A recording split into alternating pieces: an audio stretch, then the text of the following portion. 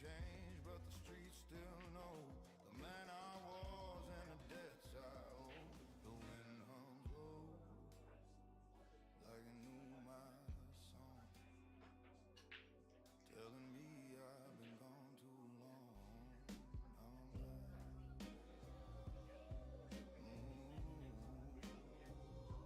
I'm back to the ashes where the silence stays, with time moving in its quiet way. No glory left, no need to hide, just the truth and us side by side. The bar still leans on a crooked wall, ghosts still dance when the night birds call. I light one smoke for the years I lost, count each dream and name the cause. The mirror cracked, but it showed my eyes still burning slow beneath those skies. I'm back to the ashes, where the pain turns gold, where the flame fades, but the heart stays bold. No blame to give, no pride to rise. Just a man I am, I would survive. Yeah. Not seeking mercy, not seeking fame, just learning peace. Don't wear a name. If life's a circle, I've come around to where I lost and where I'm found. Come back to the ashes, calm and clear. No ghost to chase, no voice to fear. The smoke drifts low, the night feels kind. I left my pain but kept my mind. Back to the ashes, still a light inside.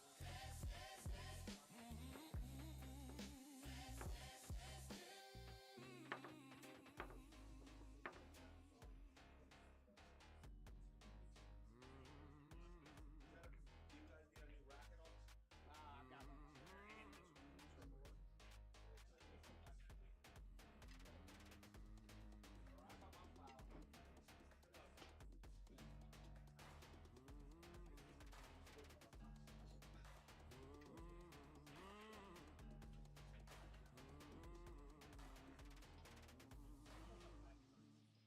I said, trust me, you did.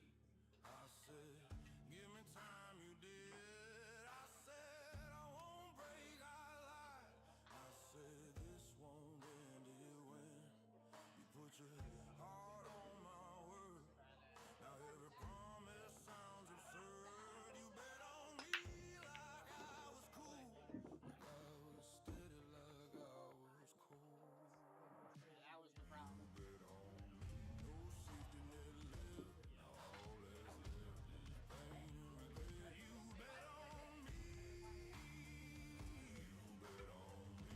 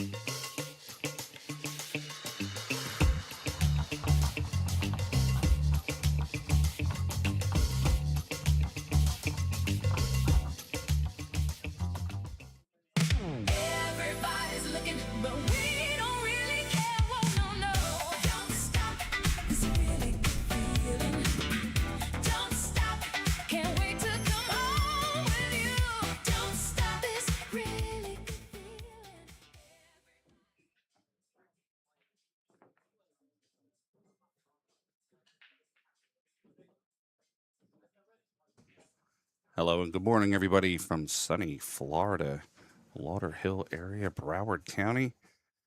The WNT is in the building for day 4, Elimination Day. I am joined here by my good friend, Scott the Freezer Frost. Scott, how's it going, buddy?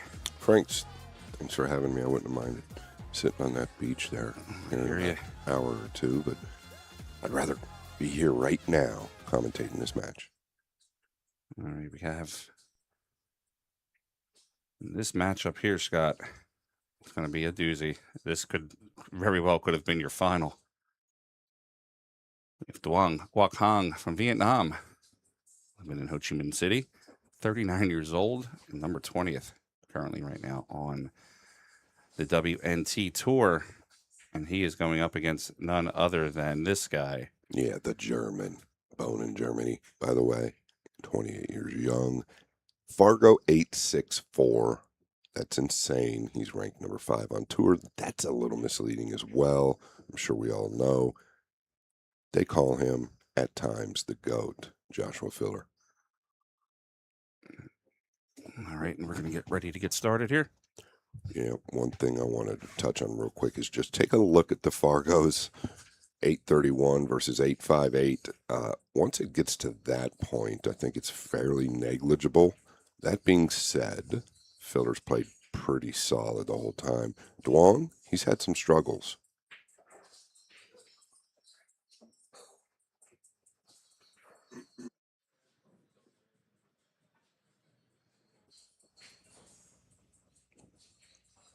Now, he did end on a pretty good note last night. Let's see how he starts out. He's miscued on the break the first couple of times every single match. He didn't miscue there. Nearest ball to the cue ball is the 2. The 1 down. Is there anything he could do with the 9? I don't think so. He's probably looking at... Well, he's looking at a cut option.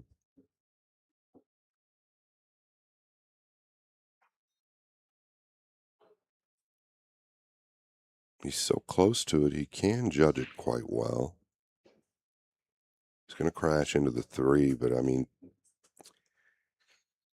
I'm looking at some type of safe behind the 3. I don't think it's any better than cutting at the 2. He's going to take the 2 on.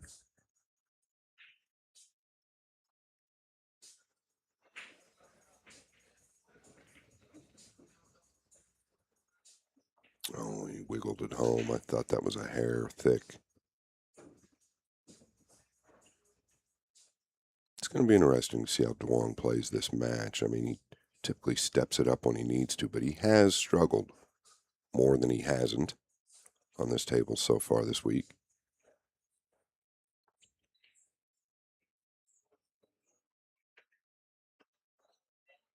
Yeah, does he use a low outside ball so he can just assure the make here and avoid the 8?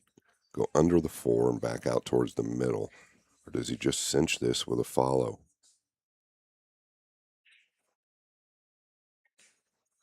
It's the low outside ball, but there's a big problem. Forgot to make the 3. Filler off to the races.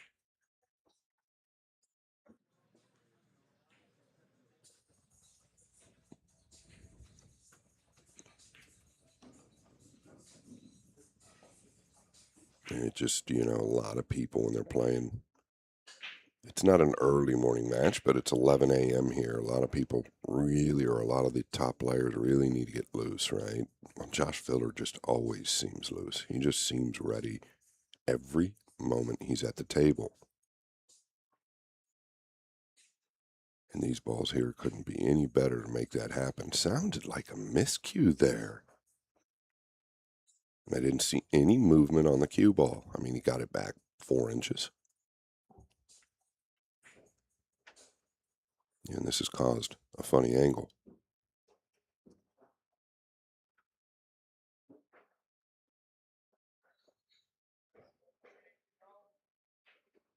Yeah, what do you do here? I cannot tell how steep he is.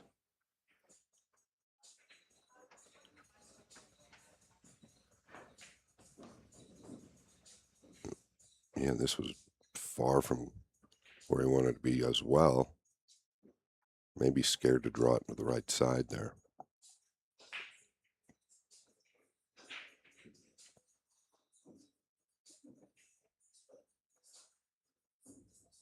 It's so difficult to do this.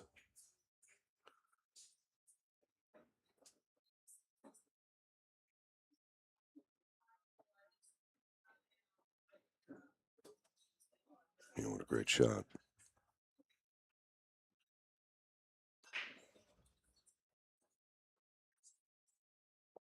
We do have a 30-second shot clock.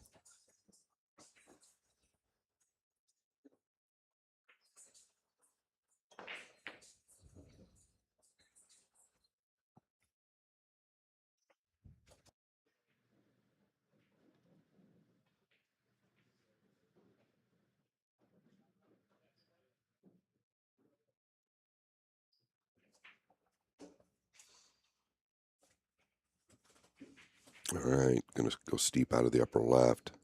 Playing this ball to the upper right, clearly. He's going to come at the 9, maybe, if he can get into it enough. Oh my gosh, he got into it better. So well that he avoided the 9 completely.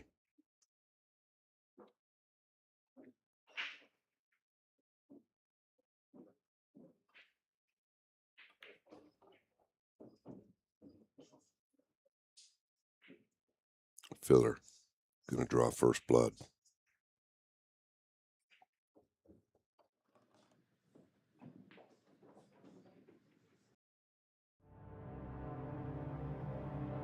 Power, precision, prestige, unleashing tour-level performance, built for the biggest stage. Powered by Q-Tech, inspired by Matchroom, the Nineball series.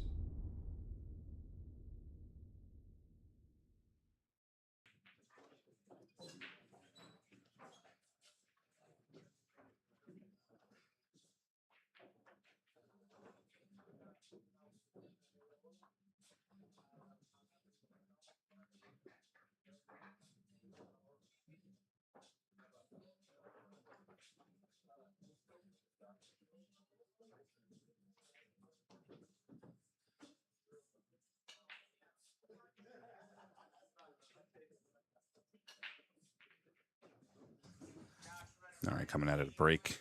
We'll get our score updated here for you momentarily. Josh Filler leads 1-0 against Juan Kwakhan.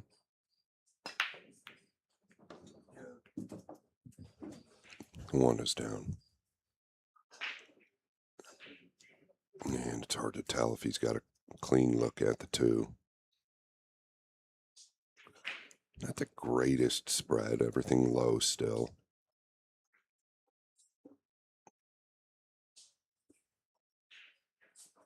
I believe he can get to the 2 here. He's elevated over the 6. This could be a filler special.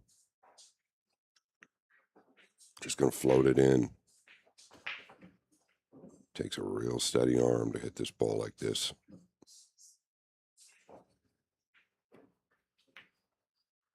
My.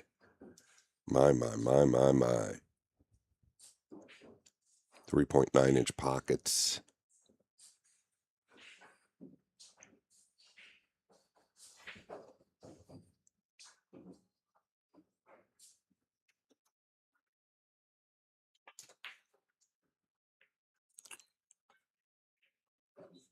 Yeah, I'd like to see that again. I actually saw, and I don't know that I've ever really seen it, I saw a little movement in the back arm. I don't know exactly what that movement was.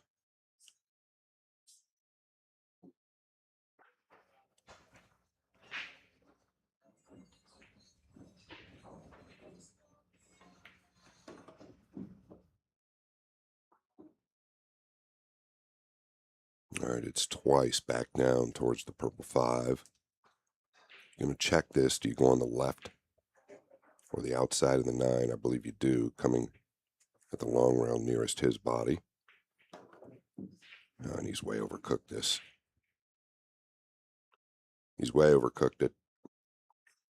The feel is not there for Duong Quoc Quang.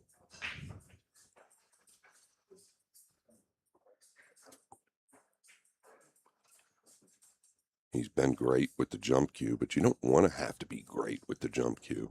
The other problem is the cue ball is tracking away from the green 6 here. If he makes the 5, I believe white will be up table somewhere.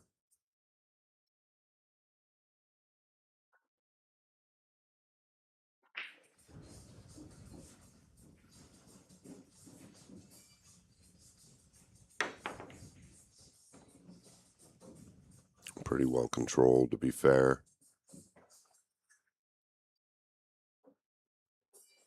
Going to be hard to get him up behind the 7 due to how far over the cue ball is. If the cue ball was a little more center table, the 7 is easy to get behind. In this case, not so much.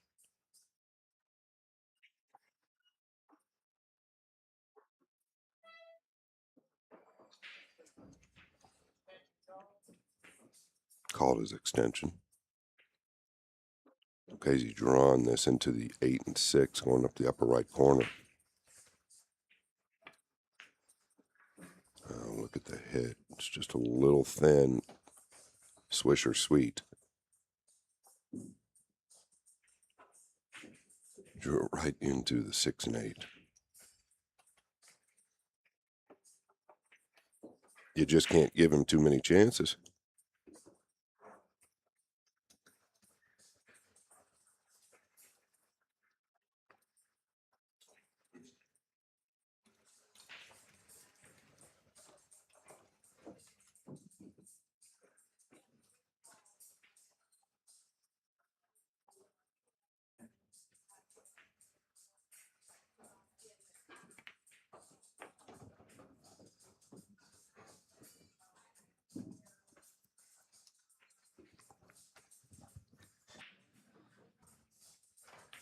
All right, Josh Filler's going to sink to 9 and make the score 2-0 here in a race to 11 in the final 32 of this event.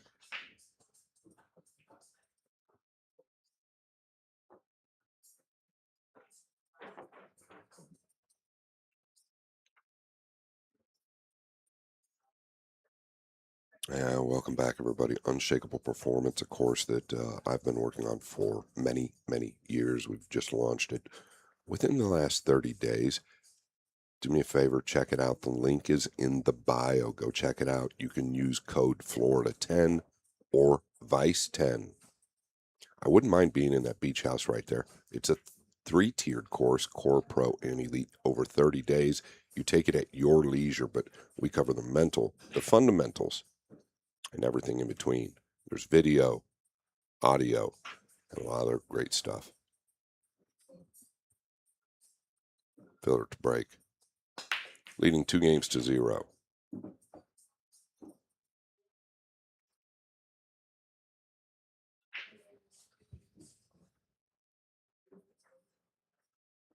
And speaking of 2, he has a great look at it.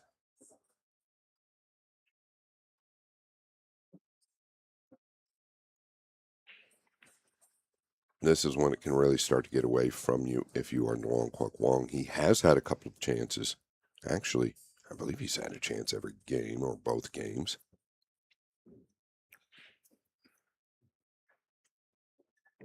You can just park right here.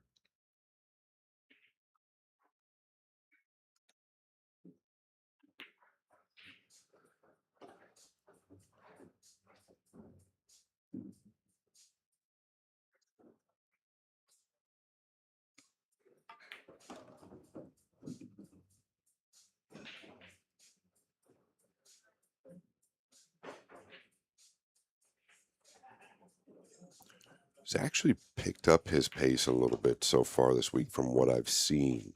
About 3 years ago, he made a transition to really kind of slow his game down just a little bit. And he said the reason that he slowed his game down was due to Matchroom tightening the pockets up. He just didn't want to overlook anything or make those uncharacteristic errors.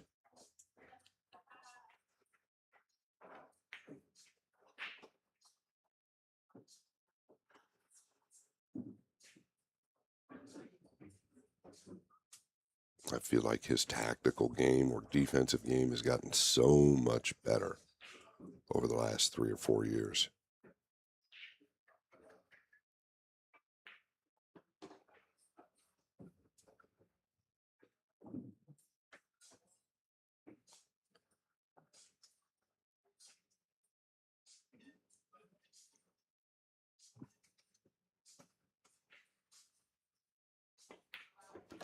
Yeah, and Phil are going to be with the first break and run. All right, Josh Filler playing the 9-ball here in the corner. Going to take a 3-0 lead against Wang Kwok-hong.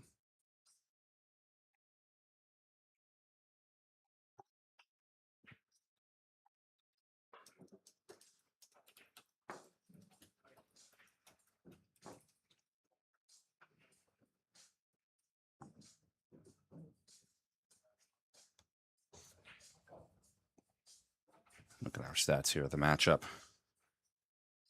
3-0. Josh Filler. Josh spent the table 78% of the time. Got 100% on his break, 100% on the one in the side, Scott. Yeah, and I think the last match we called here with him, he was 100% throughout the entire match. And if you look at this stat here in the offense, 23 balls pocketed to Wang's 4. Josh is making 4.6 balls per inning. Racket number 4. Filler in the lead, 3-0.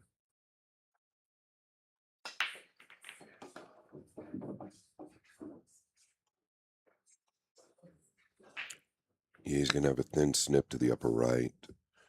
All is well. It's fine. Purple 5 will be next. Might be excuse me, the pink 4 is down here low, so now he's got traffic to avoid. It's going to be the 8, not really the 5, because he's going to dig on this with a low outside ball. I think he can come in front of the 8 as well.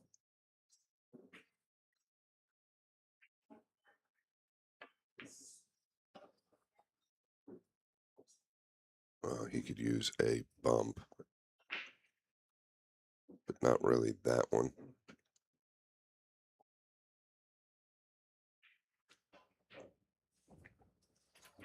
Might have a two-way look to the upper left corner. It's not really free if you hang it up.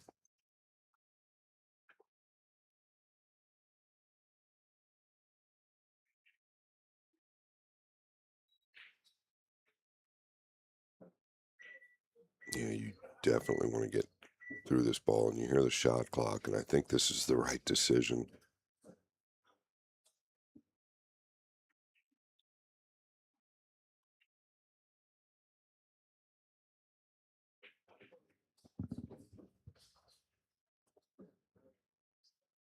These players will be going from here to Orlando, Florida. We're about 3 hours up the road.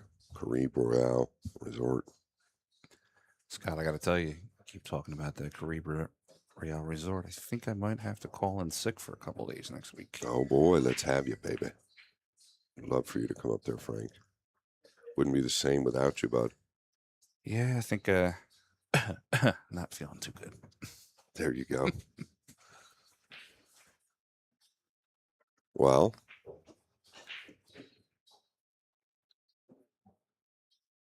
yeah. Is he leveled out? He is, so he's just going to try and float this in with a high outside ball coming over the left long rail. A little thin, just a tick thin.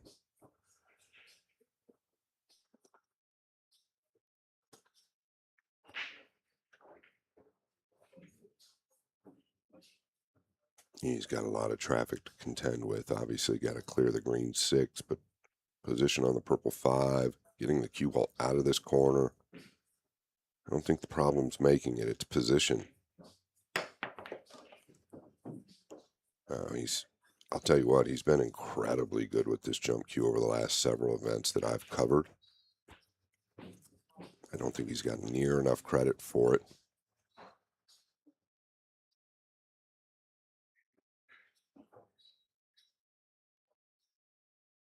You have to take advantage here. You just cannot fumble at this point anymore. Filler will eat you alive. This is a WQ winners qualification. These guys are in. It's a race to 11. Single elimination. My. That was surprising. Just everything was wrong about it. Everything. Got down on the ball, was way quicker than normal.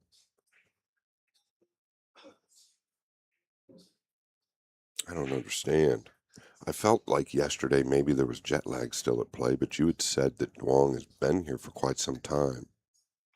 Yeah, he has been here for a couple days. He's been practicing, and he has not really been here late at night either, so I'm assuming he's going and getting rest. Yeah, I just think he's struggling a bit. Probably more mentally than anything else. There's no question he can get a piece of the purple 5 here. How much is the question? 6-9 is potential.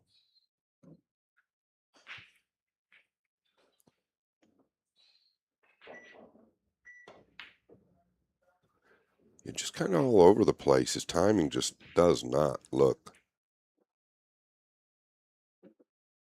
like the Duong Quoc Quang that I know. His pace, once he's down on the ball, he's not taking the consistent amount of movements that he normally takes. It's just odd.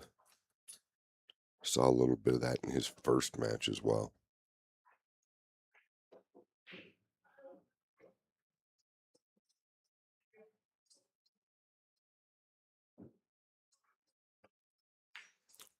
Sending this back down. I wasn't a huge fan of it. Felt like Duong can find a ton of protection. I thought he would chip it to the left long rail and up to where the cue ball is now. Bring white down table.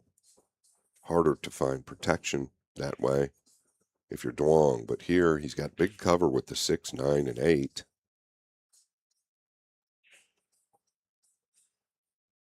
And you better find it.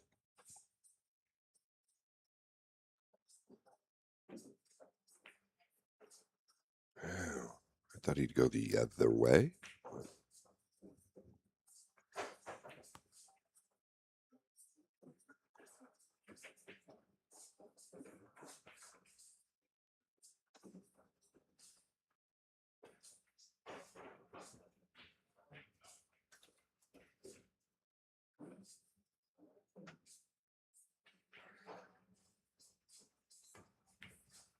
Yeah, shaving this to the bottom rail. I'd like that cue ball to carry. I don't think it's going to get there.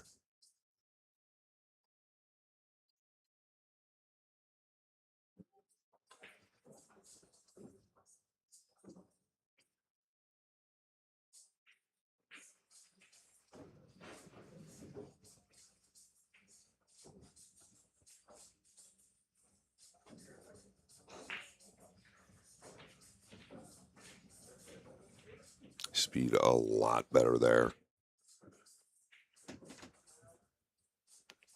Can you see a piece of the 5? Clearly, from here he can.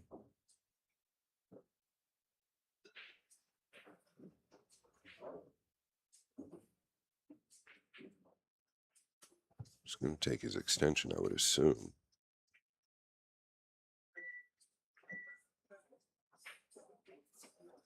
Do us a favor. Billiard Sports Network, like, share, and subscribe. Would greatly appreciate it. Can you just use the 7 here and get up to the top right diamond? You're just snipping it real thin.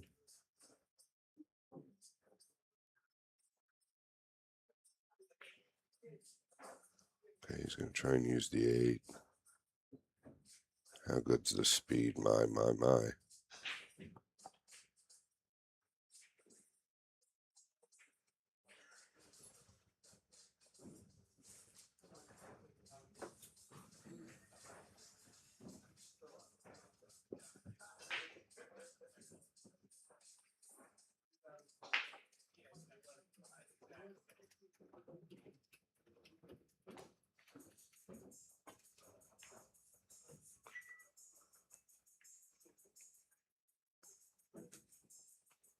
Not the worst. He'd love to have avoided the 7, got further up table. He was playing it extremely thin to the bottom rail here.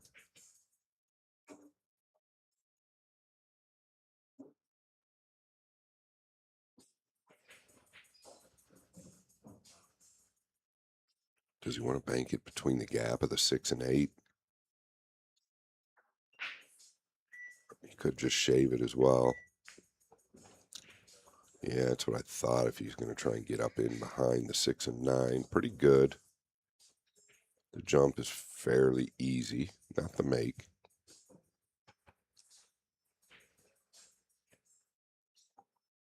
Yeah, I think you want to be a little closer there, Scott, to the 9. Yeah, exactly.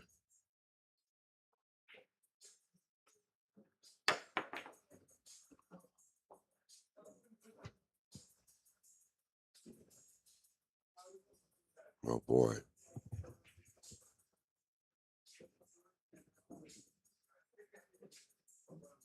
Frank, I can't tell if the 6 plays to the upper left corner or not. But if it did, he could stun twice out of the lower right corner. He's not playing it.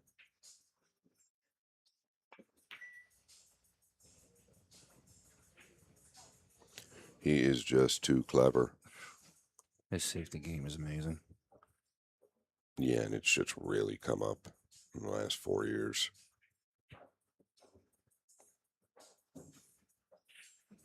These are the games that win you major tournaments. If you don't have this in your bag, and there are a lot of great players out there that don't have all these shots in their bag, you're just not going to win them.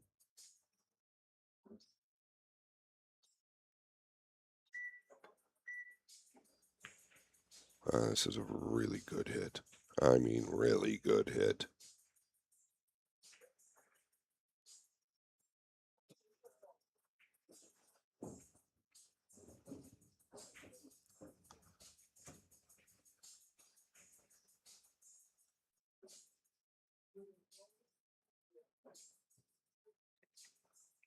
Boy, is he trying to come behind this? I don't know.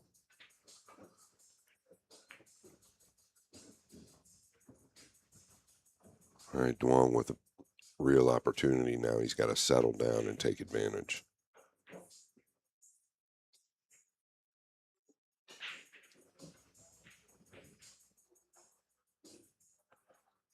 This looks real thin to the left side. It's not quite as thin as it looks.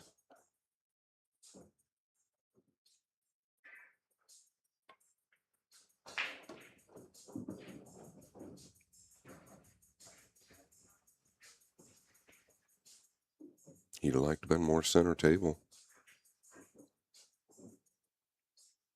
If he can just level out here, that would be great. I don't know if the lower right corner is involved.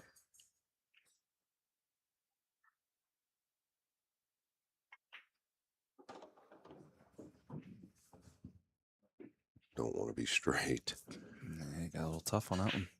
Not tough, but straight on the shot, like you're saying. Absolutely. Yeah, so now he's got to come all the way back past the 9. I mean, you don't have to get past the 9, but the 8 plays on the right side. You don't want to stop there.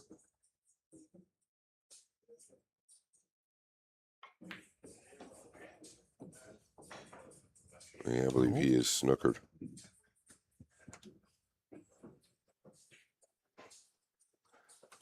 You'll notice when he's down on the ball, sometimes he just one strokes it, sometimes he takes 3 or 4 seconds. That's not typically him.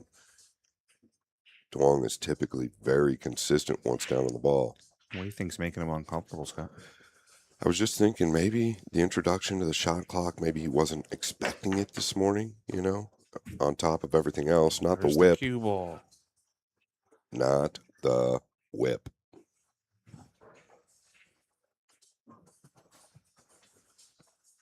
Yeah, but just touching on that, Frank, I think maybe the shot clock surprised him a little bit on top of playing filler, on top of already being a little bit uncomfortable.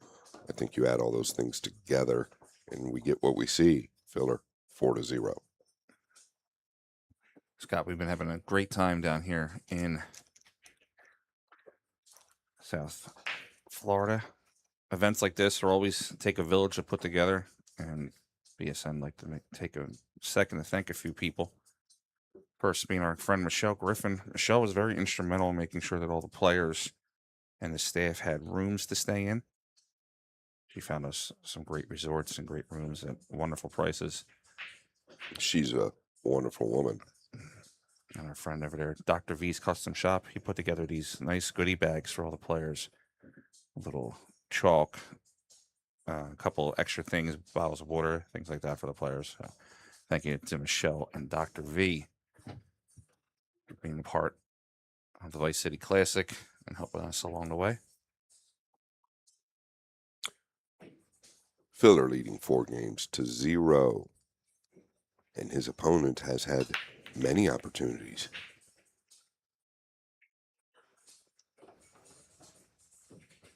Well, I believe it will be the 2-3 combination to open this up. The 1 does not go on the side, but it found a pocket in the upper left.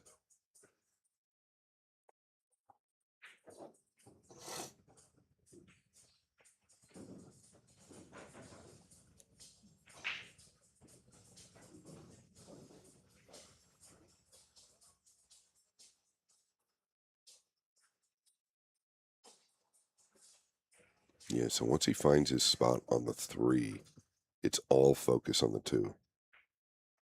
You almost pretend the 3 is gone, or you really do pretend the 3 is gone. For the amateurs at home, combinations can become overwhelming. Find your point at which you need to hit the first object ball into it, and then forget about it. Stay on that aim point.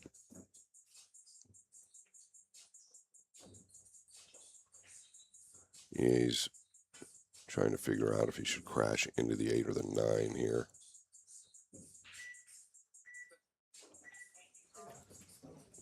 Extension taken.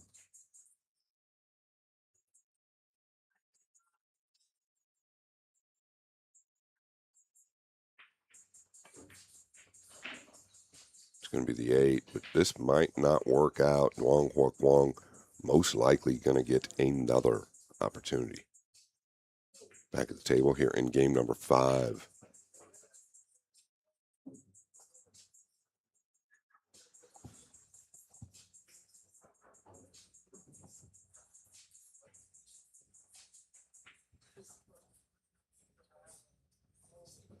Can he get enough of the 4 to bank it back down table and maybe use the 5 and 7 for the cover?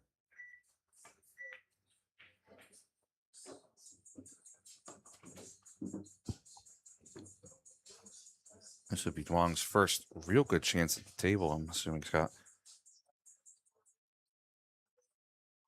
Well, it's definitely a good chance. And I don't really see a problem here. You've got to be able to get in this position. If you can't get out in this position, maybe the beach is better for you.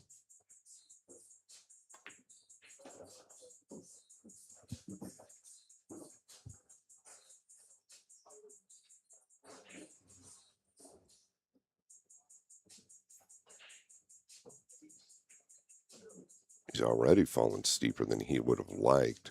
I mean, I just don't quite understand it. He's okay.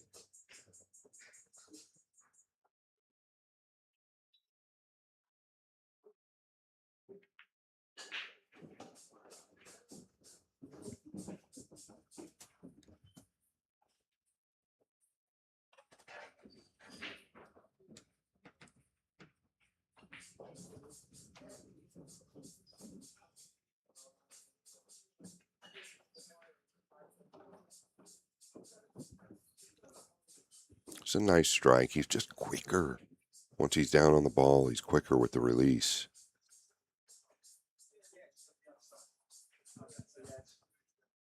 There's not a lot of consistency there. Like normally he is very repetitive. Everything looks just always the same. I'm noticing complete inconsistencies with the movements around the table. Once he's down on the ball, the cueing is different. He's clearly uncomfortable. He's on the low side of this, meaning the cue ball's tracking to the left or the top side of the side pocket. So he's got to work the cue ball a bit.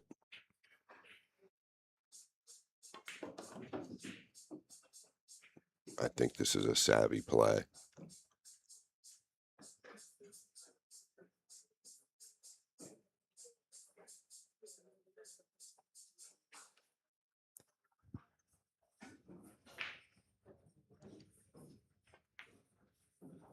marching coast the 8-ball down to the bottom left corner.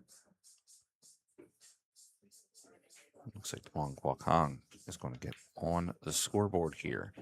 4-1 is the score. Scott, we have the prize pool for this event. $10,000 to first place, $6,000 to second, $4,000 to third. That's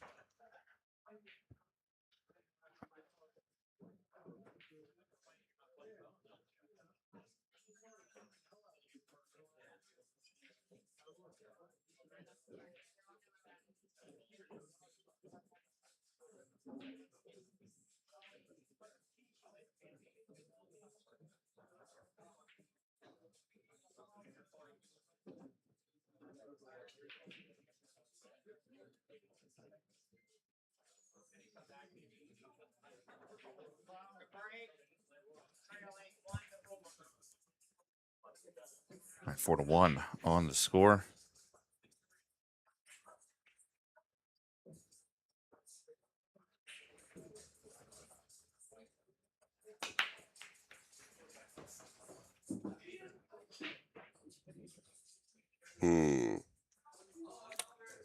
pretty good defensive play here if he can get enough of the two. Looking at the cue ball, didn't get a good look at if it got a kiss or not. I don't know that it did. Well, it probably had to get there. But it looked like he caught him a little thick to me. Can he use the 7 here? I don't know. He'd like the 7 to be over about 6 inches to the left. Here he's looking at trimming the 2, I believe. That's danger. All right, now going to bank it up table towards the green 6 maybe.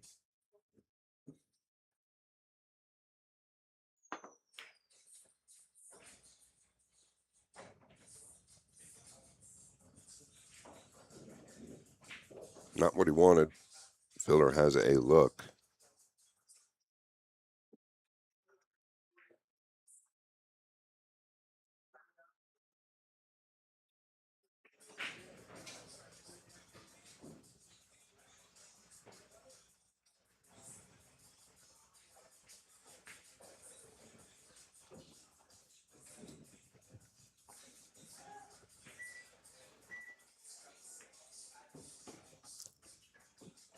Very, very good.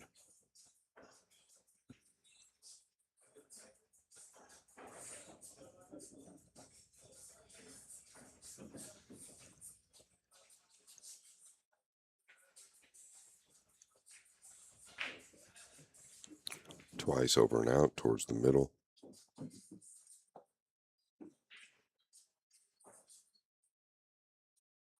Something Josh is very good at. He uses all 6 pockets very well. What I mean by that is he's very good at keeping cue ball movement limited or as limited as possible. And this is what I'm talking about. He has no problem going to the corners, whereas a lot of players will avoid that position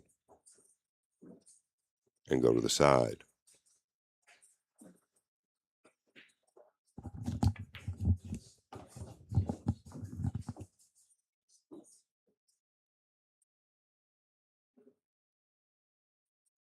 Gonna have to work the cue ball here back and forth. Wants to thread the needle going back through the 7 and the 9.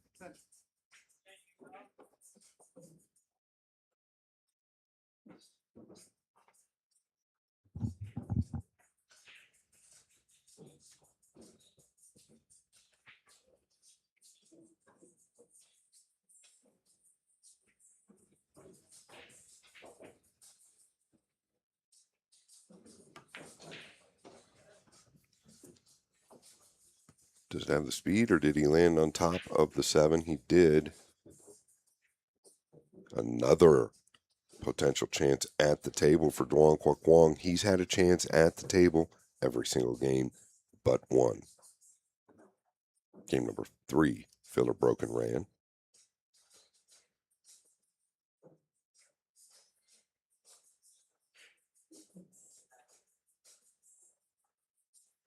Didn't get him snookered here either.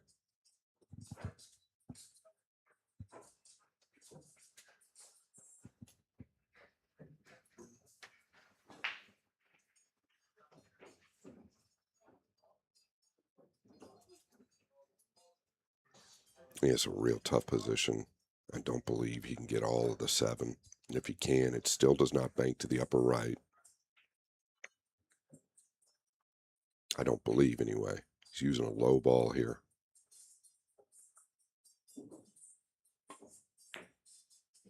Wow, it did bank Great shot by Duong. into the gut. What a great hit. You're correct, Frank.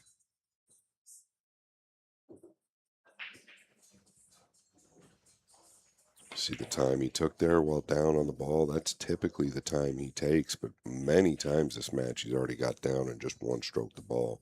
Things went awry. All right, we got a score here of 4-2 on the score. Check out some of the stats here, Scott. 4-2. Duong's table time increased a little bit. He's at the table now 40%. Filler, still 35 balls to Duong's 18. Duong has had 6 missed shots, though. Yeah, and those are the opportunities we're touching on. This scoreline could be a lot different if you asked Duong right now. He'd tell you the score should be completely flip-flopped. I'm not saying it should be, but he's had great opportunities.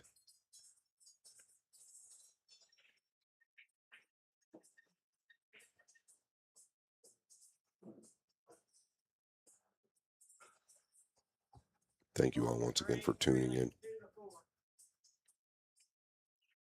No better time than now for an open look after the break and potentially a run out.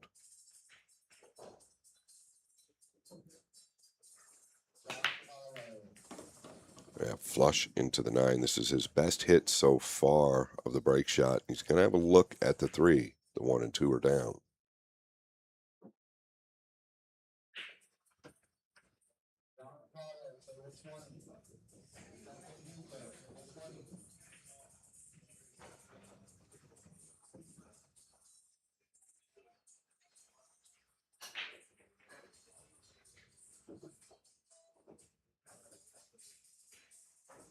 Yeah, can you bend around?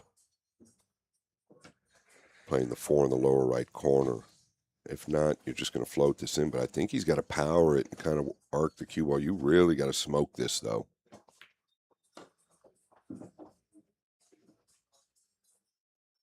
Boy, he made it look easy. That's that smooth transition. When he gets through the ball well, he gets a lot more out of the cue ball than most players.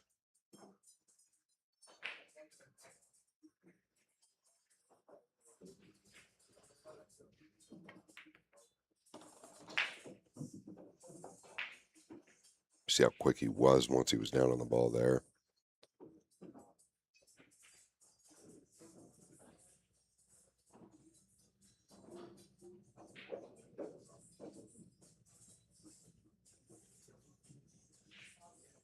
Back up towards the middle.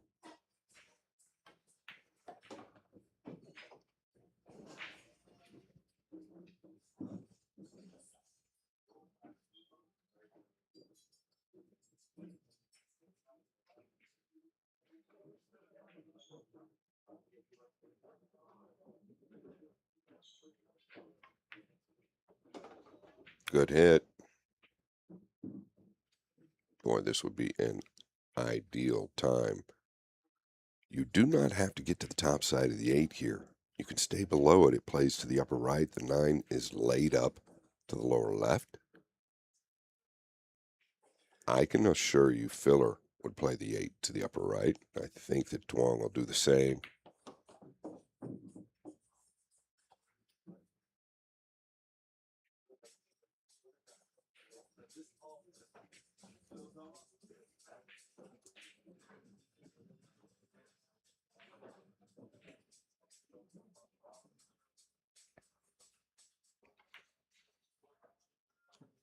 Yeah, he is not out of this match by any means.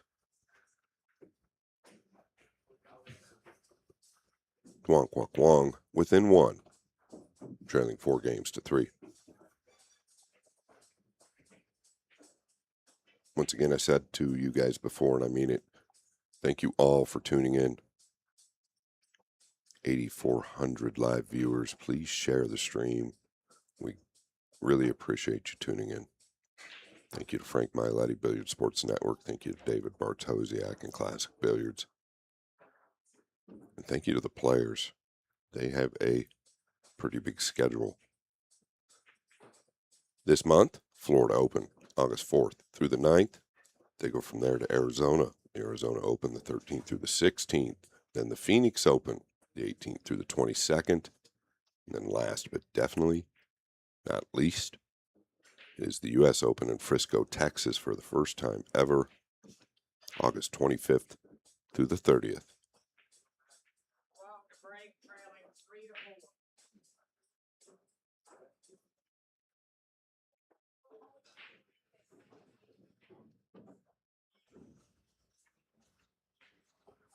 Rack number 8. Come on, clock the break. Trailing by 1. Big movement on the 9 and the cue ball. And it's going to be an early game.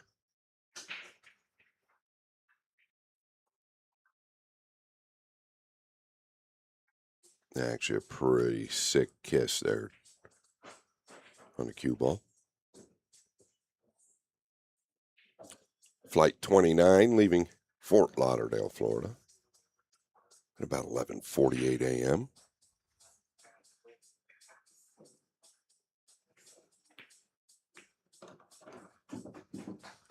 And that was a quick one, Scott. Yes, sir.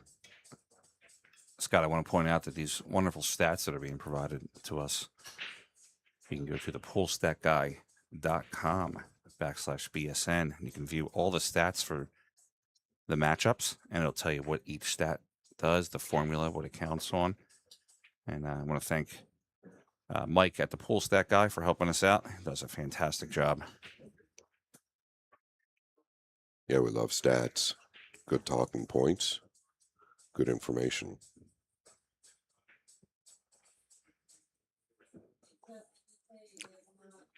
Yeah, that stopped the bleeding. It wasn't bleeding too badly for filler, but you could almost sense that things were about to change.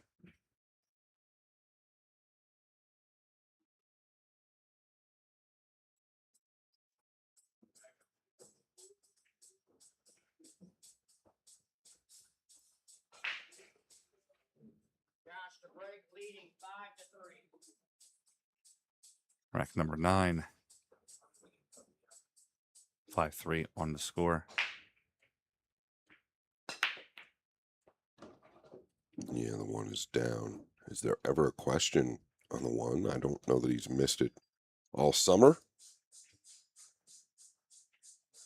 He's got a really good look at the 2. Pretty natural back for the 3 as well. It's really just all about this shot here. The 5 a little covered by the 7, but I don't see it being a problem.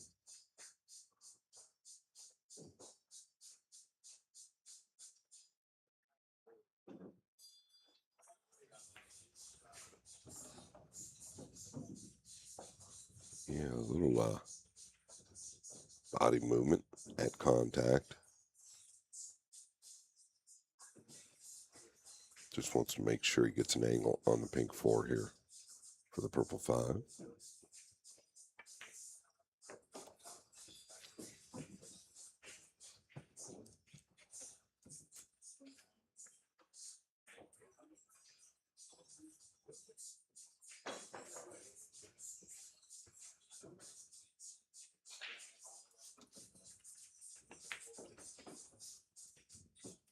And this is perfect.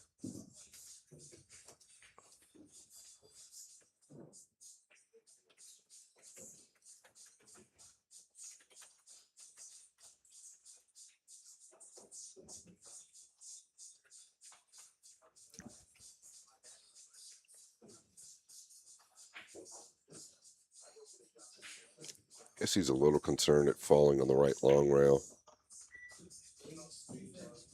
Did as good as he could there.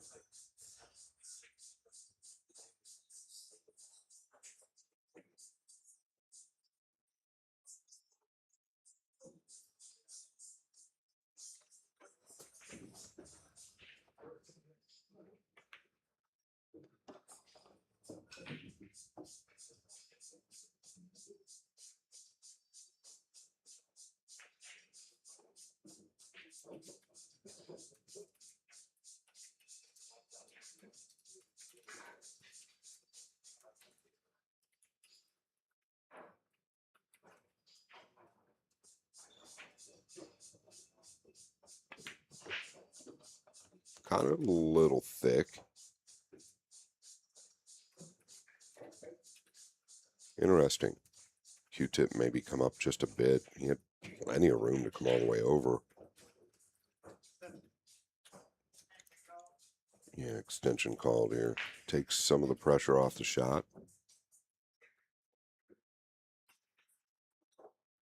Does he just come around?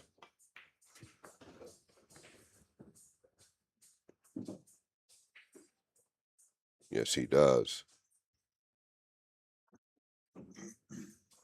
Josh Filler's going to pocket this 5-ball and give himself a 6. I'm sorry, the 9-ball. Look at the score 5.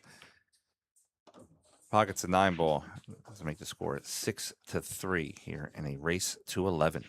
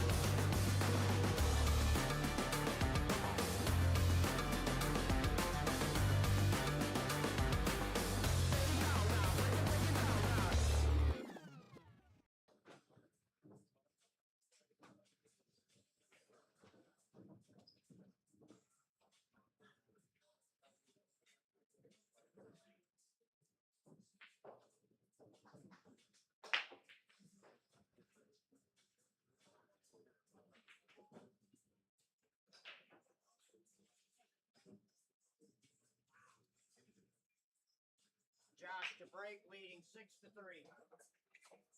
Yeah, Filler back at the table to break. He's been 100% with the 1. Flush into the 9. This is ideal. It's been all filler from the 4-3 mark.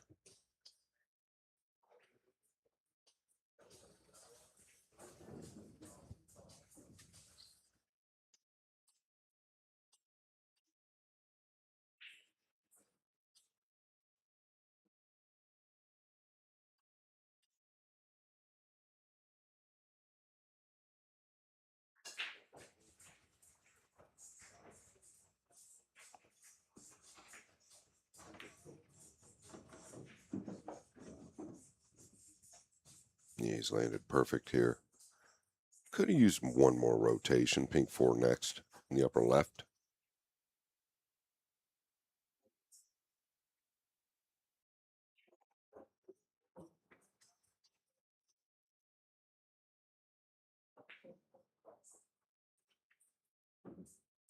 Yeah, just a fraction flat, so he's going to have to put a little more on this.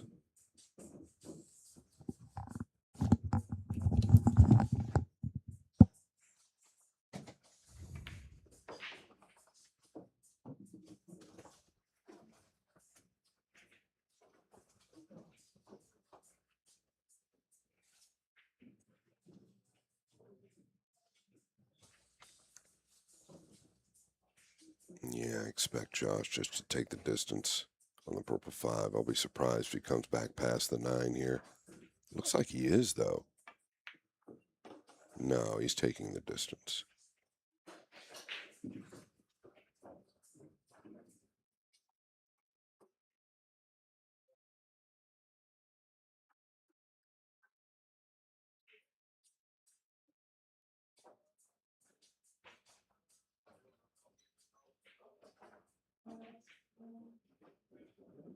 Little reset there.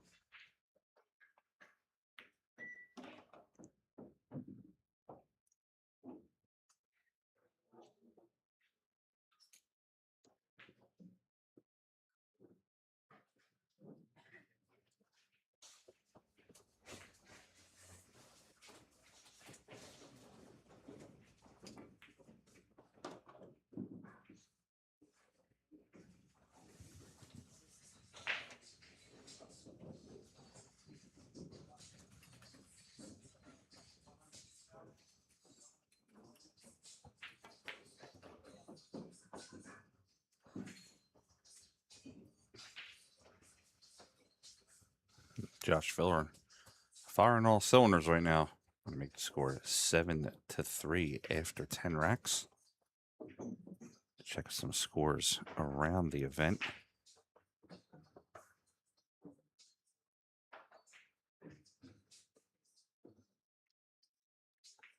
Alexa Pizelj is up 4-3 on Aloysius Yap.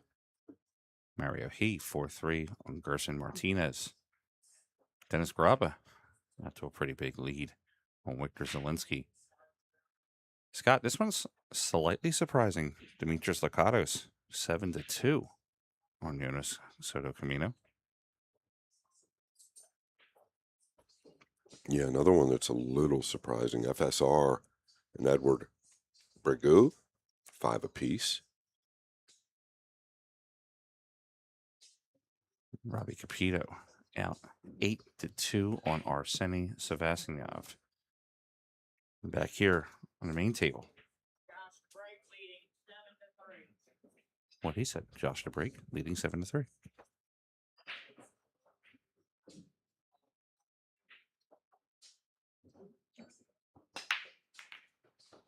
It's still 100% flush into the 9 again. The 1 is down. He's going to have some type of look at the 2, I believe.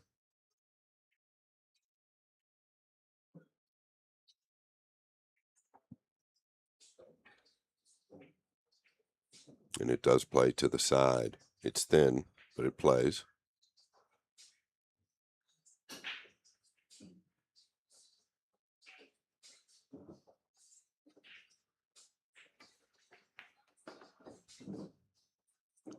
And that'll get it done.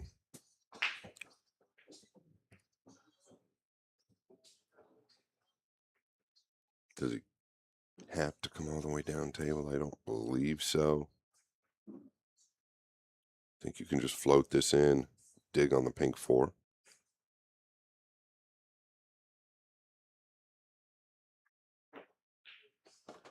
Scott, I got to tell you, I was very surprised when you did the Boom and Freezer show with Josh Filler, how much he spoke.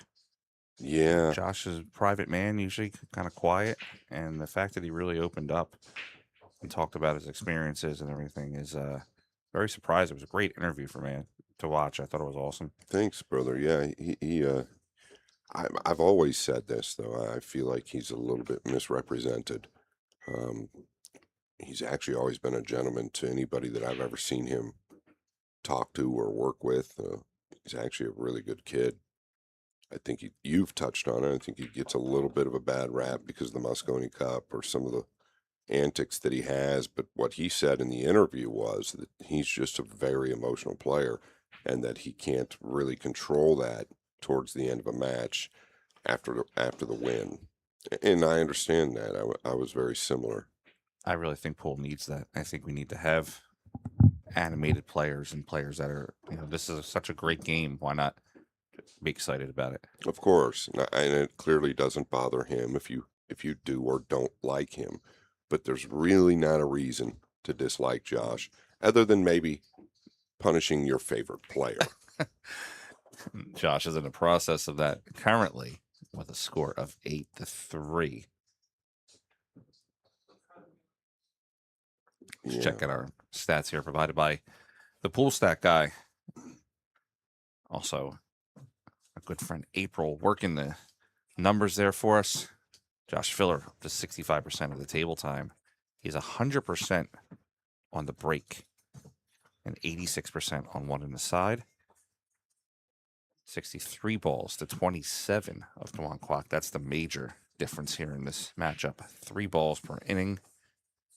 And Josh is still at that 75% safety efficiency.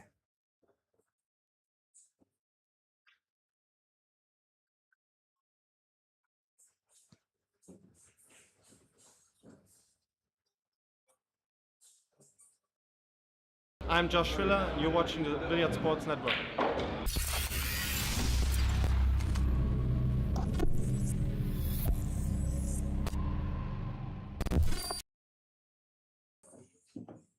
Rack number 12, Filler.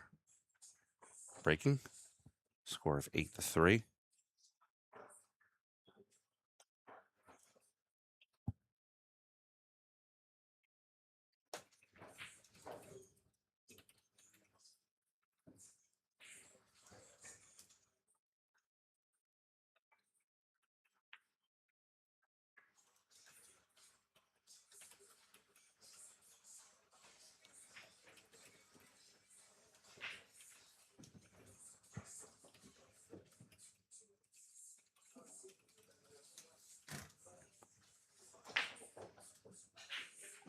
All right, Josh slid the 2 down table.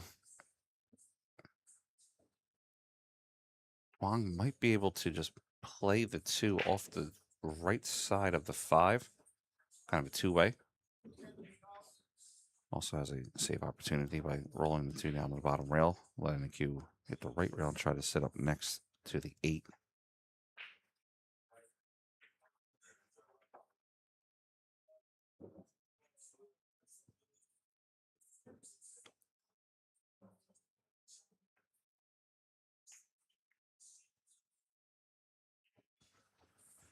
Gave a little bit of space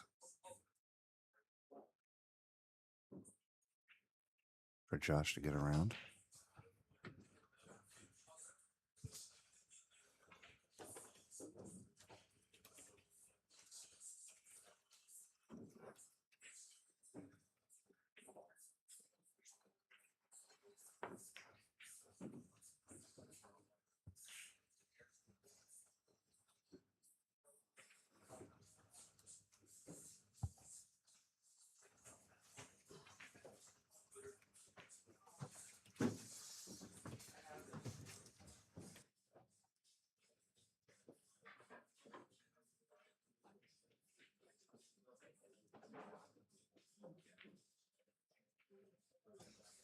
Boy, it looks like he's going to the upper left here. That's just a tall, tall order. Yeah, I mean, just asking a lot. He's going to get some help, I believe.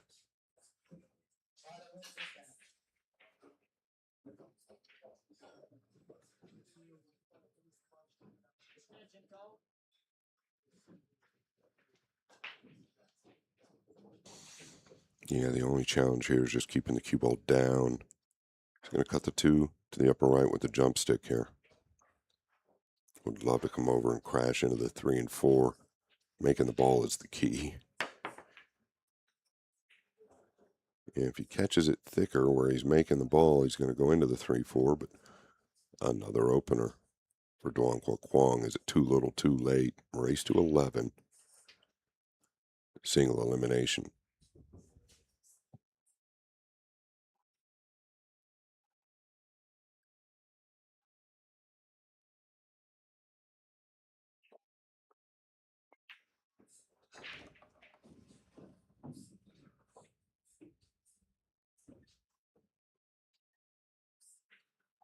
You never really want to say a match is won or lost early. But I'll tell you what, there was 4 games that Duong had real opportunities in. And that's a massive swing.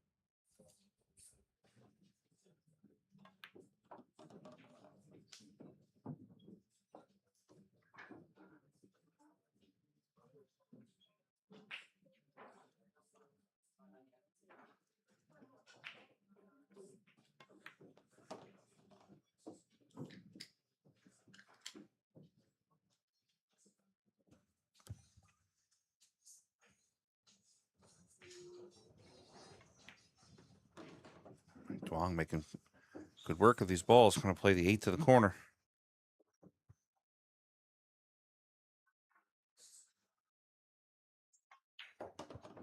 Gets himself onto the 9.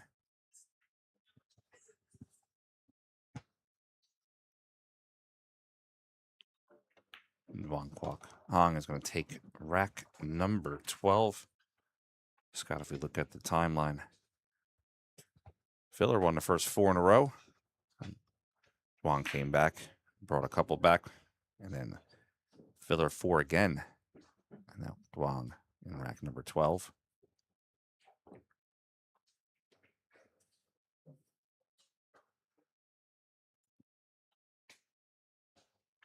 Yeah, it was the first 4 games. I believe Filler broke and ran game number 3, but the other 3 games, real opportunities for Juan.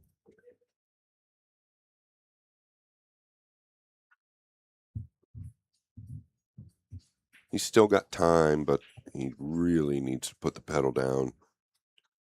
Needs to make good decisions.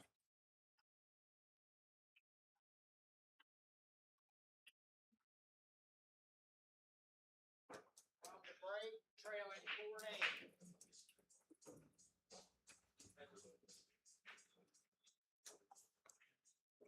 4-8. Rack 13. Duong Kwok Hong to break. Trailing by 4.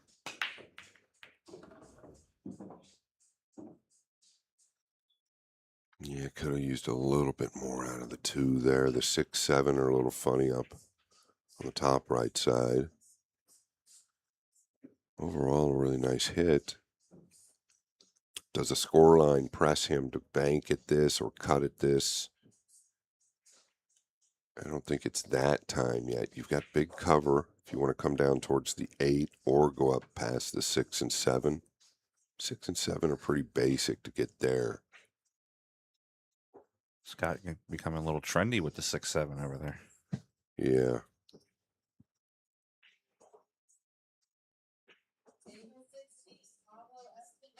I believe he's looking across this to the left side right there with that decision.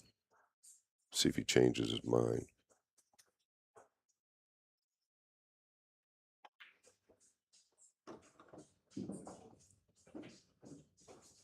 Yeah, and the score line really made that decision for him.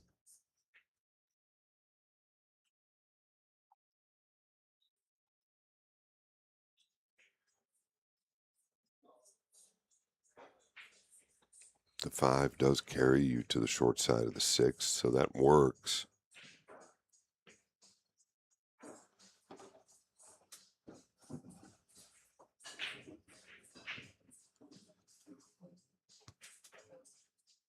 You definitely didn't want to fall straight. On the 4, I felt like that was a bit lazy. You could have been much further down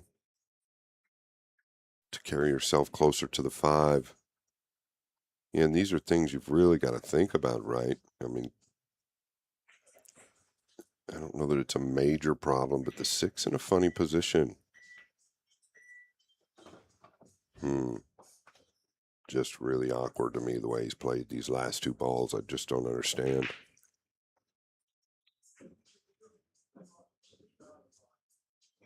For instance, there on this table, I think I draw back about 6 inches and just take the natural angle where your cue ball's going to the right with the 5 to the upper left. Now, he's either going to have to stun this and take on the bank or go forward.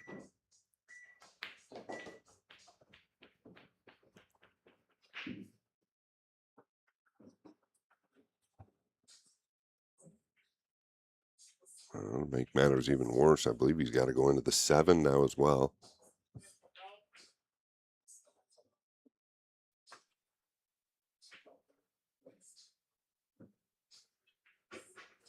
Yeah, he's got a pretty heavy cut here. Definitely going towards the 7.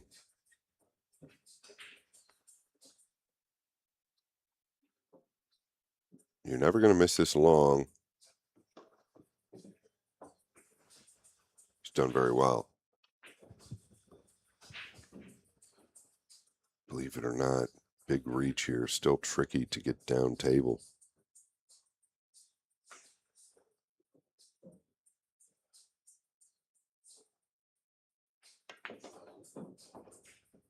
Well done.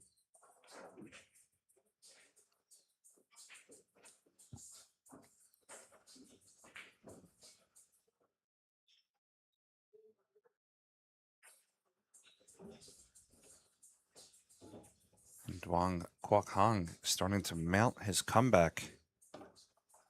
Making the 8 ball in the bottom corner pocket.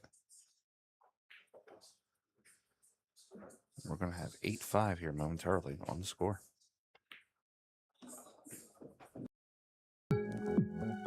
Whether you're new to pool and practicing the basics, or a more experienced player performing drills to improve your shot making and positional play, the drill partner is perfect for you. Scott, let's talk about our next matchup coming up here. Ooh. This one's going to have major Team USA implications. Yeah, that'll be a good one. No question.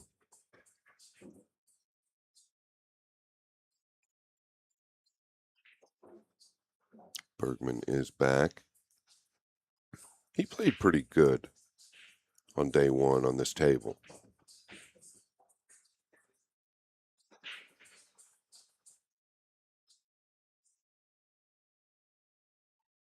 Following the break, trailing 5-8. 3 behind.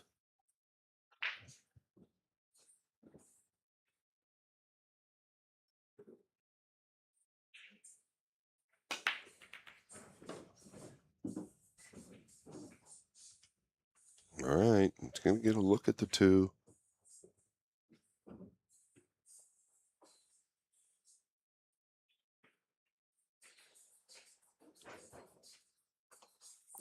Taking a look at our break stats. Duan Kwok is now up to 83% on the break. Josh is still at 100.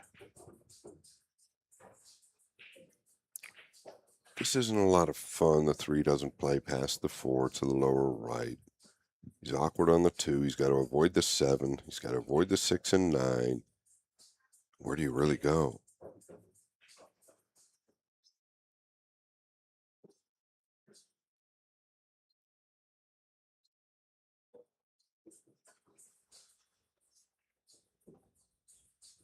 Okay, more leveled out here. I don't mind the decision. Can you get past the 8?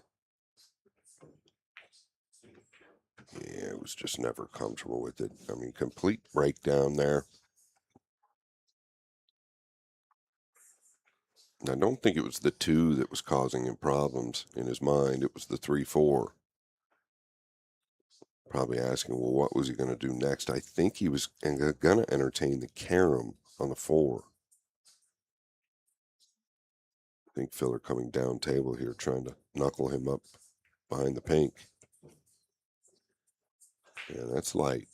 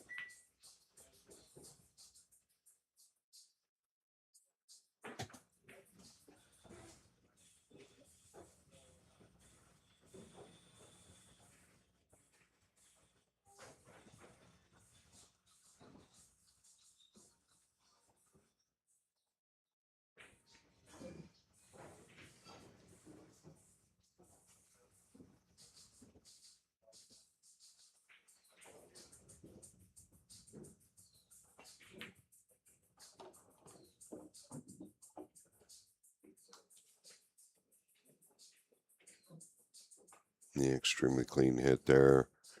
Don't know if he's thin enough on the 3 to be able to make the 4. If he is, yeah, he's just going to butter him up behind the 4 here.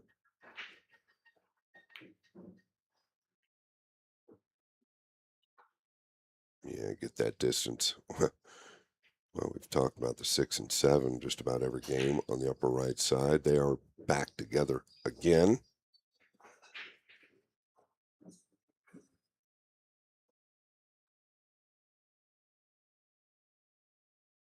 That does give Duong a little more breathing room when kicking at this ball.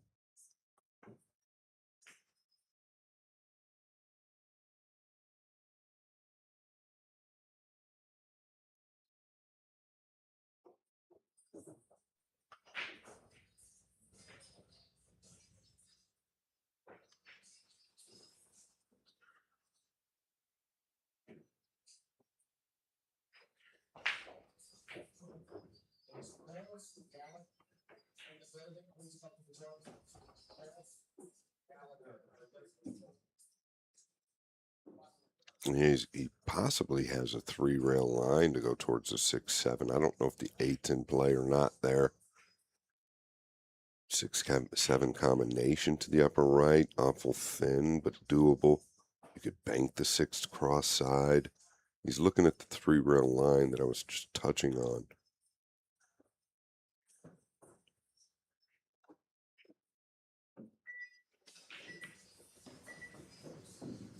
It's not going to be that.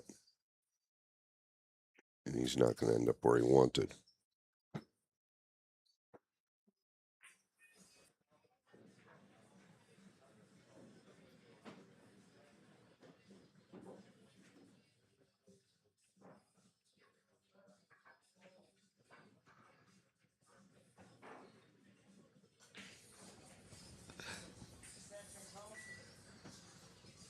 Yeah, I don't exactly know where he feels right here is best. I'll tell you what, being by the right side pocket would be fine. You could weld him up to the back of the 7.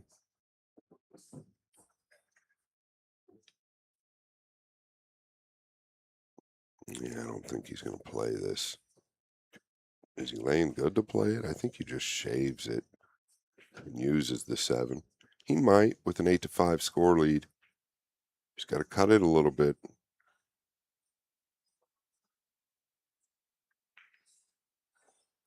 I'm surprised he played the ball, to be honest. I felt like position was a chance as well. Got a real good safe there. Back and forth with the cue ball to the bottom rail here. He's going to find the gap. A little lazy.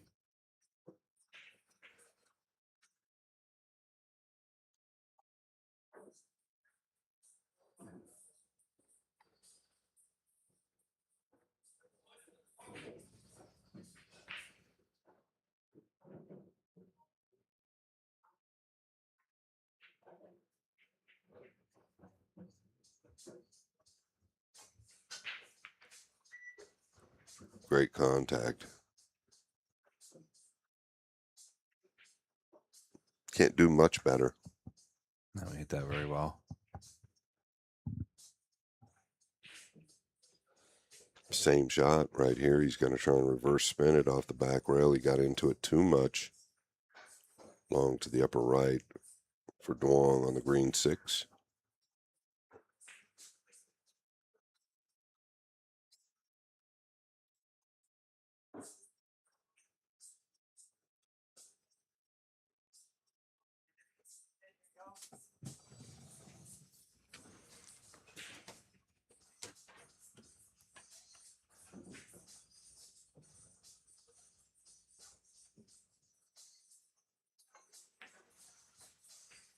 Yeah, great strike.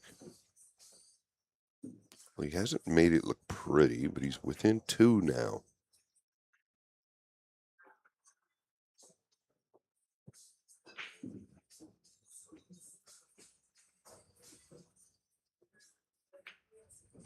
And Duong Kwakam makes the score 8-6. Josh Filler trying to surmount a comeback here.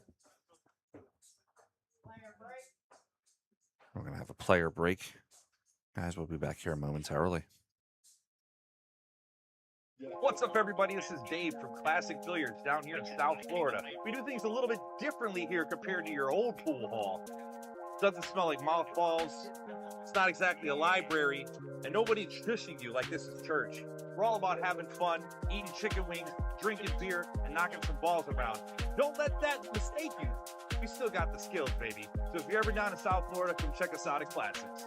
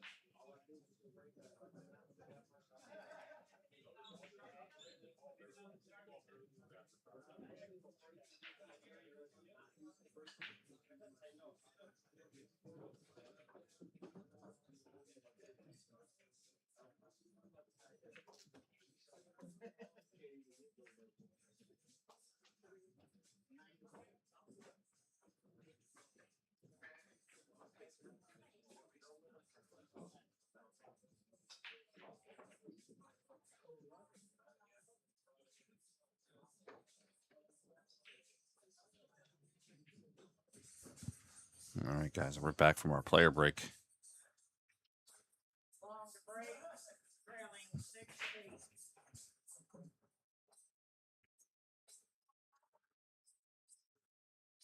6-8. 8-6, Tuan Quakhong, rack number 15.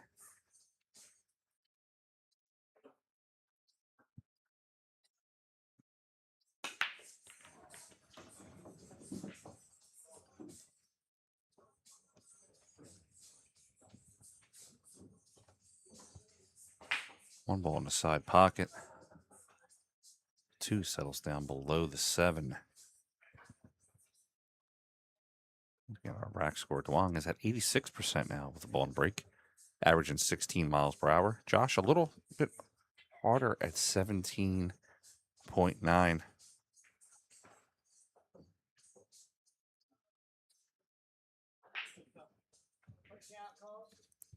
Duong is going to play the rollout.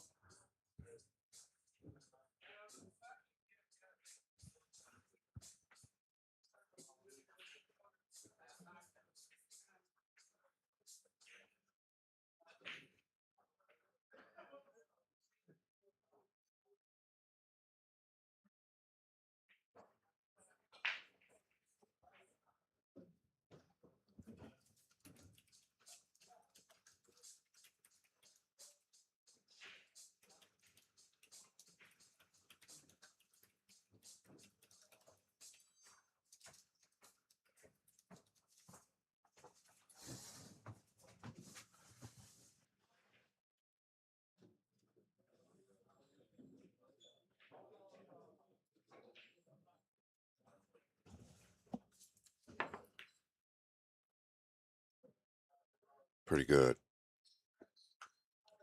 Achieved what he wanted. Here comes the jump cue.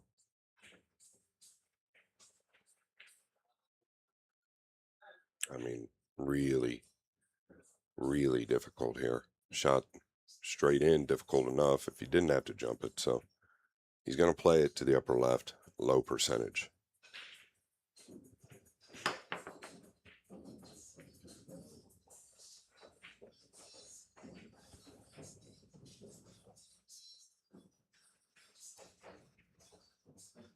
The 6 and 7, once again, it doesn't matter where on the table they are, but they like to stay together.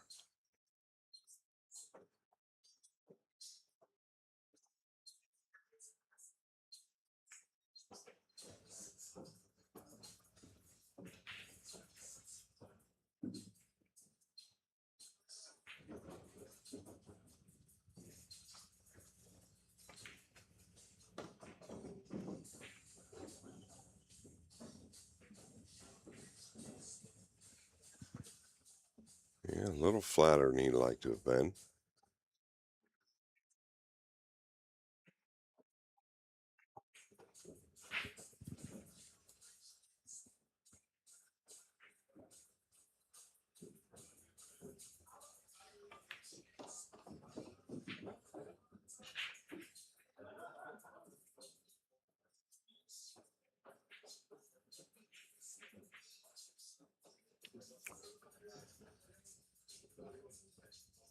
I don't believe the 6 goes to the lower right from that line he's looking at, but he can weld him to the back of the 9.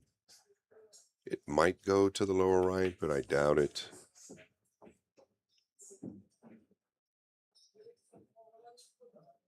Yeah, you could almost bank it to the upper right and weld him.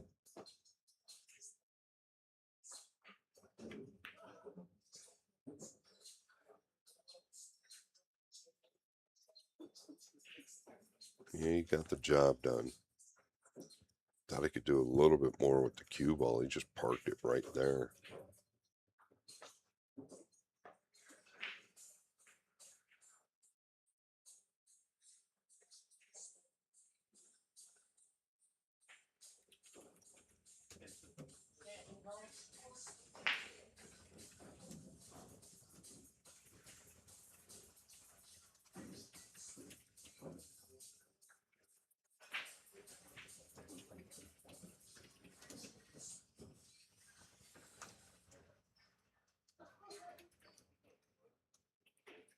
He's very good at the two-rail kick coming from behind the ball, but 6 is so far out here, very tough to judge.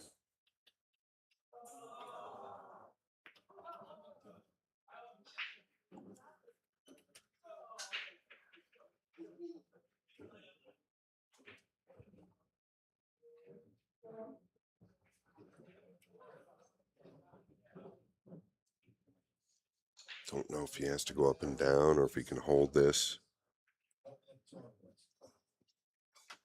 Looks like it's going to be up and down.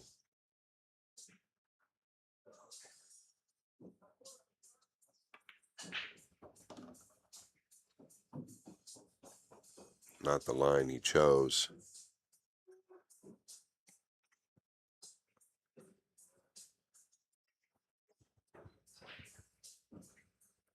Banking the 7 straight back up past the 8. Real good.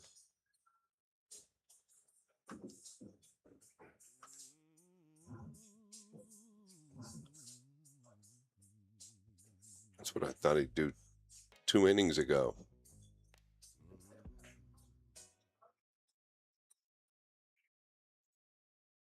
This is really nasty.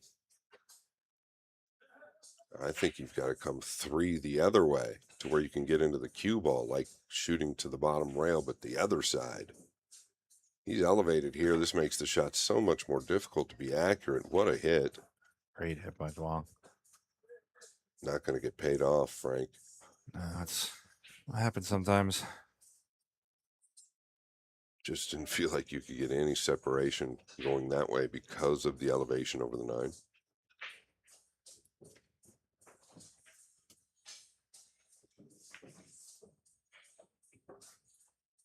Oh, we have a miss, and it could be a big miss. Game number 14. Excuse me, game number 15, but could be really, really big here if he can seal the deal, Duong. That would get him within 1 and actually apply some pressure to filler.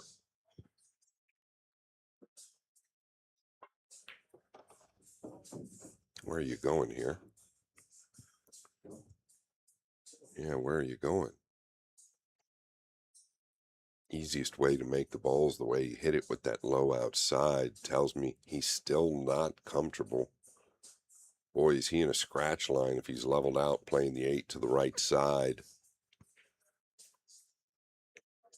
You've got to be better than this. It's going to thump it to the lower right.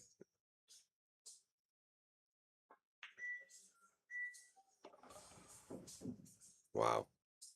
Got it done, Frank. Yeah, he played it well, Scott. And Duong is going to come within 1. After pocketing this 9. We have 8-7 on the score. Hi, I'm Carlo Biado, world champion. Watch live here in Billiard Sports Network. Here.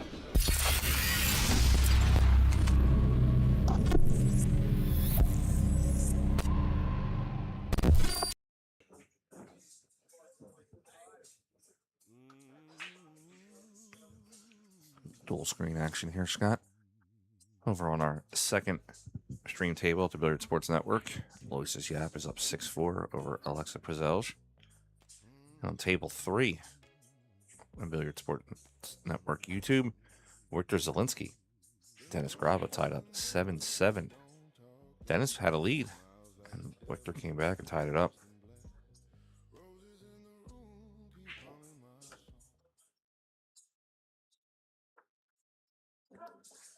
Back to the main table.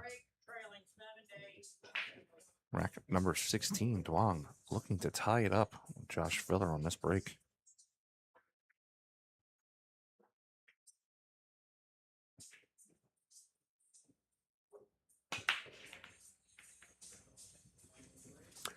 There is no time for a dry break, but now might be the worst time of all.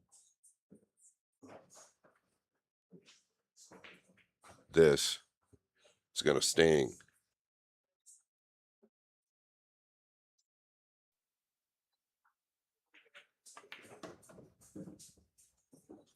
I don't know. Did not want to be on the rail, and this is a big problem. The reason being is you want to be out middle table for the 3 so you could pinch to the pink 4, which is on the left side. Anywhere over here on the left side with the cue ball, you better work your magic to get on the 4. So you're going to try and pound out, warp around the 5. Nah, you can't do any better than that. You just can't do any better than that from where he was on the rail.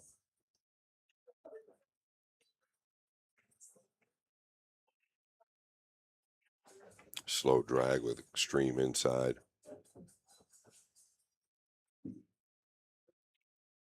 What do you do here if you're Filler? Do you go through the 9 or do you just punch out and take the thin to the lower left on the 5?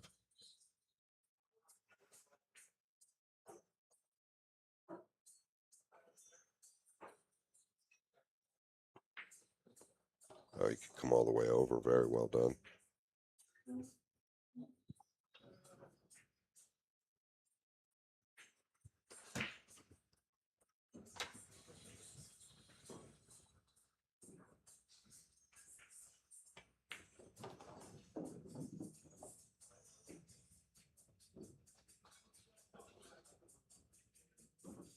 Yeah, pretty flat here.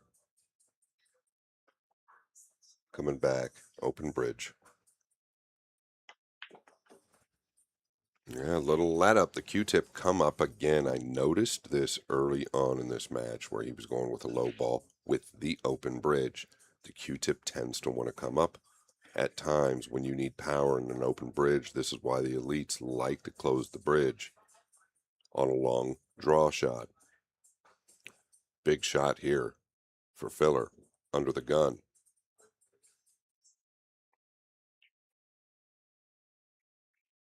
Okay, we're seeing a little bit of weakness from the German.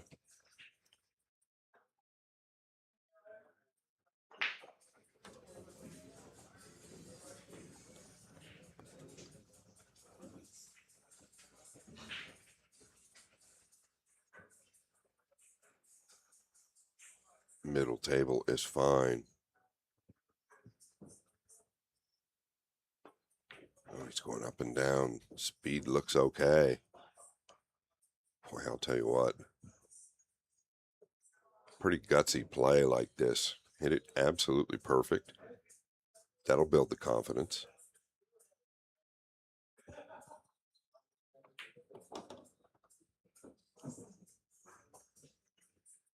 Duong Quoc Hong is going to tie up this match. Yeah, trailing 8-3 at one point. Yes, he just had 4 unanswered racks in a row. I'll make the score 8-8.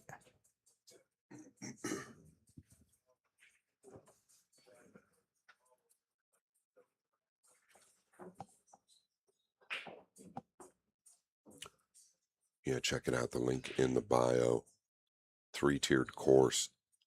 I don't think anybody's done anything like it. This covers the entire aspect of the mental game.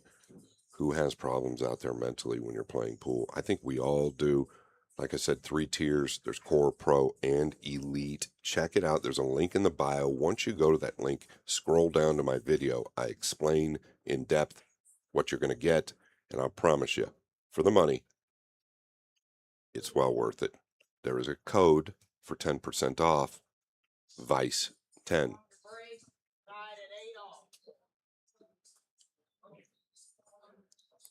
8 apiece.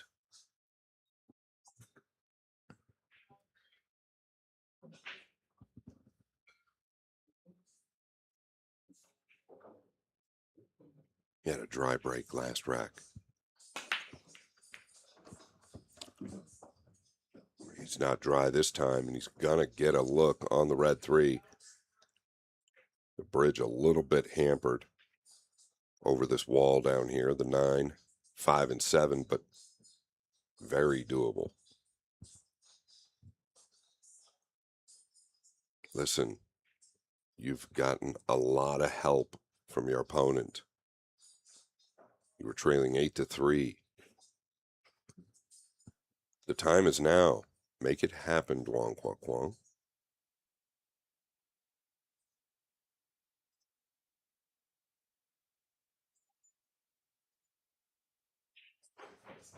Just stay through this ball well. No hesitation. Yeah, I don't mind the way he played it. That's for sure.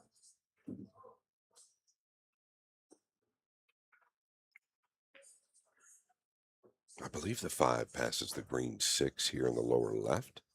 If it does, he can come 3 to the lower right side of the table. He's going to take a look. You better take a quick look. The shot clock going to wind down. Might take his extension here.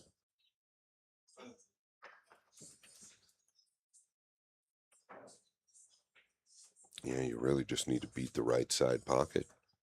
Lays very good for this shot.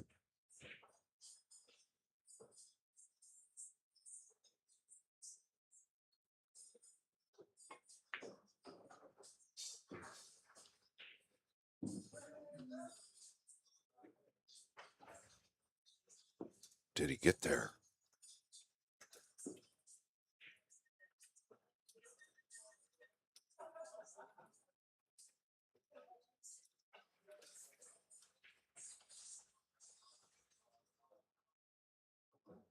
He has got there. Just needs to clear the 7 here.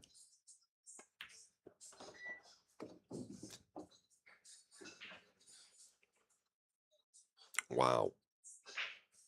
Trailing 8-3. Filler's had many chances in those last 5 games. The first time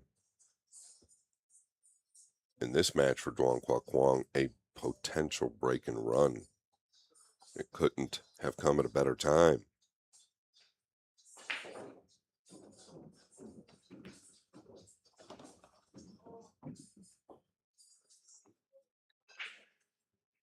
And Duong Kwok Hong doing his best Thong Zhang impersonation, looking to take the lead here against Joshua Filler with a score of 9-8.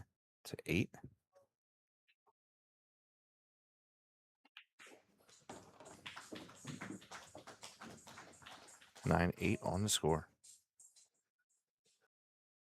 Hi guys, I'm Johan Chua and you're watching Billiard Sports Network.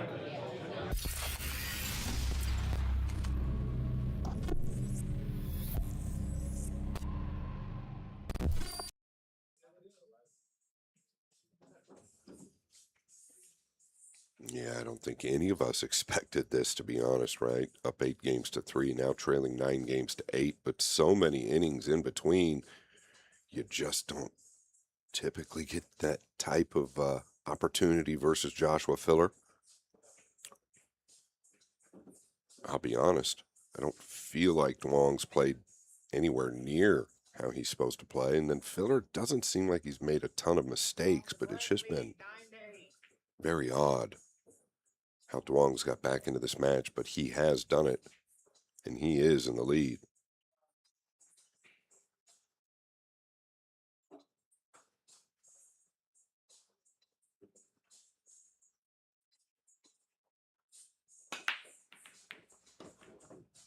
big movement on the 9 again. He's going to get a look at the 2. I don't know how good it is.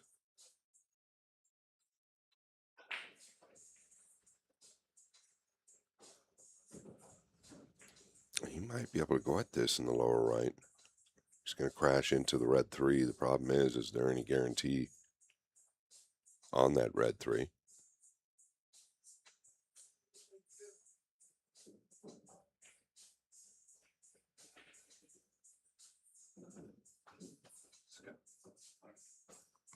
Scott's 6 unanswered racks right now. Yeah, it's very, very odd. Now, listen, I think a lot of that lends to the table. It's playing tighter. It's gotten quite a bit of play now since it was recovered 4 days ago. Yeah, if you want to check out these match stats, you can go to thepoolstatguy.com/BSN. It'll give you all the stats for the match.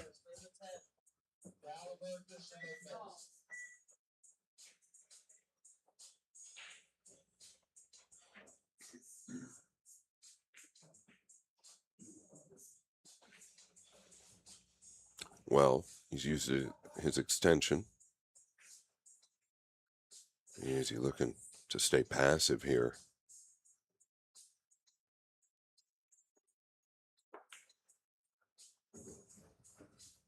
Oh boy, very good decision.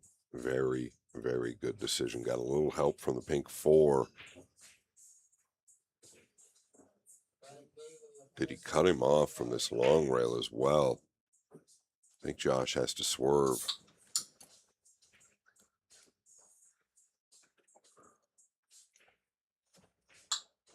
Yeah, he's got to elevate to get something out of this, and I don't know how much distance you can create. Oh my. Wow, wow, wow, wow, wow.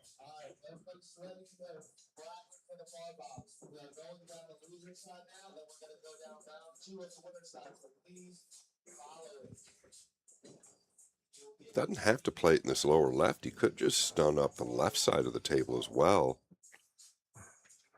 Either one is fine. Just want to make sure you get out far enough here.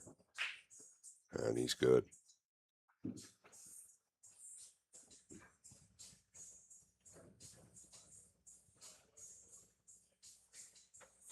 You can tell he's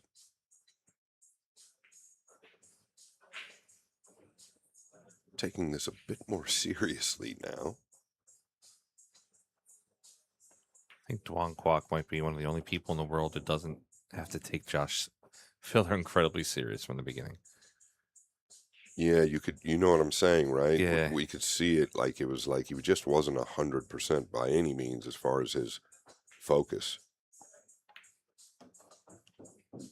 But he's there now, and he knows that he can win with the help of Filler.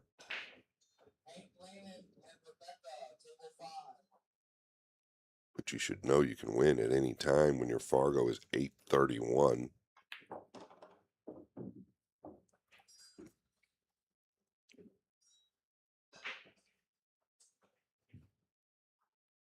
I mean, we have a new leader in the clubhouse, and that new leader is about to be 1 game away from winning this match after trailing 8 games to 3 against the best player alive, in many people's opinion.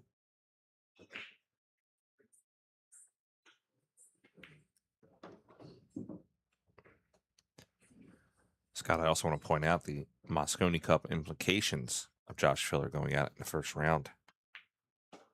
If he does go out in the first round of this matchup, a couple of his teammates or potential teammates are still in the event. Ulysses Yap right now is up 6-4 on Alexis Prezelj. Francisco Sanchez Ruiz is currently losing to Mr. Edward Brego. Victor Zielinski up 9-7 over Dennis Graba. Mario He 8-5 over Gerson Martinez. We've not gotten started yet with Fedor Gorst on table 22. We have not seen Federer, or at least I have not seen Federer on the TV table 1 time this week. What is going on? This is such a star-studded event. It's tough to get him on there. Maybe we'll get to see him later this afternoon. Could definitely be a possibility. Kwok on the hill, breaking for the win. Yeah, really a shocking match. If you look back at it, you would never dream it played out the way it has. It's a long way from over, though. Yeah, did not sound good. It did not sound good.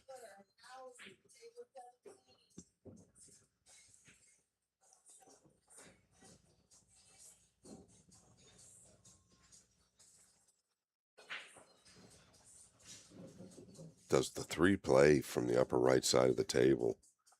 Yeah, you see what he just did there with his cue, so we're going to find out. I believe it does.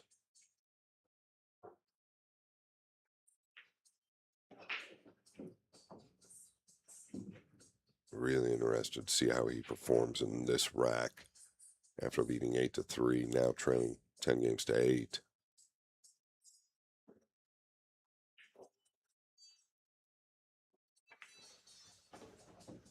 Taking a little chance here. Taking a little chance there. The little things not going Filler's way now.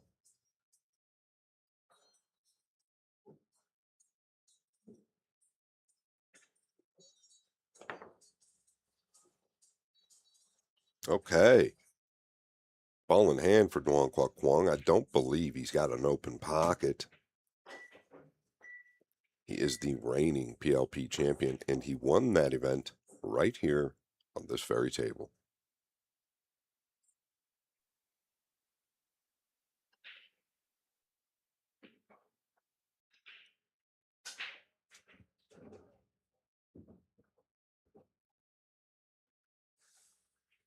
I'd look to put him in jail here, Scott. Yeah, and I really like how tight he kept the cue ball. You've got to put emphasis on it in those positions.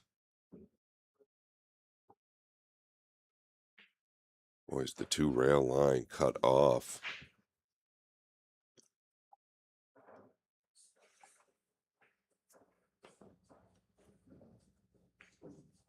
Excellent hit, Josh Filler. Excellent hit. Excellent hit. Had to arc the cue ball to lengthen it out off of that first rail.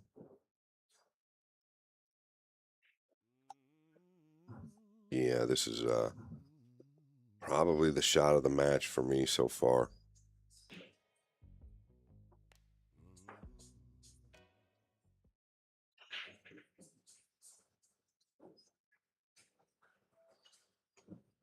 It's got the jump cue. Like to get the cue ball down table here. Watch out.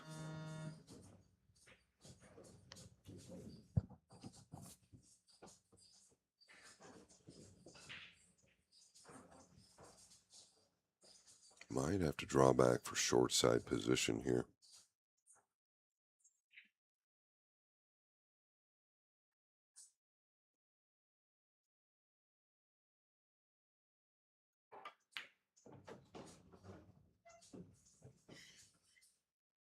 I don't believe there's anybody better than maybe Fedor Gorst. It's better under the gun than Josh Filler, and he is under the gun.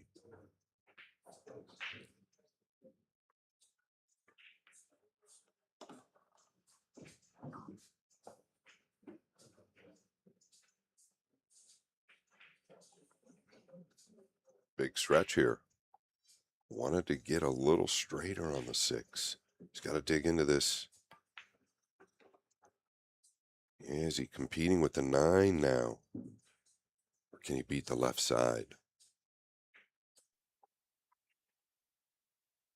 See the angle.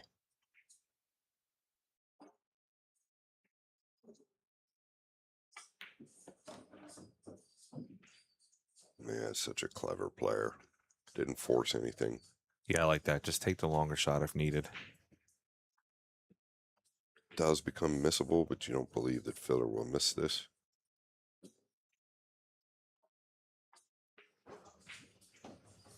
Used all of the pocket, Frank. Yes, he did. Josh Filler is not going down without a battle.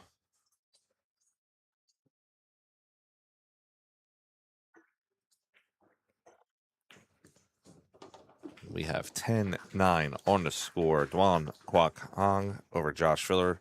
Scott, would you expect anything else but a barn burner here? No, I don't think Filler's going to go away, and I think Duong knows that. Duong's going to have to keep it from him in order to win this match.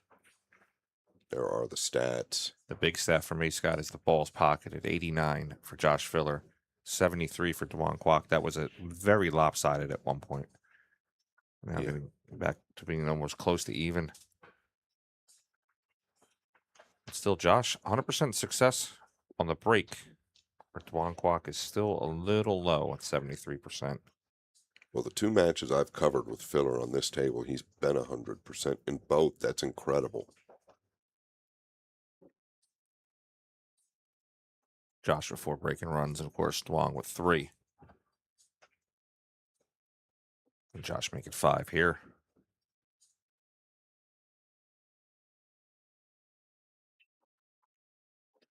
Break trailing 9 to finish.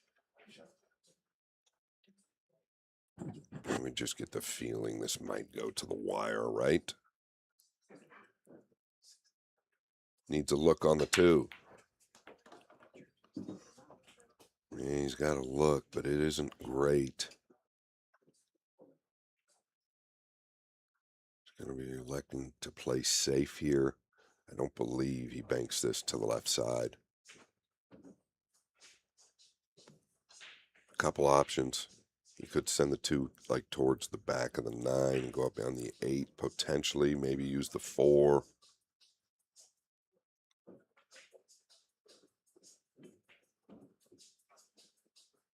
Could come back down behind the 6 or the 9 as well. Hard to tell unless you're at the table. He did not want to catch the 5, but it helped.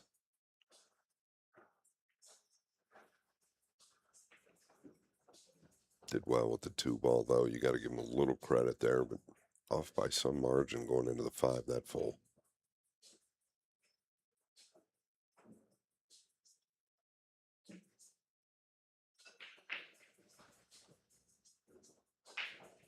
Two not frozen, so in what we would like to call a big ball position, does make it a little easier to pocket. But with the cue ball where it's at, I think he's got to kind of bend it a little bit if he wants it to come in at a straighter line.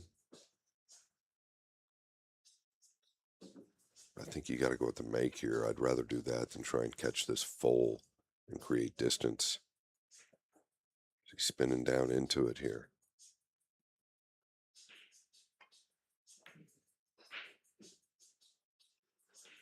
That's not going to get it done. Can he go into the 4?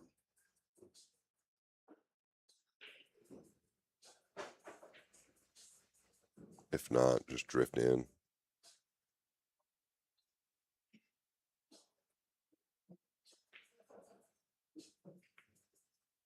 Oh, he's overcut this ball. My goodness. Did he get away with it? He did not. Slight elevation. Stop your apple right here.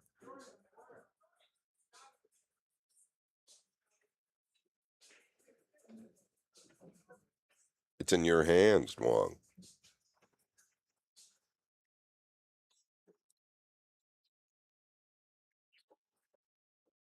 Pretty quick over the ball. Yeah. No chance. Those are the opportunities right there, Frank, that you have to take advantage of because you're not going to get many more, especially in the next game and a half. I agree. If you have an opportunity against Josh Filler, you have to execute.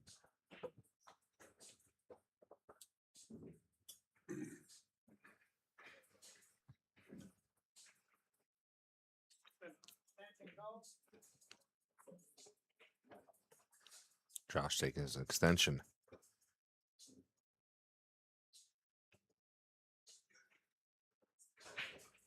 Yeah, does this pocket to the upper right? I believe it does.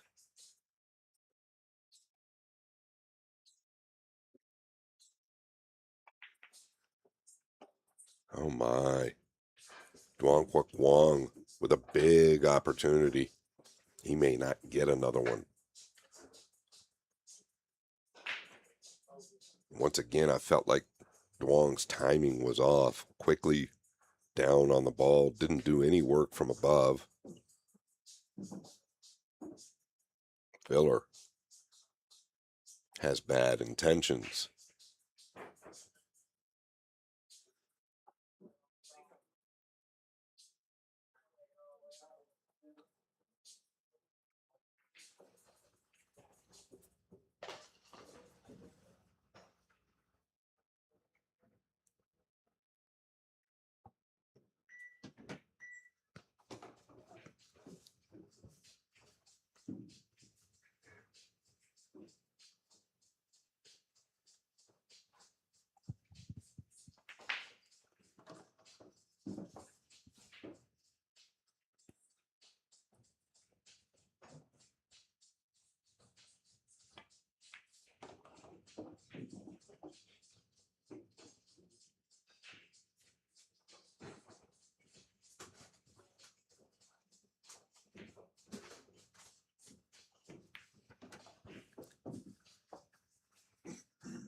Folks, and it looks like we might be going hill.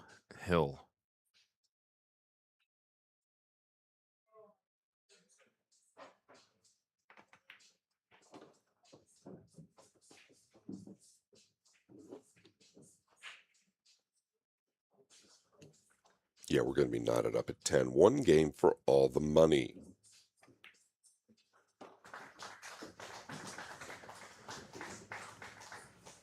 Scott, I'm not even playing and my heart's racing.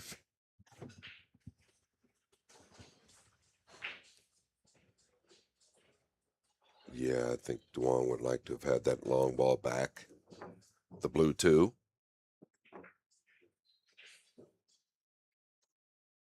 And the numbers have gotten a little bit closer. The break success is where there's a pretty big difference.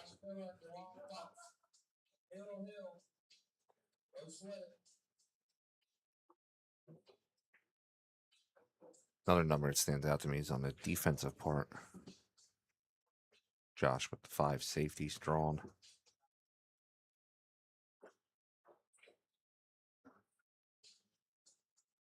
All right. Here we go. 10-10 on the score.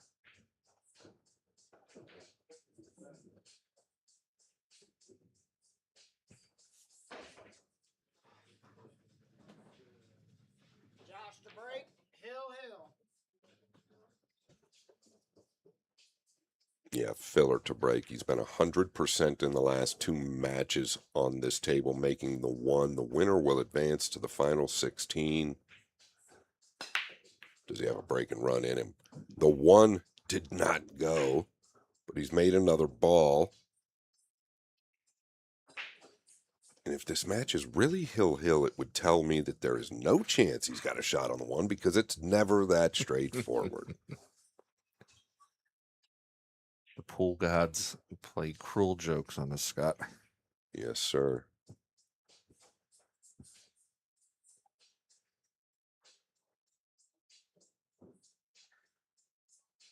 That is the first time in 20 break shots that I have seen on this table that he has not made the 1.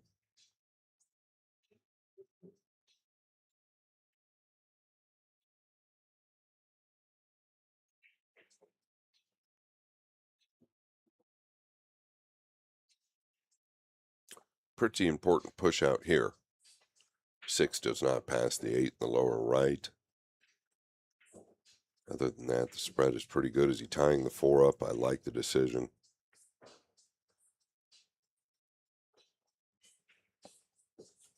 Yeah, it's going to be the jump cue. I would not be surprised if Duong took this.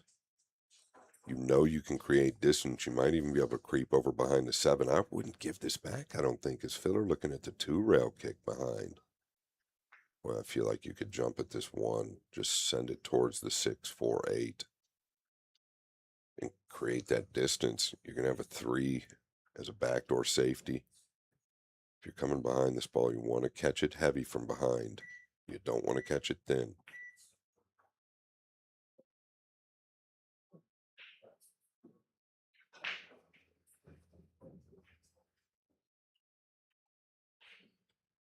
Yeah, I think you've got to send the 1 up past the 2 here and use the 8.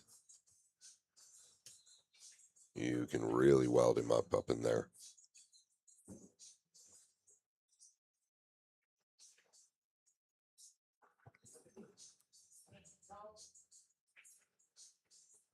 It's a high left ball. You got to catch the 1 pretty thick, but you're not going to hit the 9. Looks like he's drawing it. Is he going at the 9 here? Wow. Look at the 7.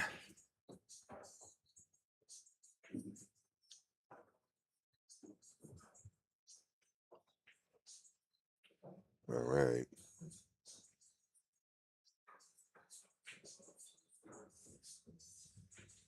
Yeah, this is ultra tough, especially after taking on that 9 the way he did. I thought it was pretty low percentage. Coming all the way around. He's fluked the 7 in, so that would be sick. Filler on the edge of his seat.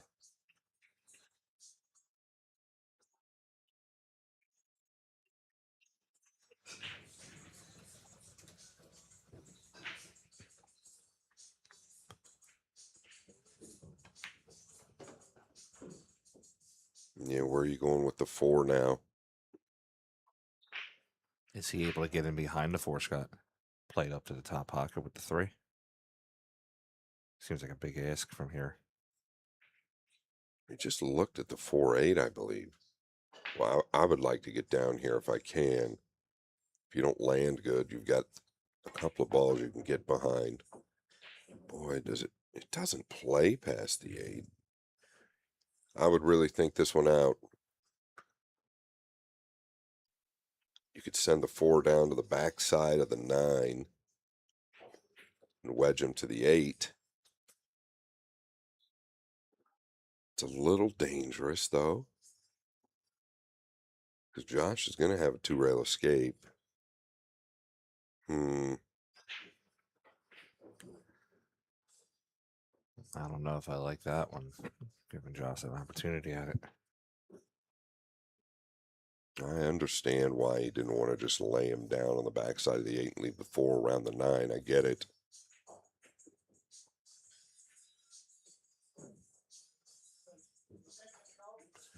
Yeah, going to potentially. Hard for us to tell, guys, if he can see all of this ball, but he's looking at the kick. Doesn't like the jump because of where the 8 is at. You do not want to foul.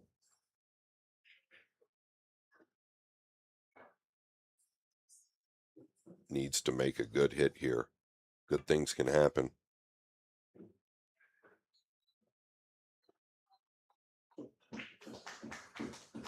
I'll tell you what, though. This is pretty natural to come in between the 6 and 8 if you need to. He's looking to see if the 6 passes the 8. Forget about that. You've got to make the 4. All things considered, that was a great hit by Josh.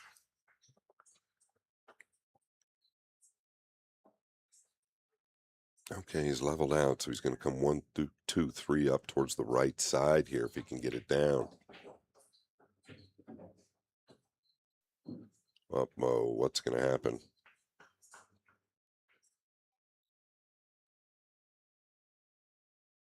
That's why I felt like a low left ball would have been a little better.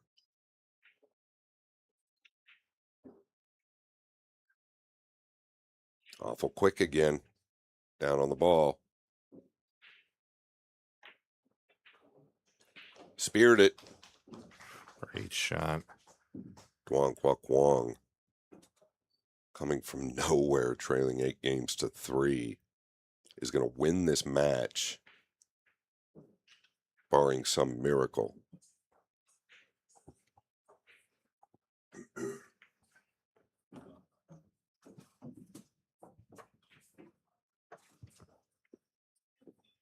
One left. Excuse me. One left for Duong.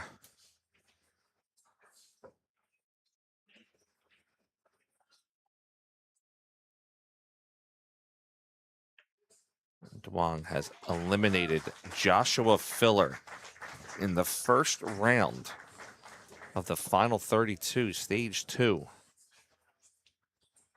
Check up here on the match stats supplied to us by the poll stat guy. Our wonderful April typing in all the numbers. 54% of the time Josh was at the table. 100% on the break success. 80% with the one in the side. Moving over to Duong. Numbers are a little lower, but the only number that matters here at the end is that 11 at the top. Guys, we'll be back here in a few moments with our next matchup. Justin Bergman versus Tyler Steyer. We'll see you in a few moments.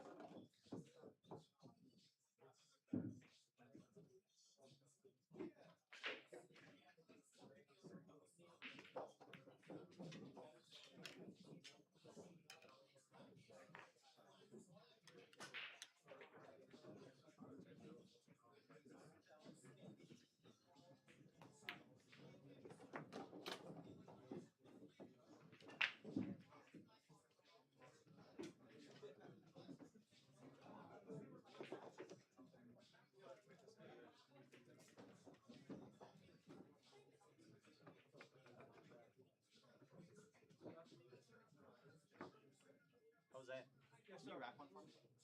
Yeah. Come on, I would like to see how it plays now.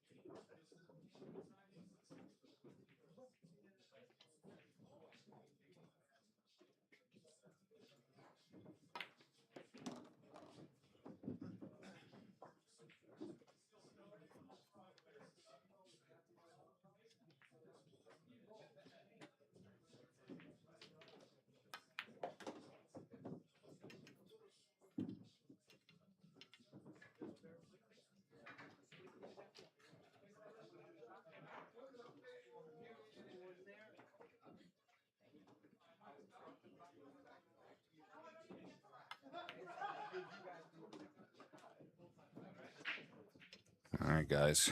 Going back to the stats from last match before we get started.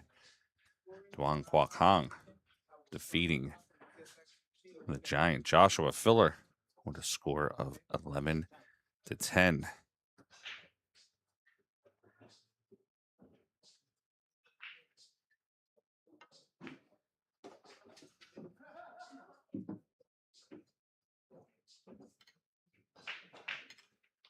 Tyler Steyer, Justin Bergman warming up. We'll be back with that matchup here in about 5 minutes, guys. Don't go anywhere. Justin Bergman, Tyler Steyer, U.S. Moscone, and some bragging rights on the line.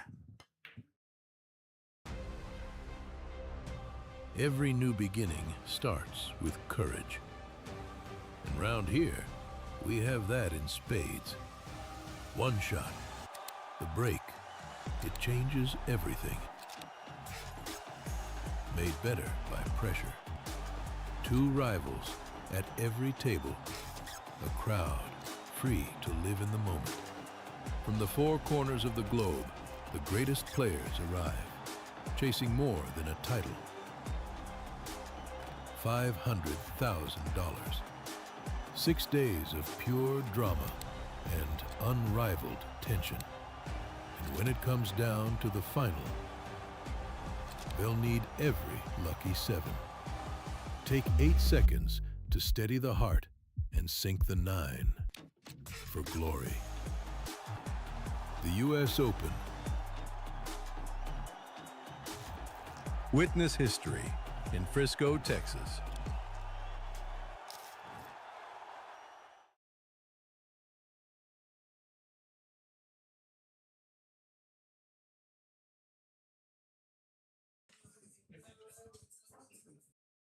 I'm Justin Bergman, and I'm watching Billiard Sports Network.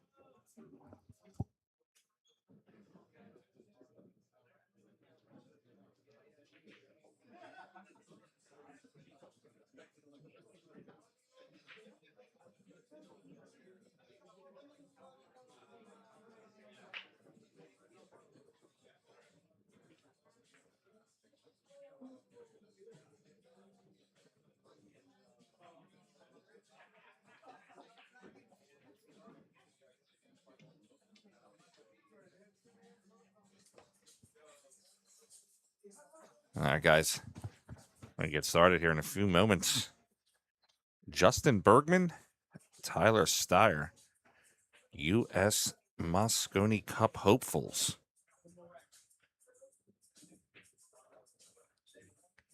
Besides being friends of mine, me, Justin, and Tyler all share some cool things. We're all league operators for Ultimate Pool League USA.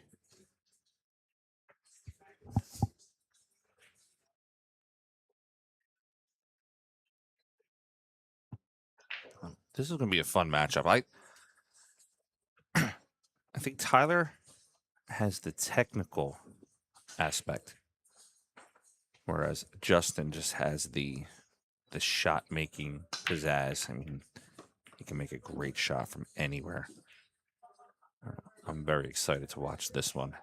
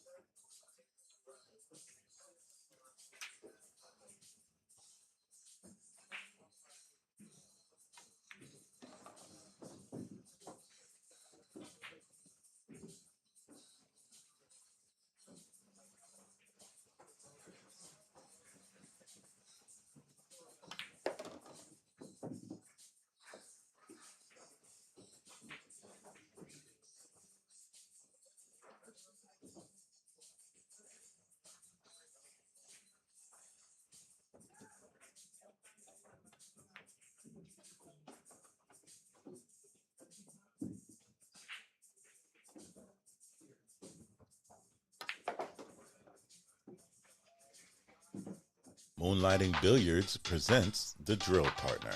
Whether you're new to pool and practicing the basics, or a more experienced player performing drills to improve your shot making and positional play, the Drill Partner is perfect for you. Use the Drill Partner to set up drills anywhere on the table. The Drill Partner allows you to set up for drills with balls in a straight line, in an angle, vertically, horizontally, with varied spacing between balls. The Drill Partner is one partner that will never let you down. If improving your game is important to you, then get the revolutionary new product that guarantees a lightning fast and accurate drill setup every time. The Moonlighting Billiards Drill Partner. Roll him in and begin.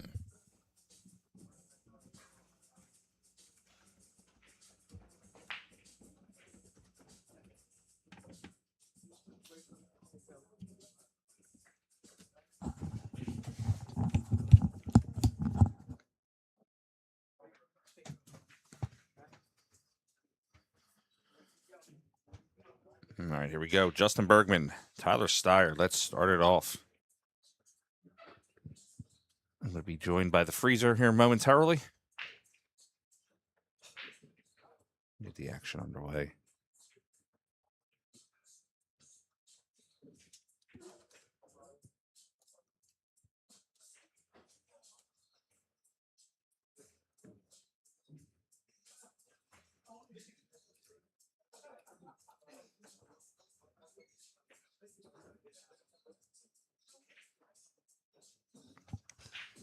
All right, rack one.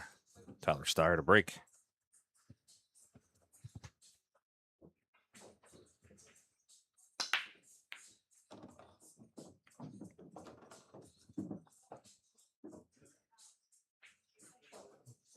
$18.6 on the break. Tyler goes into that one pretty well. Cue ball will land behind the 6. Tyler might have to go to the air on this shot.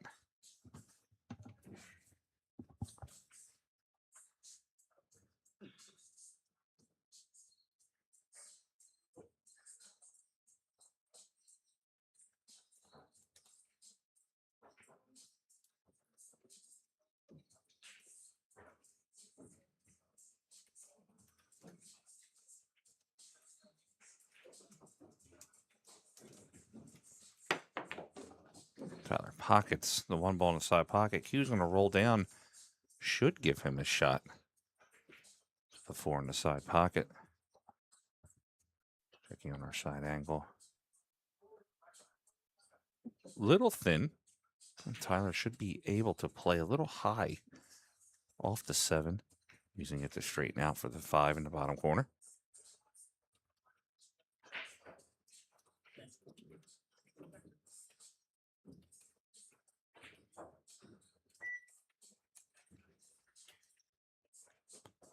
Tyler taking his extension.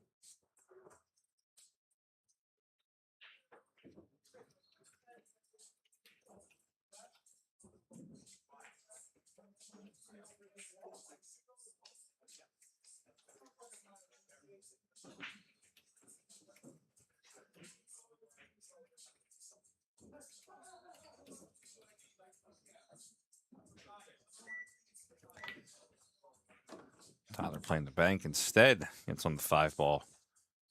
Has a good clear path to go from 5 to the 6.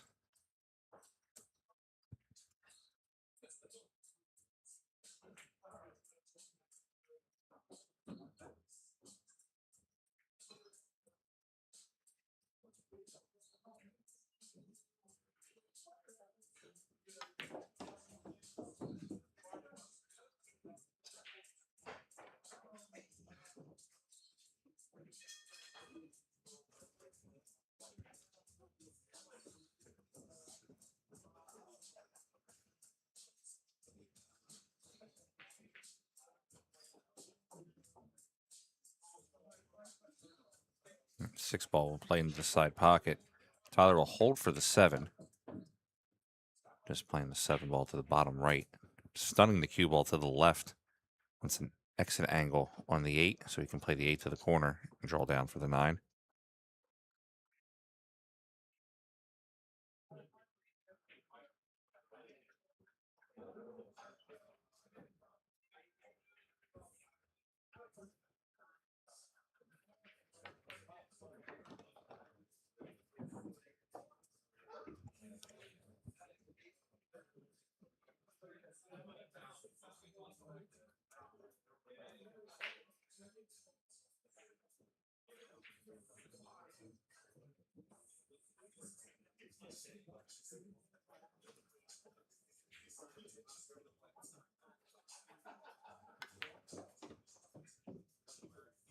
Eight ball to the corner. Tyler's going to take a little longer shot on the 9.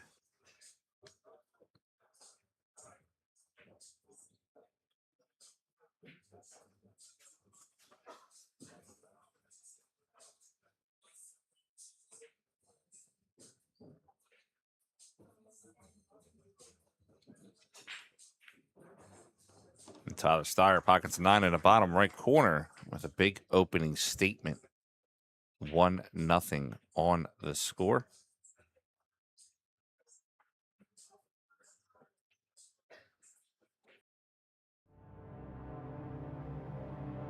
Power,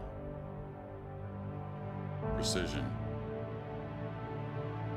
prestige, unleashing tour-level performance, built for the biggest stage. Powered by Q-Tech, inspired by Matchroom, the Nineball series.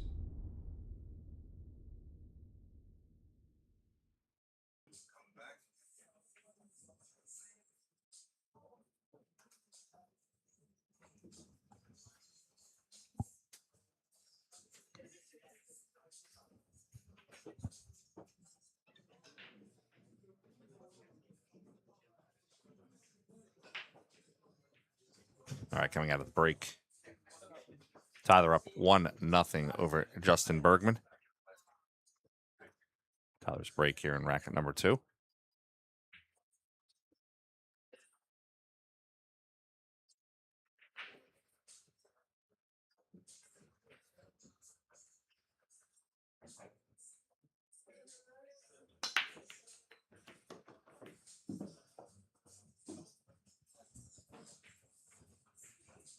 Tyler on that break amped it up a little bit, 19.20. Give him an overall average of 18.6.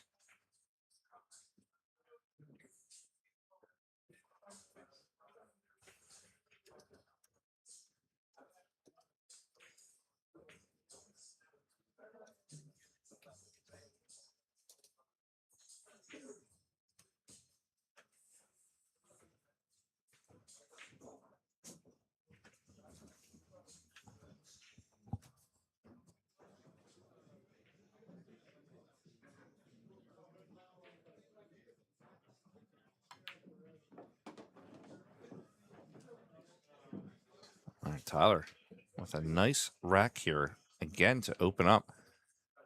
3 ball goes into the corner. We'll just look to bring the cue ball up for the 4 in the same pocket.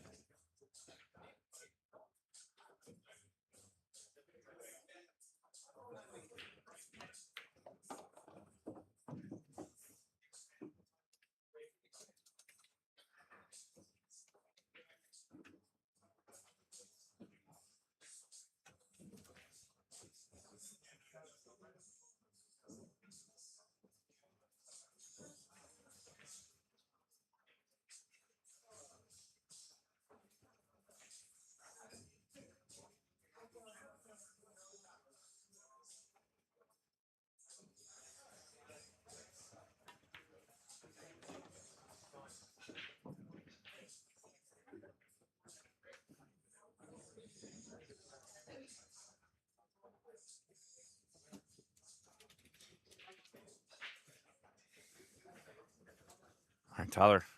5 ball to the corner. We'll just kind of float the cue a little bit. Might even pull it back.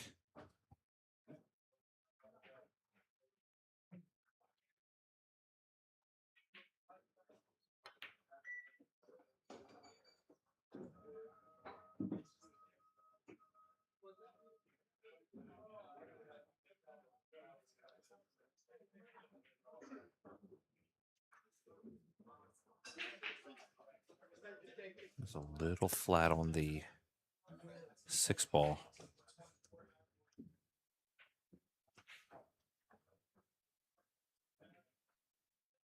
I'm going to have to punch it.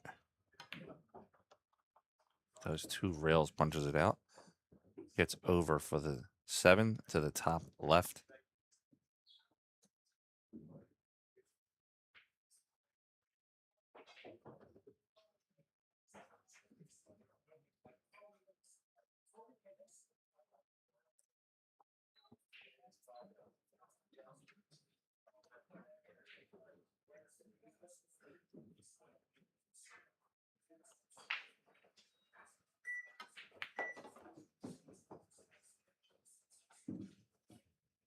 Tyler looks dialed in right now. Gonna play the 8 ball up to the corner. Down for the 9 ball. Potentially into the side pocket.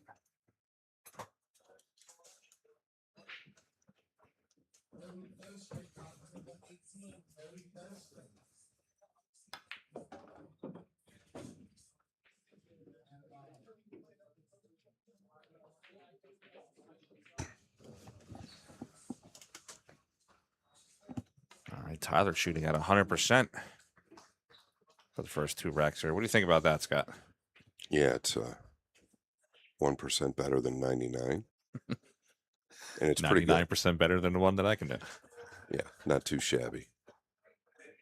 Especially on this box here. This box is awfully snug. All right, going into rack number 3. Tyler in the lead, 2-0. Look at the Fargos. Identical. Dead even. 7-9-2, 7-9-2.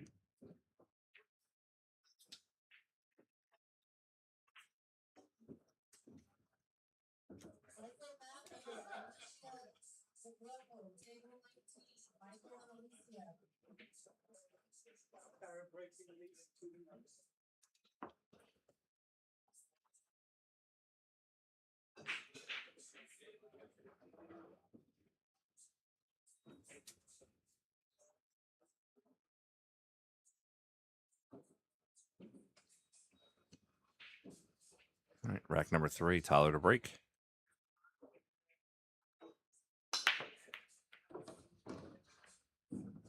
Yeah, really good. And another opportunity to continue the package.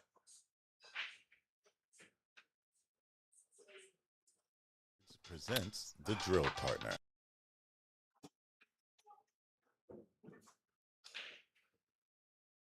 Yeah, just wants to come out towards the center here.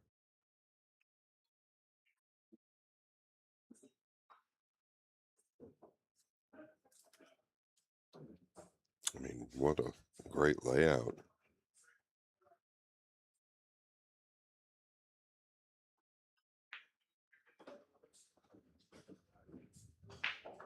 Like what I saw there as well, no hesitation in his swing. At times he gets a little tentative. He'll be the first to tell you the backhand will at times white knuckle the cue just a bit. He likes to keep it nice and loose, which is good.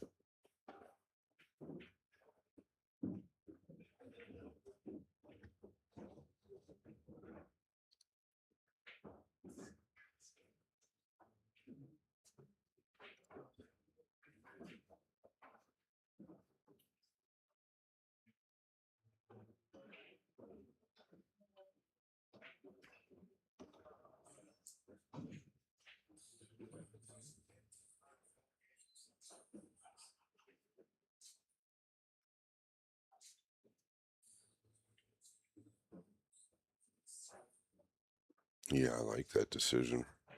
Staying below the 7. 2 ways to get up top to the 8, the short side or the long side, does not matter.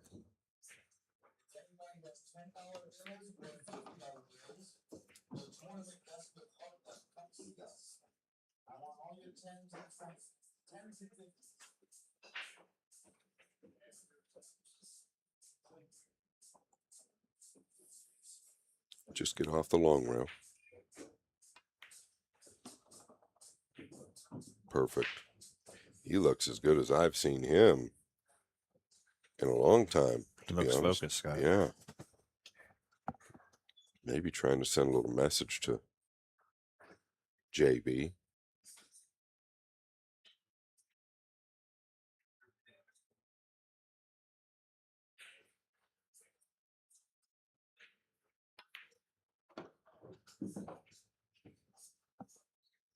Pretty evident he's been putting in the work.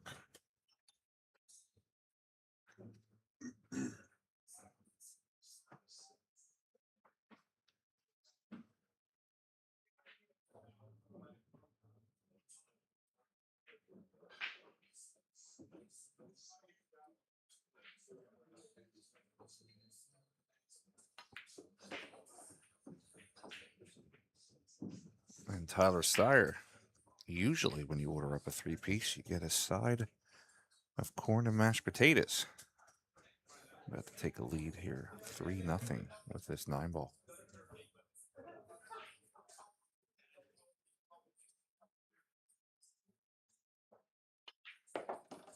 Three nothing on the score. Tyler Steyer keeping Justin Bergman in the chair. Who's going to Florida Open?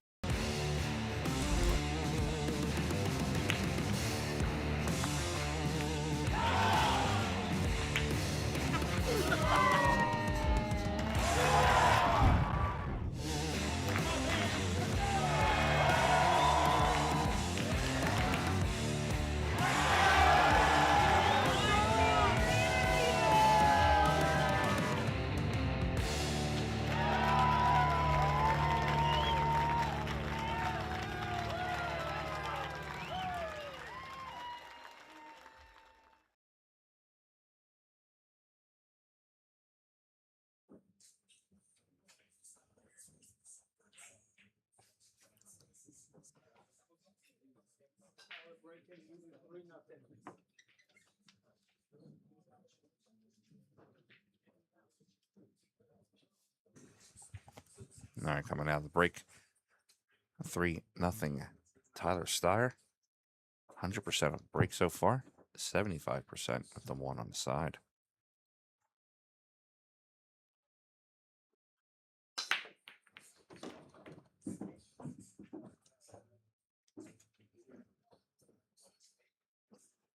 I believe that's going to put a stop to the package. Maybe. The overhead tells me a little different. It's closer than I thought, but yeah, not going to be able to do anything aggressive if he can see it. He's looking to roll out, I believe.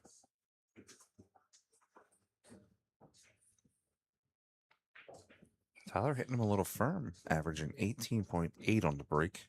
Yeah, he's able to get into him a bit better. I felt like he could see a piece of this too. It's obviously not cuttable.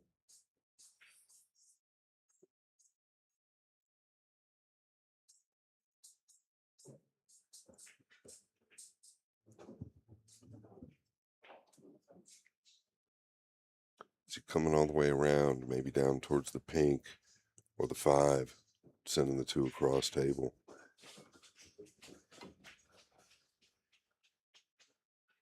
Just using the 9 here. All right, and in rack number 4, we get to see our first chance of Justin Bergman at the table.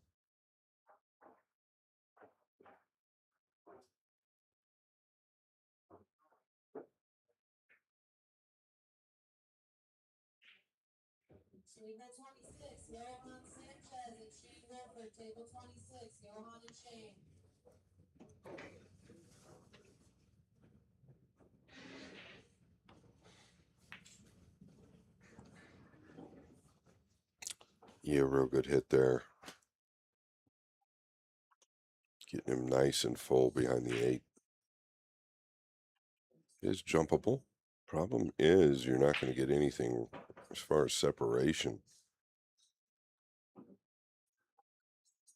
from the 2 and 9. Scott, I'm going to give you the upset alert of the tournament that happened last round. Edward Brego defeated Francisco Sanchez Ruiz on the hill to eliminate FSR in the first round. He had 2 powerhouses, FSR and Filler, gone early.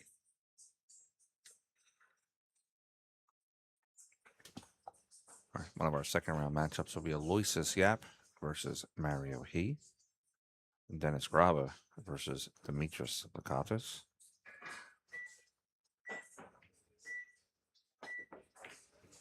Look at this.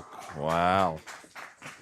Look at this. He has been flawless after game number 4. He spent all of his time, the extension put into this as well, down to the buzzer. My, I believe he was actually playing this.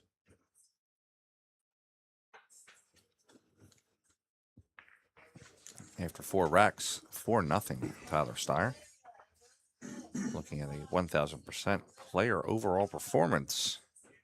100% on the break, 100% on the shot after the break. Tyler pocketing 6.2 balls per inning. Small sample size from Bergman right now, but I expect all those numbers to grow momentarily.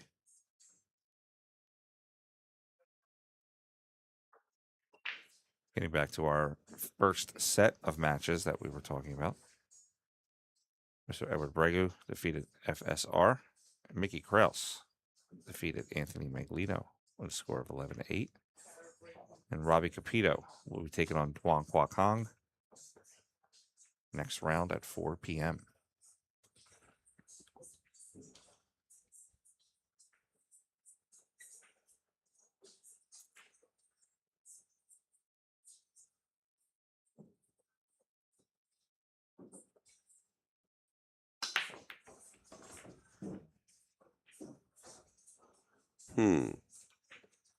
One down, of course. The 2 does not pass the 8. The 2 doesn't play really anywhere, so I think he can stitch him up behind the 6 and the 3. It lays really nice. Just going to chip the 2 down past this first diamond on the bottom rail.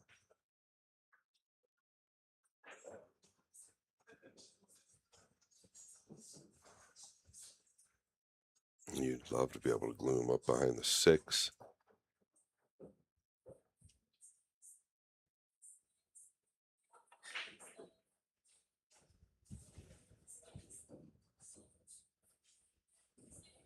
That's great.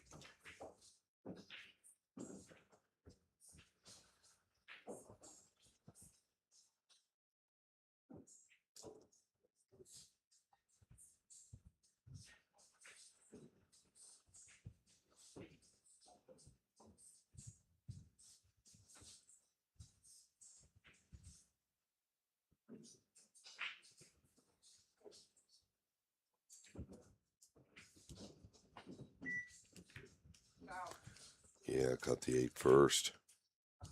Steyer has earned ball in hand.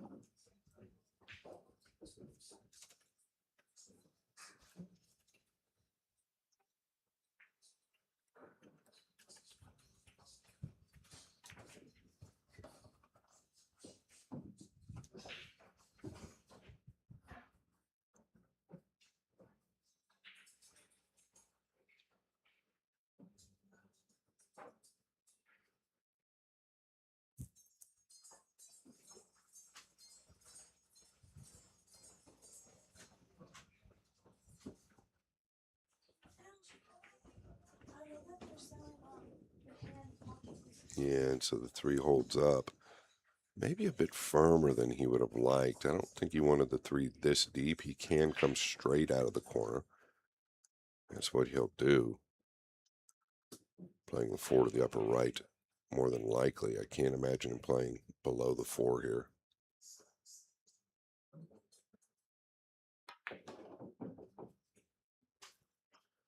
Yeah, notice him walk away with the head down, now forced to come back and forth. Little let up in the swing there.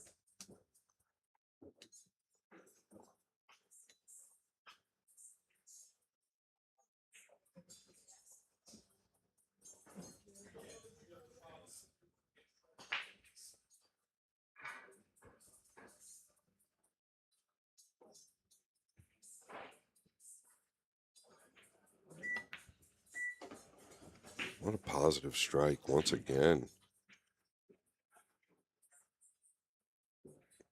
Really taking his time throughout every shot as well, like putting max effort into this.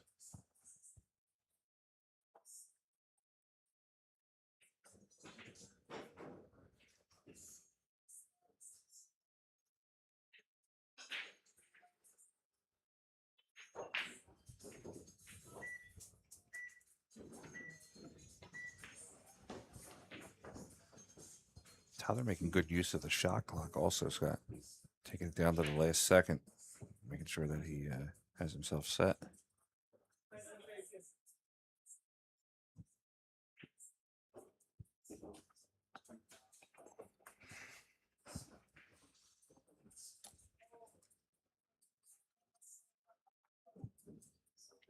Didn't want to fall on the rail there. He can come 2 rails out towards the middle. Doesn't mind more distance from where his cue just was.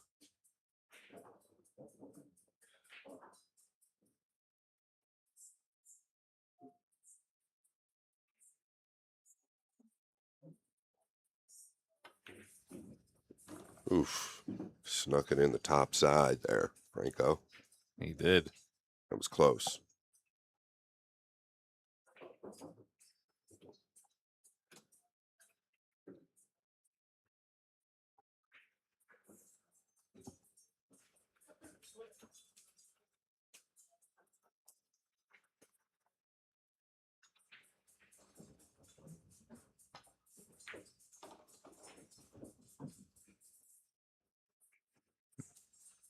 Tyler Steyer taking a commanding 5-0 lead over Justin Bergman here in a race to 11 in the opening 32 of the final stage of the Vice City Classic.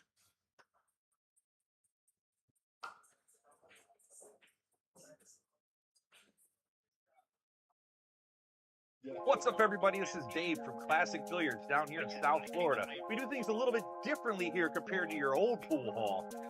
Doesn't smell like mothballs. It's not exactly a library, and nobody's shushing you like this is church. We're all about having fun, eating chicken wings, drinking beer, and knocking some balls around. Don't let that mistake you. We still got the skills, baby. So if you're ever down in South Florida, come check us out at Classics.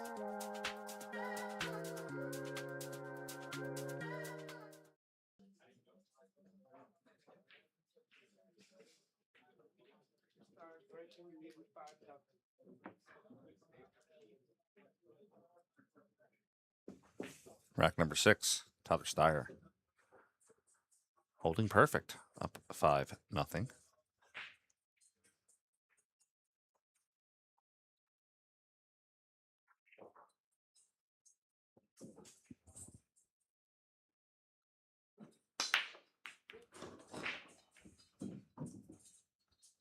And here comes the 2 again. His timing and power at which he's putting into the break is obviously the best we've seen so far this week.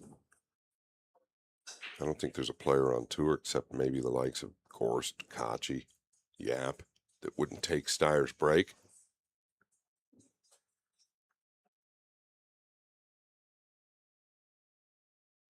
Interesting. He's going with a high inside versus a low outside.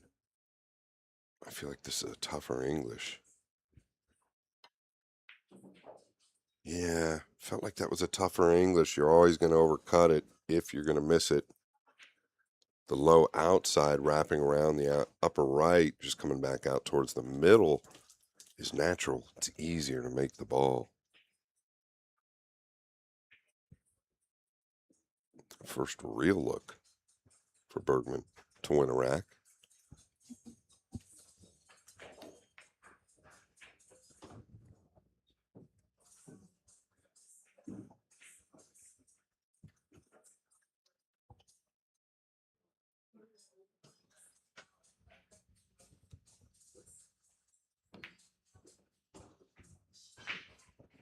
Yeah, just fitting the gap here.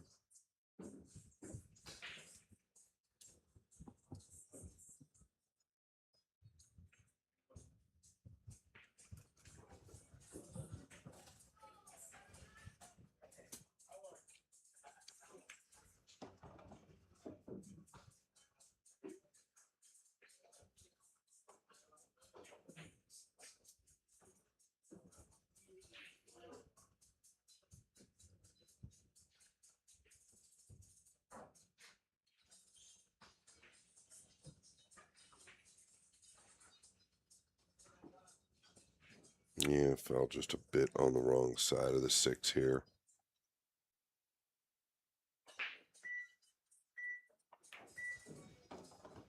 Thought you could get a little closer than that, so he's just going to take the distance.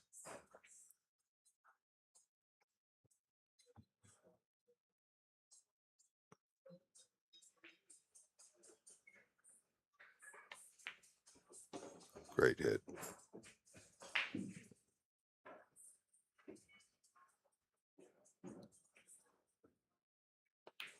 Justin Bergman gets on the board and makes it 5-1 here in rack number 6.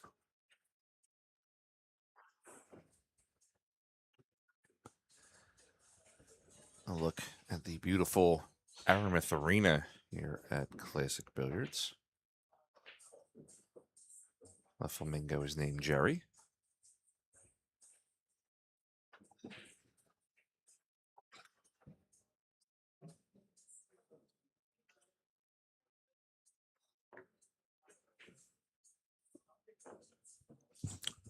Yeah, unshakable performance. Been working on it a long time. Go to the link in the bio down below. Check it out. There's a video. Scroll down to the video. I described the course in depth. There's nothing like it out there today.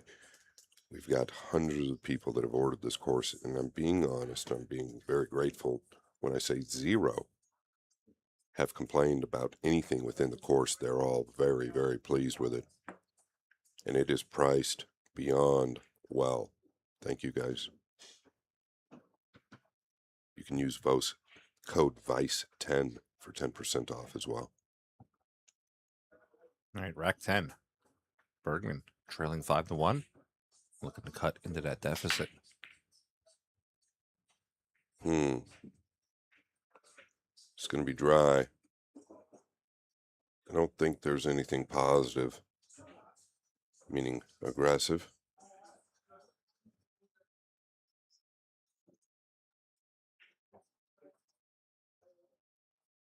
It's just going to tick you under the 1 here. That's all he's got.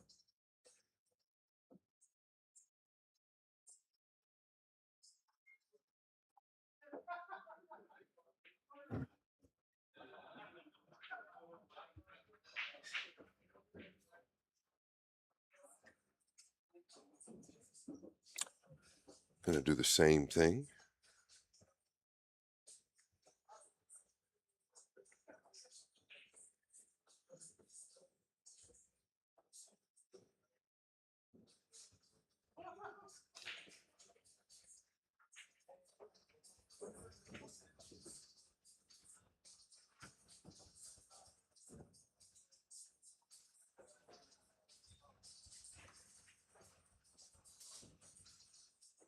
Justin with a little acrobatics on the table.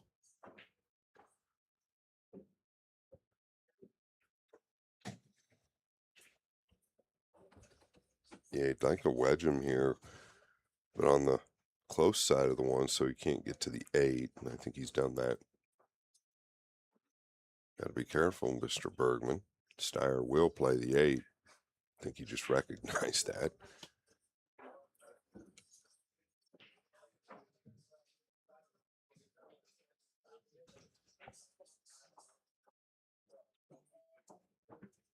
I mean, you could maybe look at coming off the other side of the 1 at this point. I don't know if you can get down here behind the 7 and 3.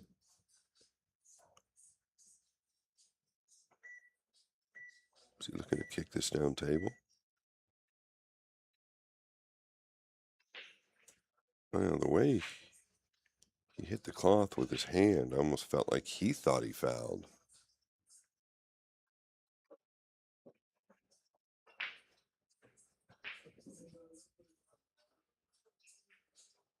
I do like the decision just getting up on the long rail like he did, because he was going to lose that battle.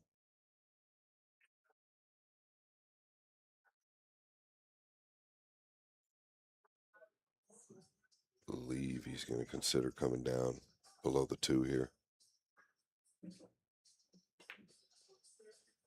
Oh, he just took the bank on. Don't mind it.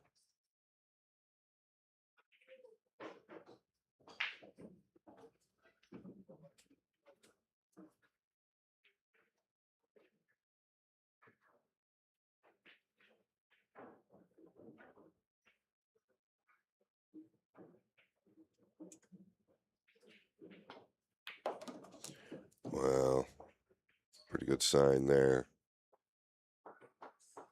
Pretty good sign there from the 43-year-old. Excuse me, he's 37. Shane is 43.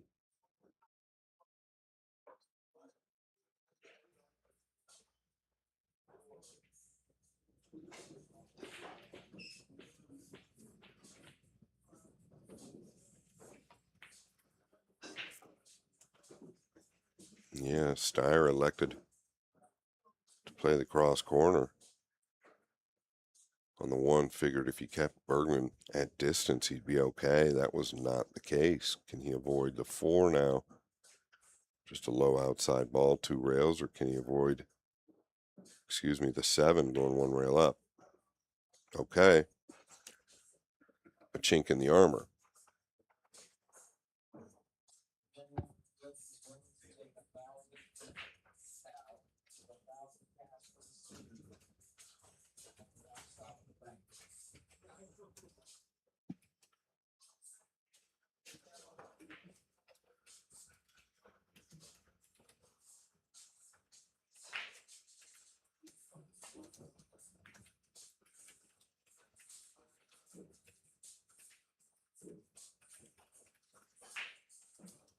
Very good.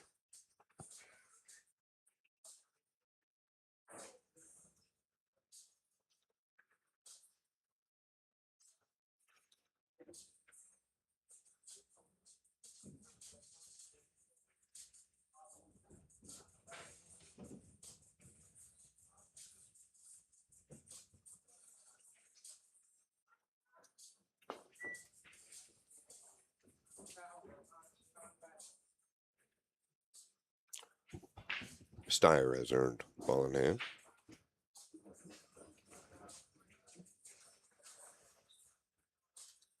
A couple of tricky balls here. You want to maintain an angle here on the 4.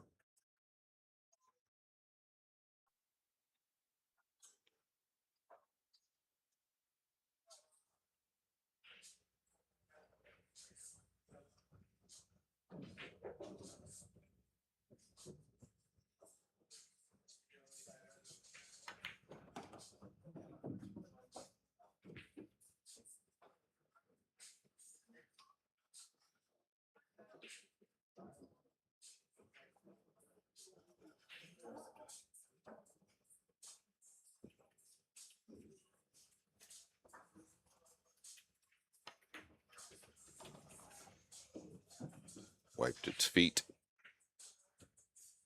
Now you wouldn't mind being straight on the 6. Big exhale from Steyer.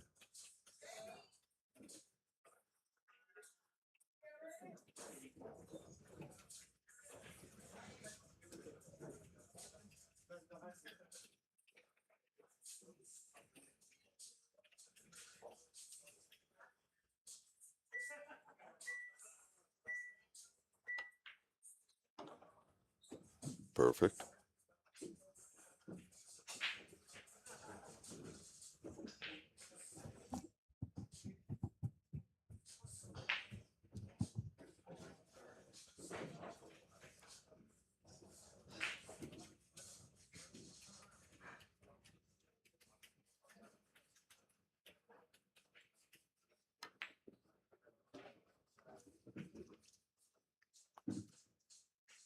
He actually did decide to cheat the pocket there just a hair.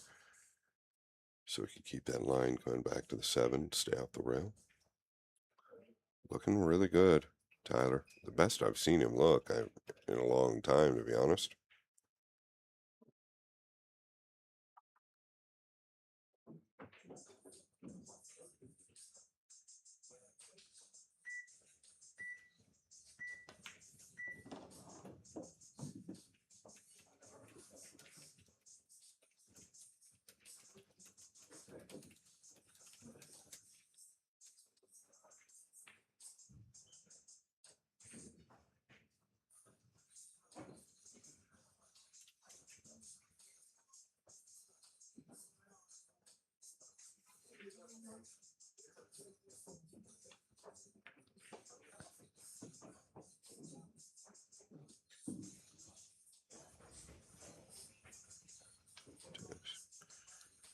Pretty good stuff from Steyer, Franco.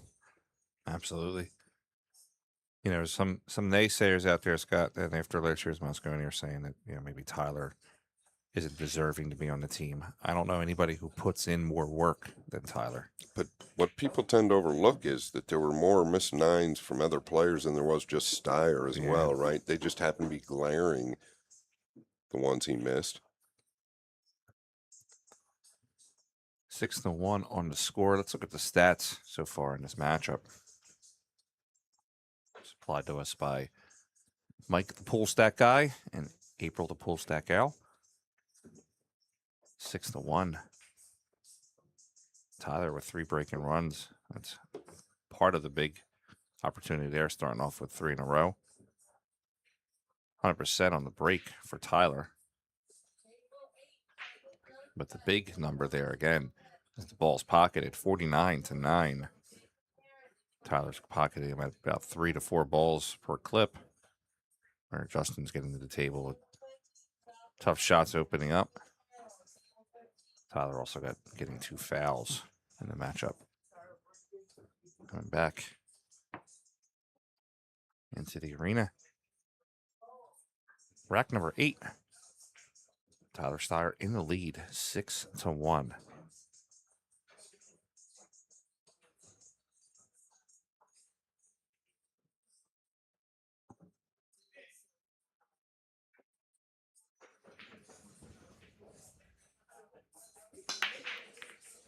Oh, the 1 high, pretty thick hit here, I believe. Can't tell if he's got a look at the 1 yet or not. I don't know, those balls reacted a little different.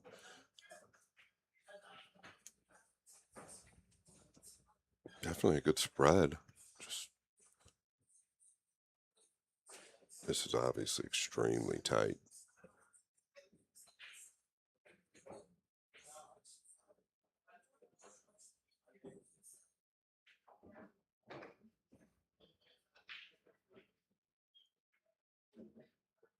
Not going to do it.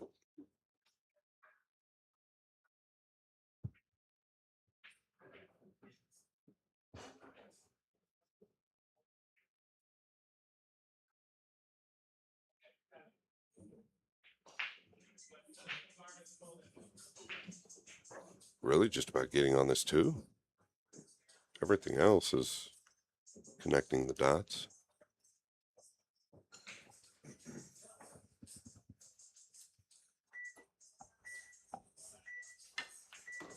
Miscue.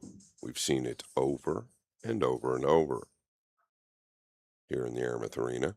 We are in South Florida. It's humid here. Chalk is free.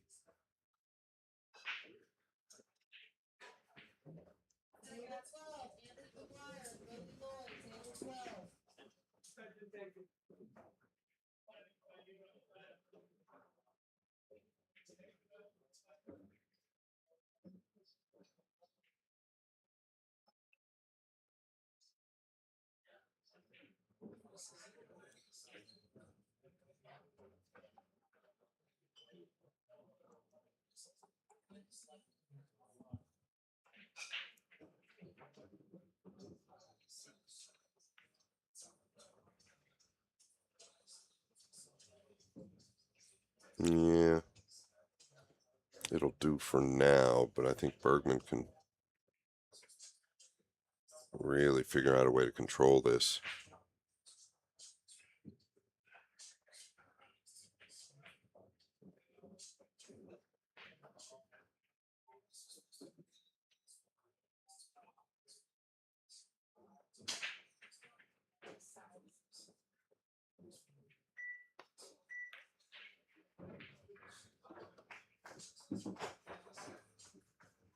Well, he lucked the 2 into the side, put his hand up in apology. But the 6 has now covered the 3.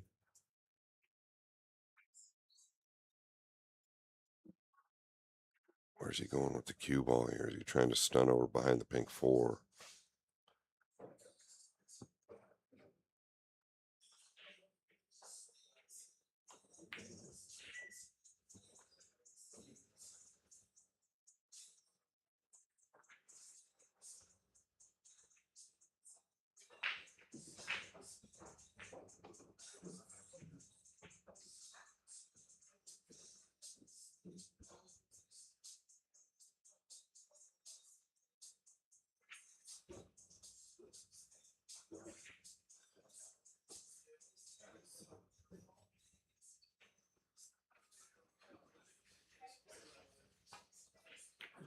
Yeah, looking to come up behind the 4 again.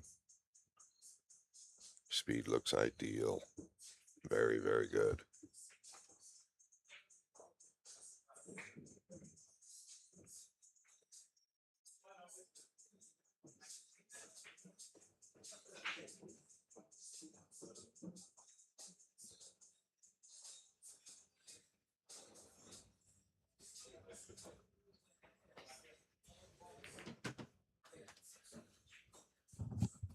I believe it's on.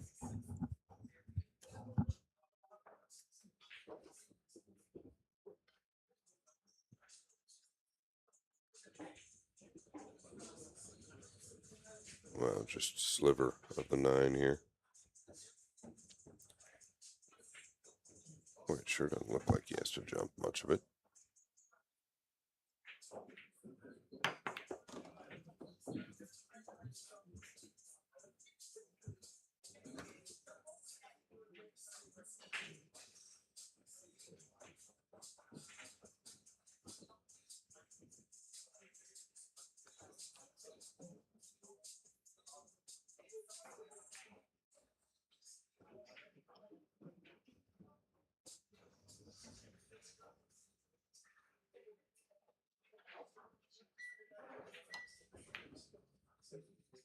Interesting.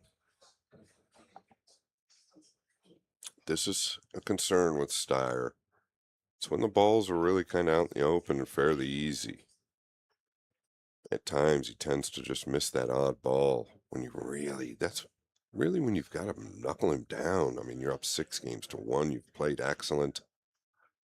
Just no excuse in that position. If he goes on to lose this game, it could be a turning point in the match, game number 8.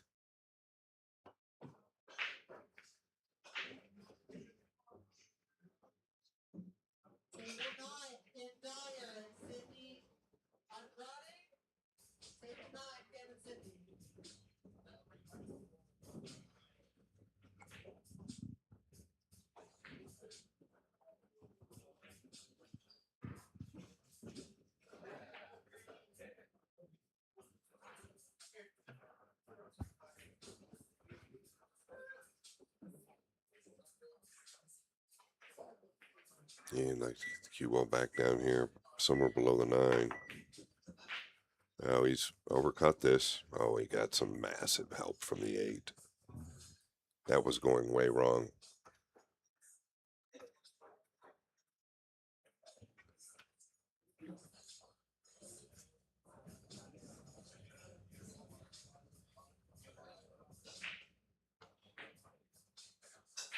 Nothing you can do but shave this to the top rail.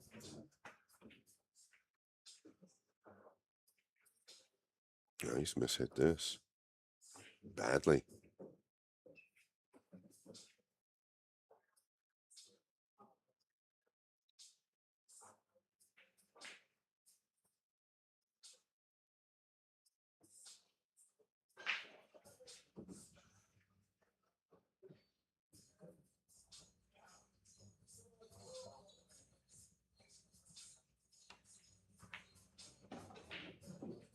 Yeah, good recovery. Those are the ones you've got to bury.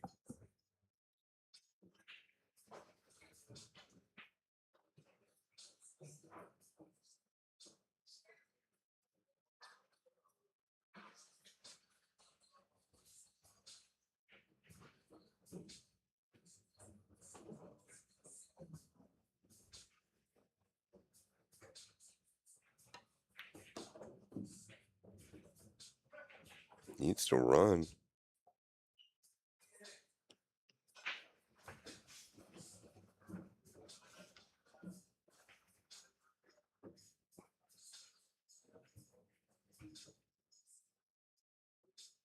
Going to the corner, just stopping there.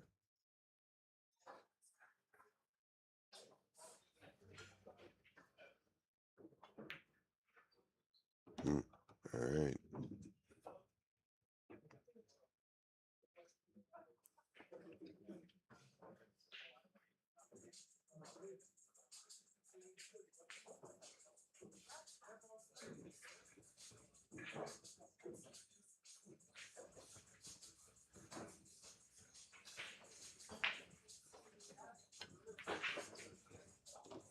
Yeah, wiggled it home, wiggled it home.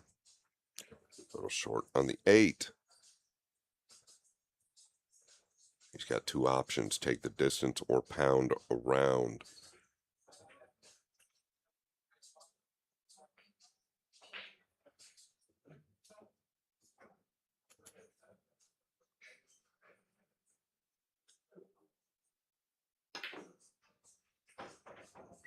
You could just feel it coming. First, it was the easy 4 in the upper left corner. Then he was lagged in position and a couple other opportunities.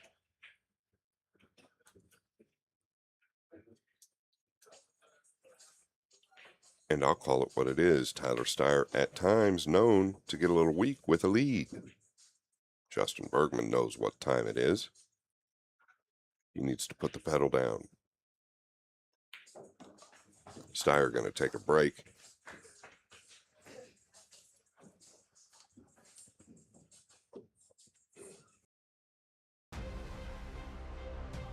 Every new beginning starts with courage. And round here, we have that in spades. One shot, the break, it changes everything. Made better by pressure. 2 rivals at every table. A crowd free to live in the moment. From the 4 corners of the globe, the greatest players arrive, chasing more than a title. $500,000. 6 days of pure drama and unrivaled tension.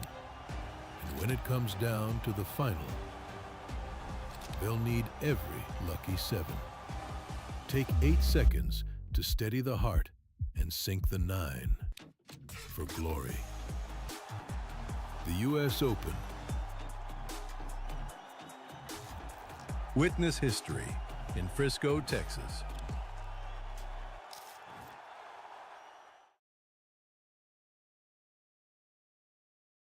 Moonlighting Billiards presents The Drill Partner. Whether you're new to pool and practicing the basics, or a more experienced player performing drills to improve your shot making, and positional play, the Drill Partner is perfect for you. Use the Drill Partner to set up drills anywhere on the table. The Drill Partner allows you to set up for drills with balls in a straight line, in an angle, vertically, horizontally, with varied spacing between balls. The Drill Partner is one partner that will never let you down. If improving your game is important to you, then get the revolutionary new product that guarantees a lightning fast and accurate drill setup every time. The Moonlighting Billiards Drill Partner. Roll him in and begin.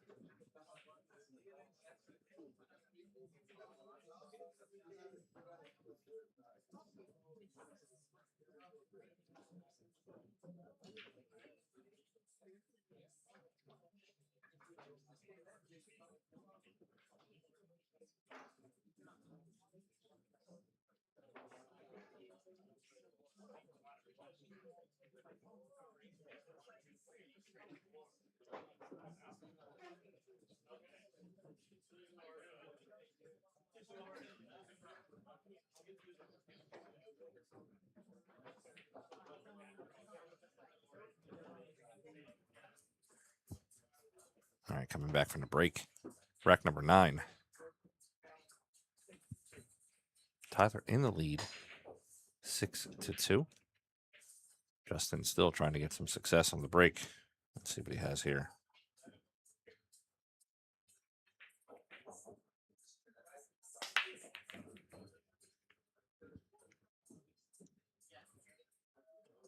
$17.37.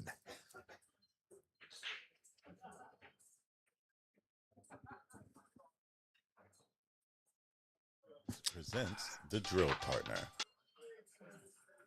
Again, after the break, Justin Bergman still has not made a ball yet on the break.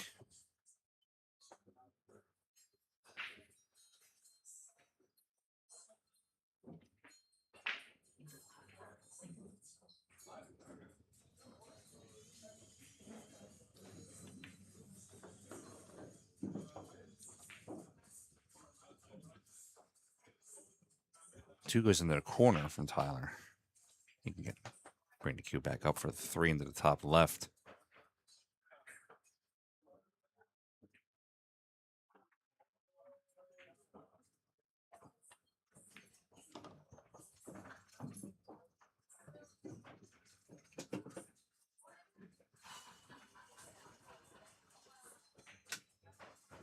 Tyler will play the 3 ball into the corner. Just look to swing down for the 4.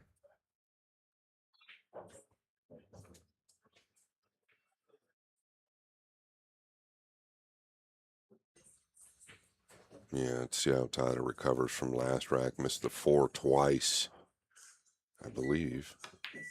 Yeah, it was the 4 twice. He's not going to miss this 4. I better stop real quick. If he doesn't miss the 4, he might miss the 5 because he is dead straight. And there is no room to cheat this pocket. So he's going to have some distance on Old Purple. And the other problem is I don't know if the 6 passes the 7 to the side or not.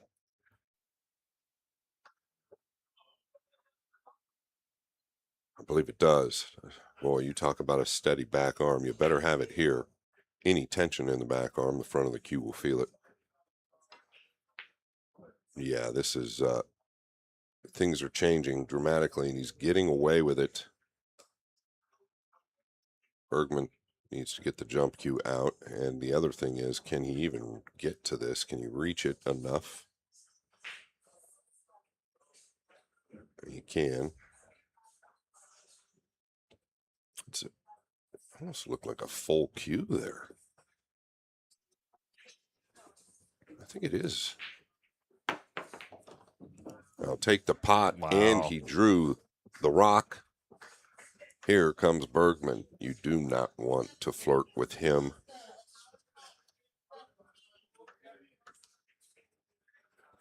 Steyer showing signs of impairment.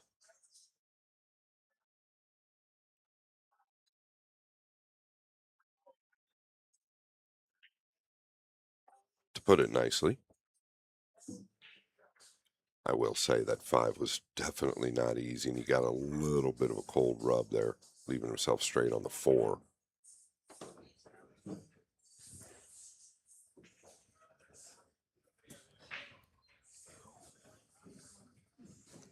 Justin Bergman's going to pocket the 8, slide over, look to take the 9 down into the bottom right corner, and come within 3 of Tyler. Tyler got out to a 5-1 lead. Now, 6-3 on the score. Let's go back and check those stats provided to us by thestatguy.com. Numbers are changing a little bit now, Scott.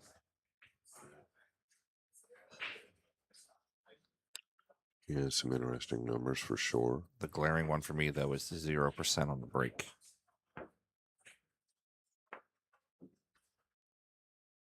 Yeah, it's not a good sign for Bergman. Bergman stood out to me during the PLP. Breaking the balls as good as anybody. And he'll be the first to tell you he was actually a little surprised at that. It's probably his weakest department is the break. Checking in on the table 2 on Billiard Sports Network YouTube. Harlow Beato up 4-2 on Georgi Georgiev. And AJ Manis, the star boy, up 5-2 over Pius Labutis. There's an adjustment, but notice the layout, notice the cue ball. He's really, watch this cue ball here. He's really overdrawn it, catching him pretty heavy. That did not get a kiss. This is just where it finished. This is pretty nasty. Boy, what do you do here? Do you just attack? And I don't know. It's really nasty. I think he's got to be forced to almost shoot at this.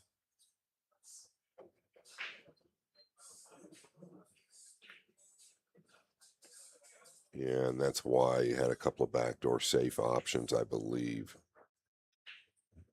Is there a gap? No way. Pool is an amazing thing. If there's a gap there, I'd be shocked. 2 rails in behind the 2 here.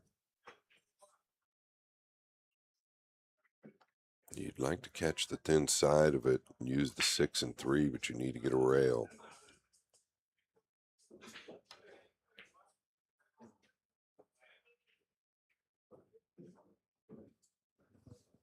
It's close. I think he's open.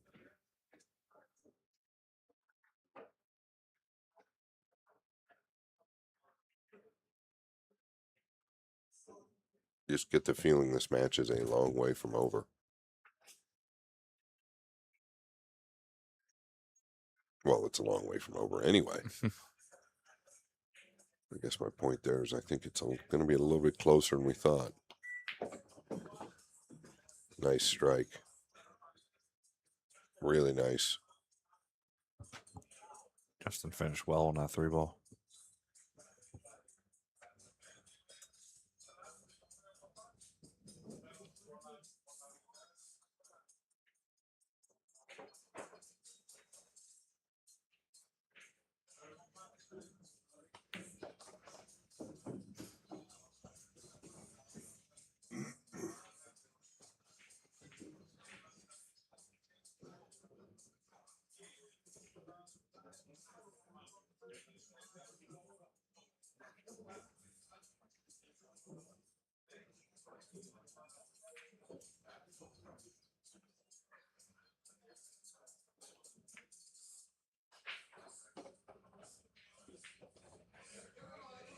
I don't know that he wanted to fall this flat. I think he's just fine. He can either come forward or just draw back a bit. Probably going to take the drawback.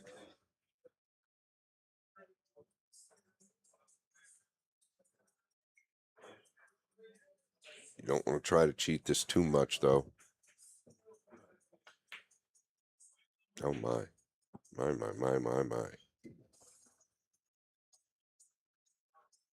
Did he get away with it? He sure did. Wow. One ball up table. A 5 gets by it.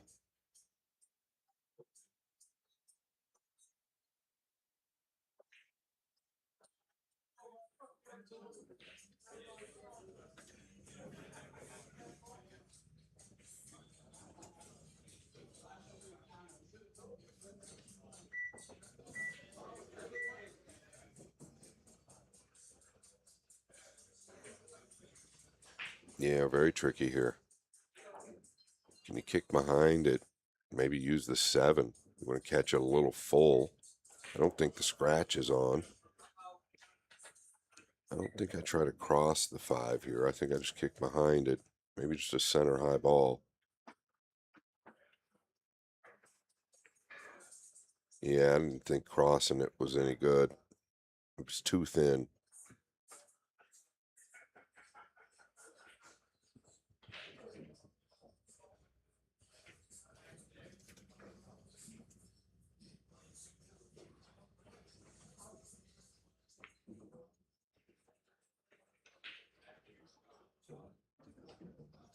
Good cue ball.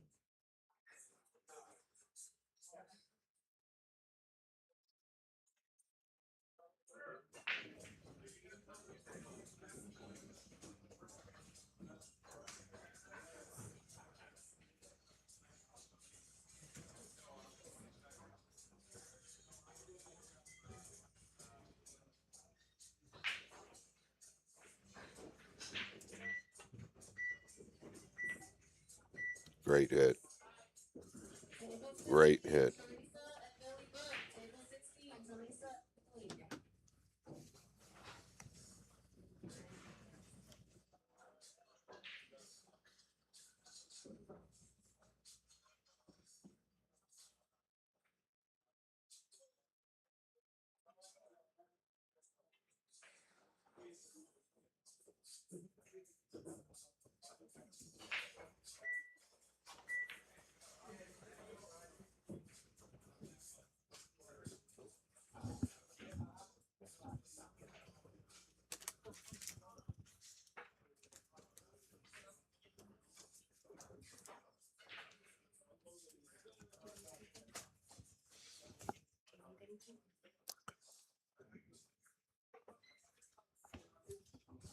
Could go at the 9 here at the same time. 5 to the lower left.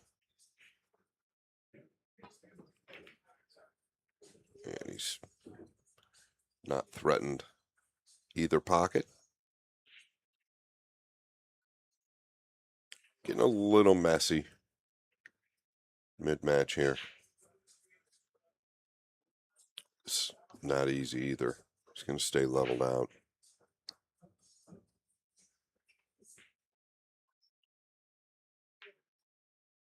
And this all stemmed from the first miss to the lower left on the purple 5 from Bergman. And by a long margin, now another one.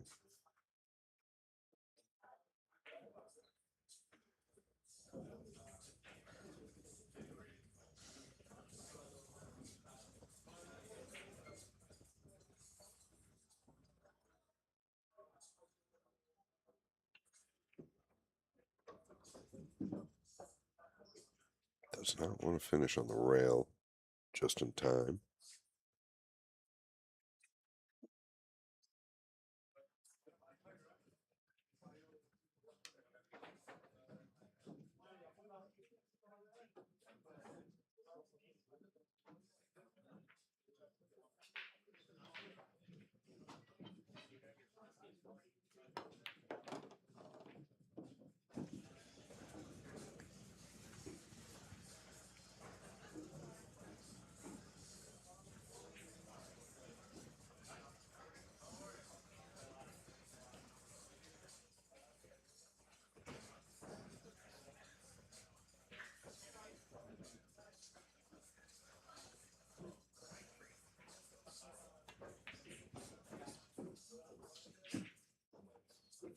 Tyler Steyer 2 balls away from extending his lead by 4 racks.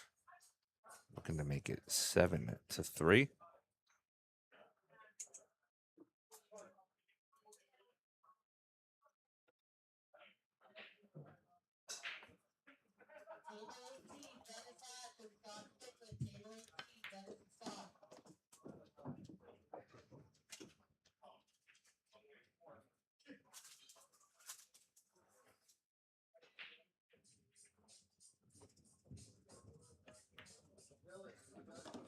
Oh, wiped it up a little bit on the way in.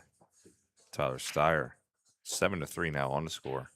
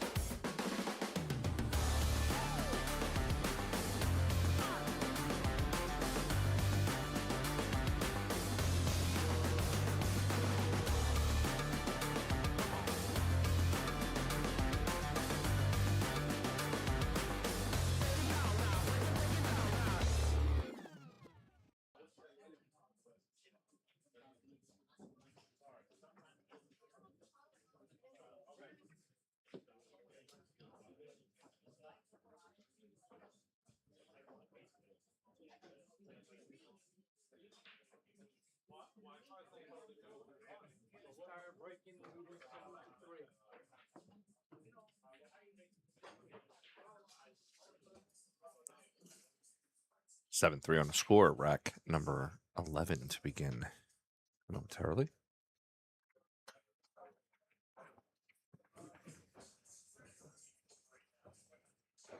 Yeah, Tyler was looking pretty intently at the rack, at the line the rack was on, making sure it was straight.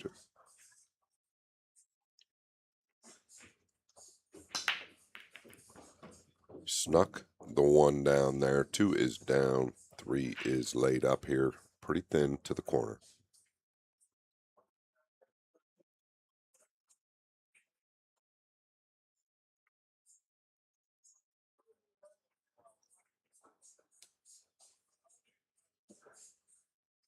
And I think it's thin enough to where he can check it before the right side pocket, which is a good thing.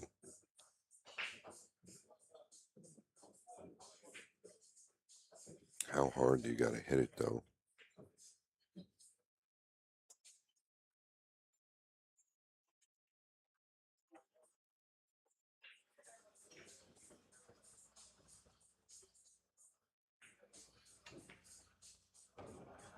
He's gone straight into the drink. It didn't have any check on him. And the reason he pointed at the corner is because he caught it too thick, meaning the red 3. Wanted to catch it a little thinner, but still the cue ball had no check on it or inside spin.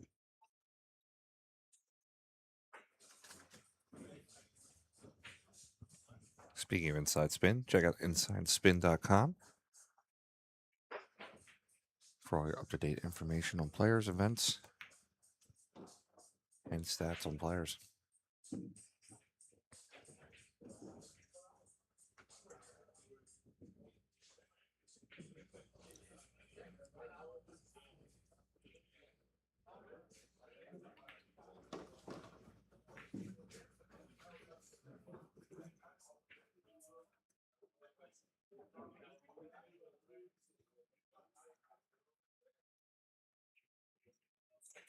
Yeah, a little bit past the 6 here, so now looking to play the 7 down in the lower right. I felt like he could go forward to the top rail.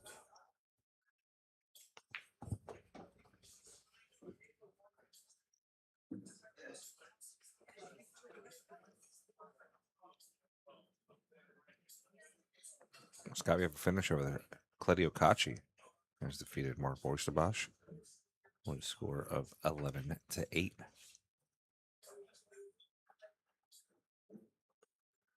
Yeah, we keep looking for him to win a big event. It's coming.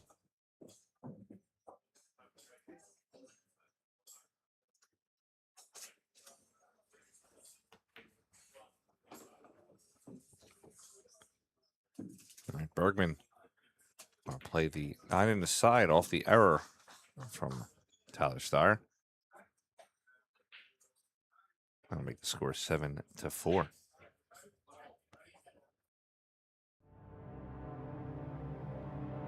Power, precision, prestige, unleashing tour-level performance, built for the biggest stage. Powered by Q-Tech, inspired by Matchroom, the Nineball series.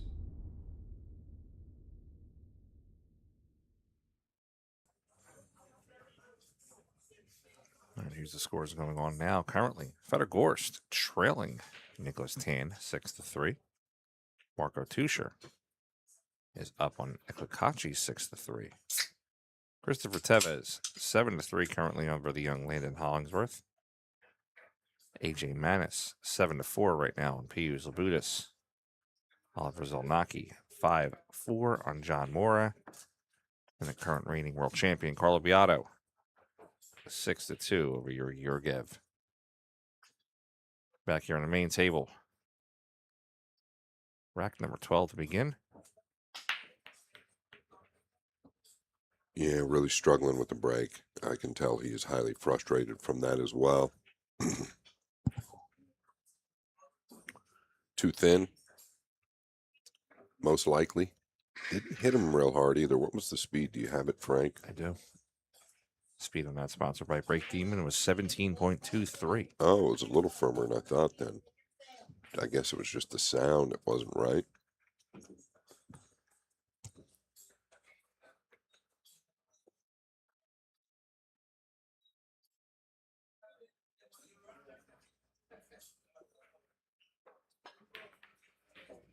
I mean, this is just way off the mark. I thought he was better off shooting it in the lower left. It was natural, one rail back over for the 2. You could level out. Every time he's put inside or extreme inside on the ball, which he did there, he's overcut it by some margin.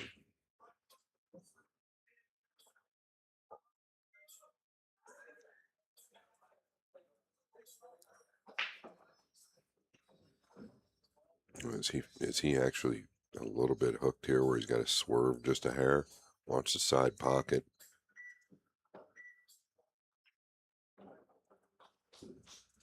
It's pretty good from where he was. Boy, it's tough to get to the 9 here just because the 2's a little low. You don't want the double kiss.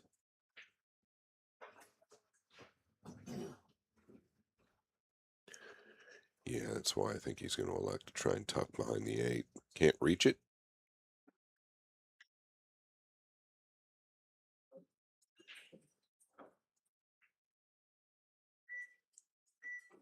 Could come all the way over behind the 3 if you wanted.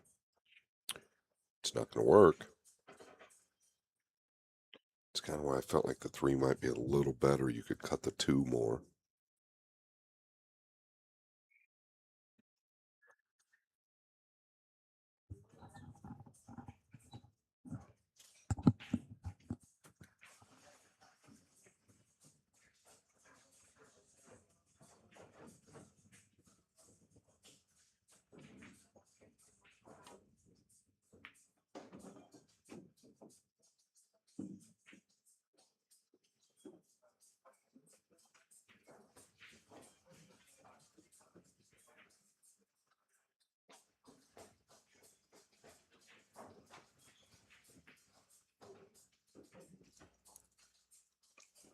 He's done very well to get to the 3.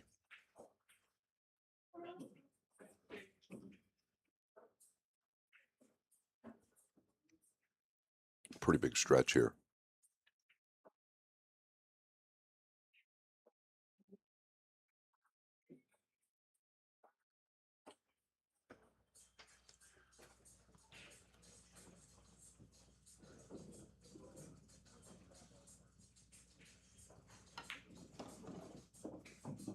Choosing to come to the side.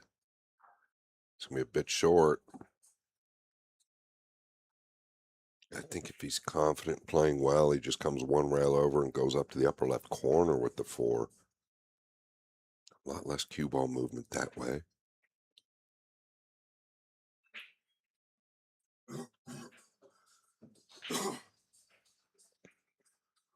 Is he tracking around the world?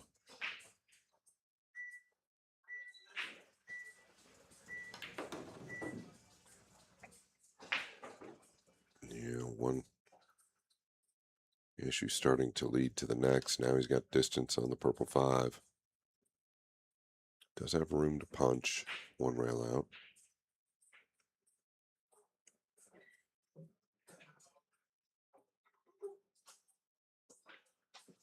This will not roll off.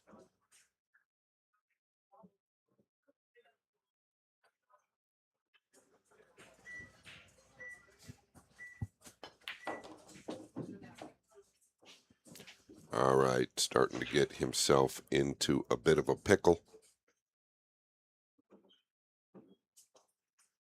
Thin to the upper left, real thin.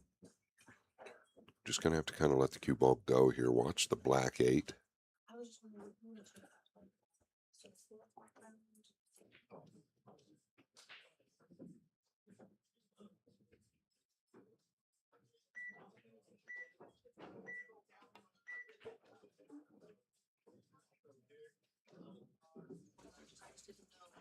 Yeah, and it all started about 3 shots ago. I think the decision was questionable.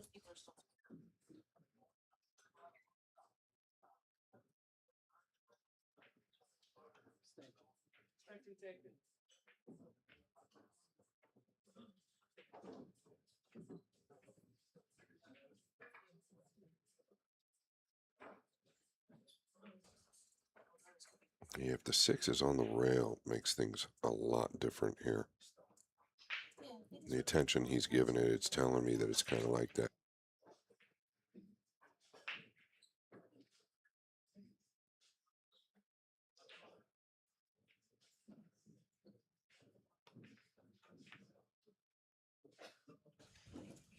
He is not going to be happy.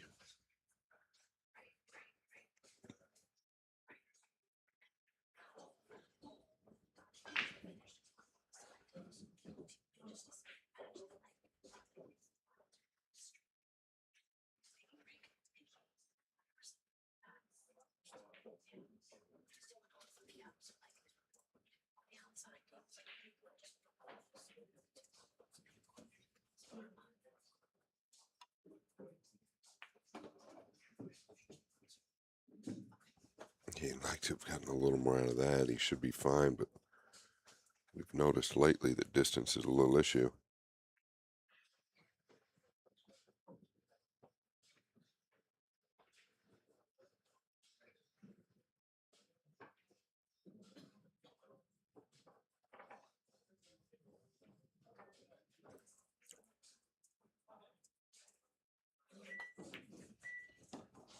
Yeah, that was clean. Boy, a big reprieve and a big game. I thought for sure it was going to end up being 7-5. Bergman holds the 6 up for Steyer. Tyler Starr getting on the 9 and give himself a 4-game lead here over Justin Bergman.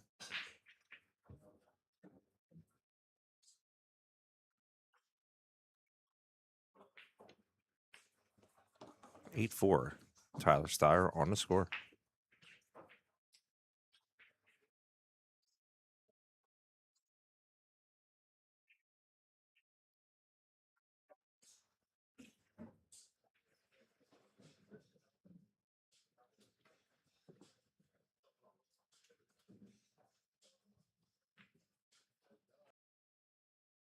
What's up, everybody? This is Dave from Classic Billiards down here in South Florida. We do things a little bit differently here compared to your old pool hall. Doesn't smell like mothballs. It's not exactly a library, and nobody's shushing you like this is church. We're all about having fun, eating chicken wings, drinking beer, and knocking some balls around. Don't let that mistake you. We still got the skills, baby. So if you're ever down in South Florida, come check us out at Classics.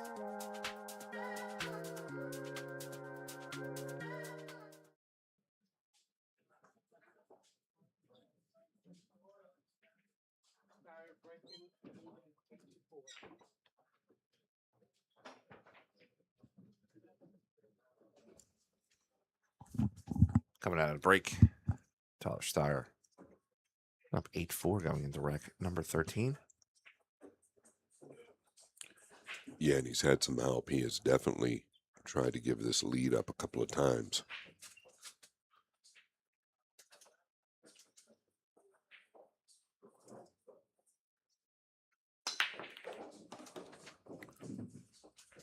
Bergman probably thinking he'd like to have about 30% of Steyer's break, and he'd do a little more damage.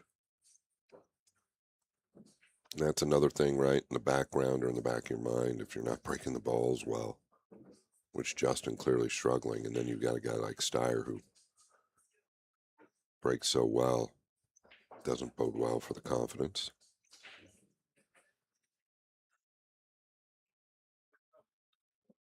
Steyer breaks so well. He's a great player. Just wish he could build a little more consistency into his game.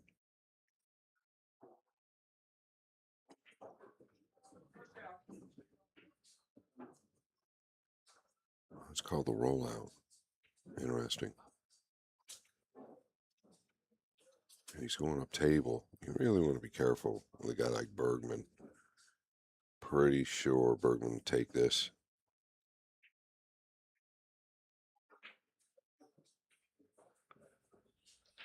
I think he can cross it down towards the 7 and go up table. Stay on the inside of the 3-6-4 with the cue ball.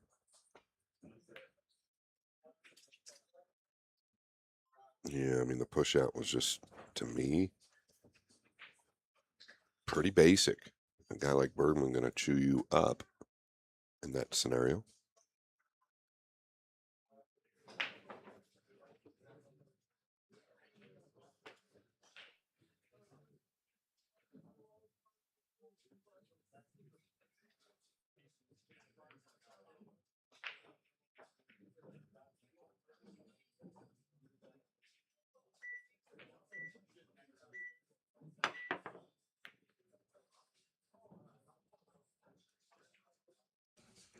That'll work. Wow.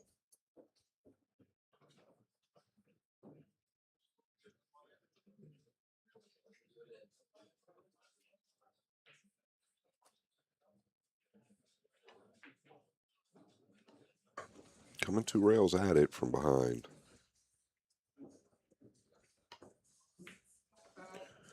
No bueno. I don't know that Tyler will take the 2-9 combination. A lot of players might. But this layout is just, I mean, it's right there. He's looking at it.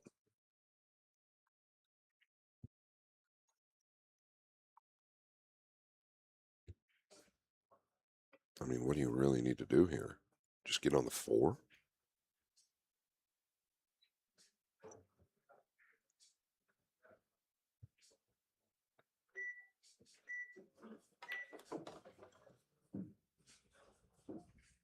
Good there, making sure he got all the way over. It's the only place it really could have gone wrong is if he stopped short.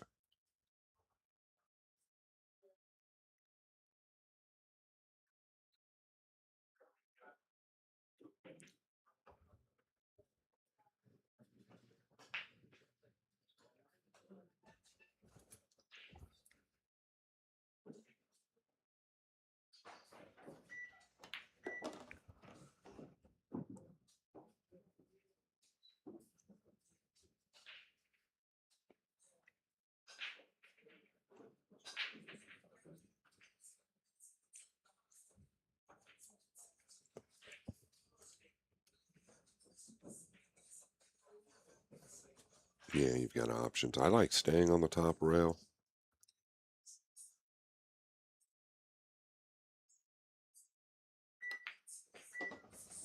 He's going this route. This is fine. You can just land a little flat on the 7 this way. That's the only thing. I still like being on the inside or the left side of the 9. I don't think he does.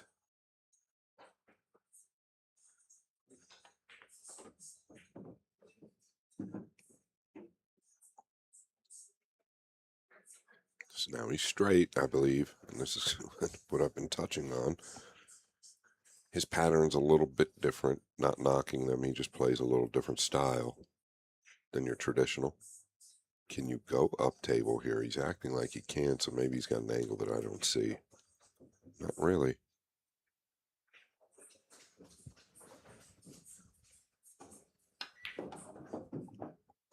Boy, you introduce potential error when you've got a power draw the ball like that, but he's done well, and he is looking to get within 2 of the W.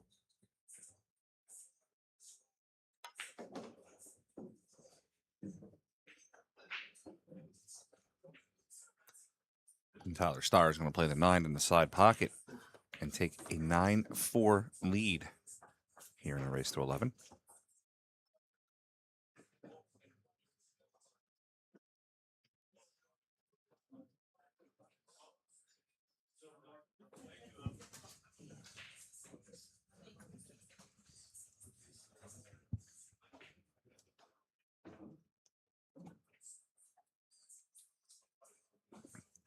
Looking at our rack timeline, Tyler got out to a 5-1 lead.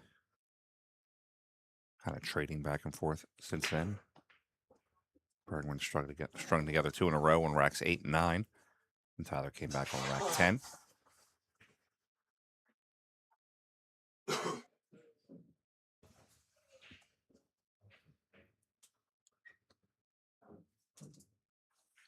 (9-4) currently on the score going into rack 14.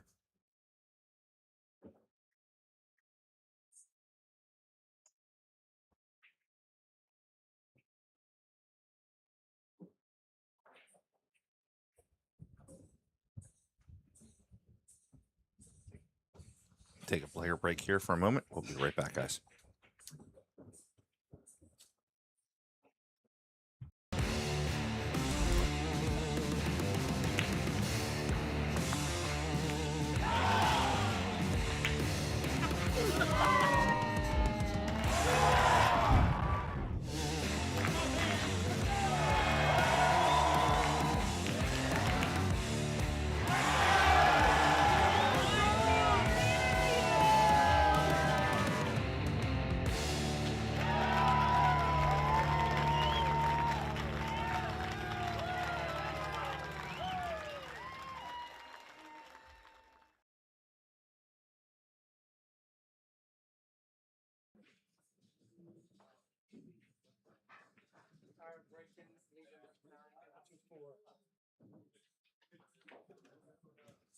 All right, back from the break, 9-4.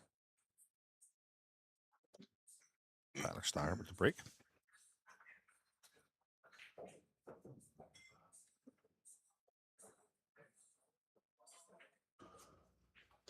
Did break and run the first 3 racks of this match. I think that could be the biggest package we'll see this week.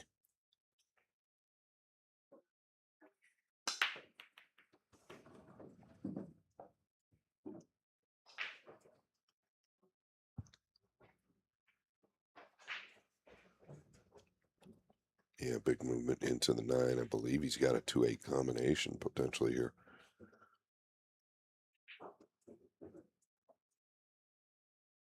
A little awkward. Catch the inside of the 8. Could hold the 2 up. That's what you want.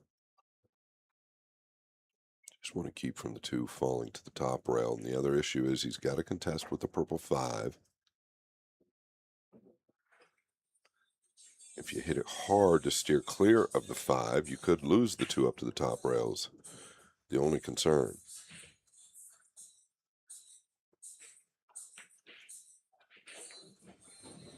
Okay, caught the double kiss because he caught the inside of the 8. That's well done.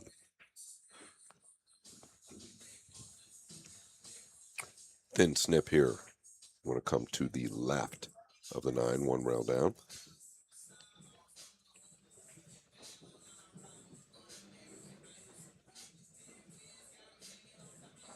Much thinner hit than people would think, really.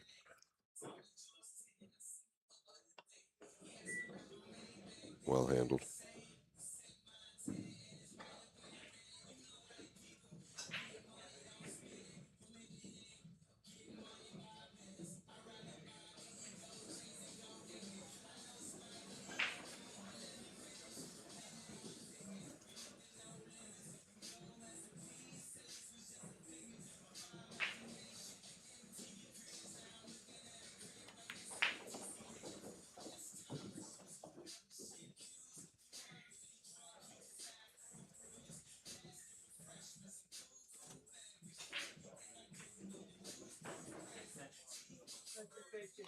Yeah, once again, I've talked about his patterns. He likes to get straight on a lot of stuff.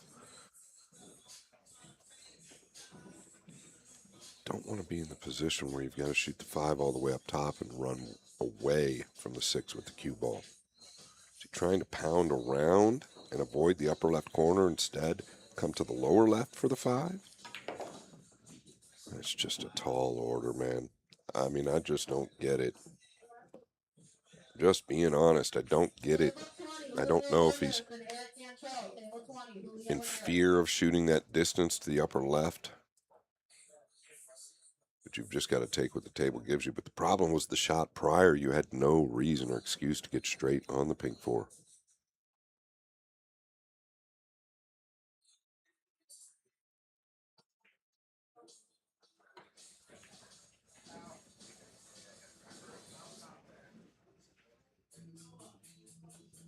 Bergman, ball in hand on the 5, 4 balls left on the table. And Justin has to be kicking himself slightly because he knows he's had some opportunities slip by. Well, he's had many slip by today. But I think all of that stems from the break shot. He's not happy with his break.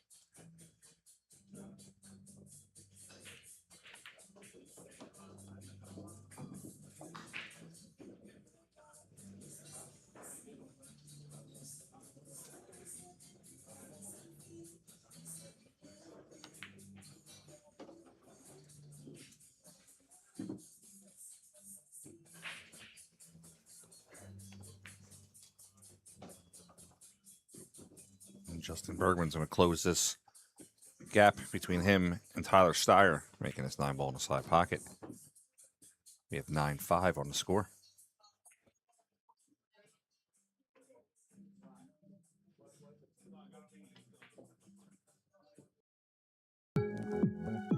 Whether you're new to pool and practicing the basics, or a more experienced player performing drills to improve your shot making and positional play, the Drill Partner is perfect for you.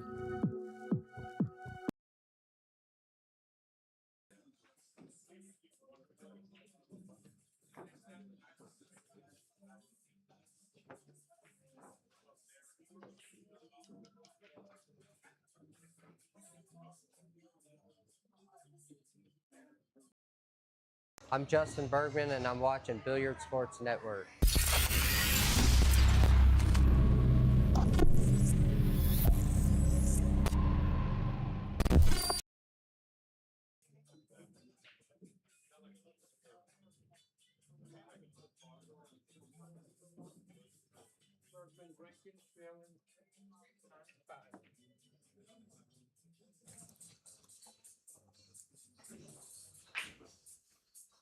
Rack 15, 9-5. Bergman breaking. Yeah, it's been a constant struggle. He cannot figure it out. The break shot.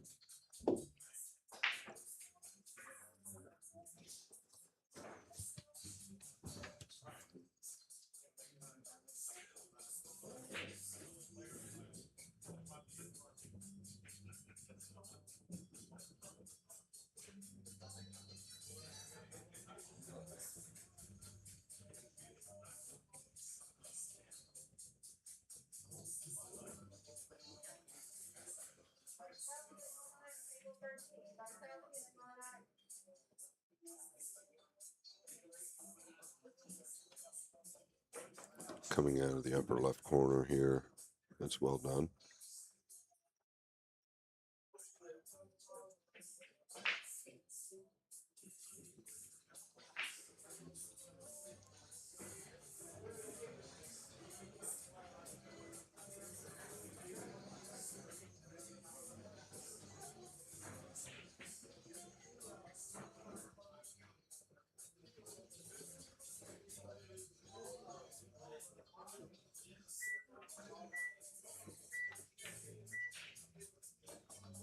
I mean, he squeezed that home.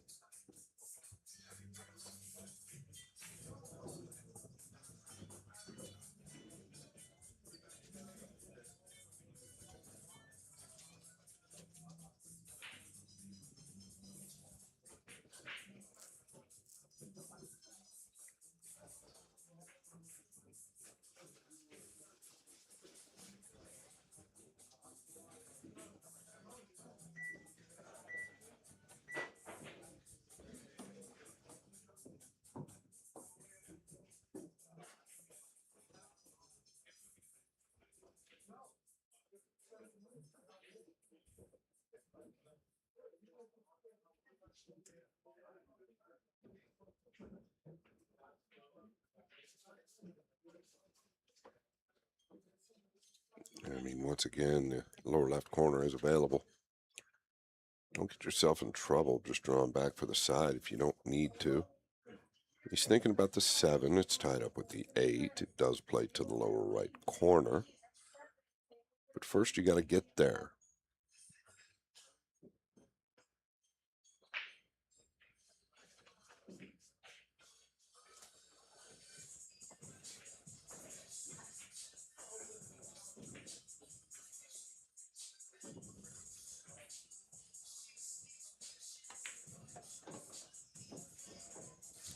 And chose to go to the side. A little short. He'll be all right.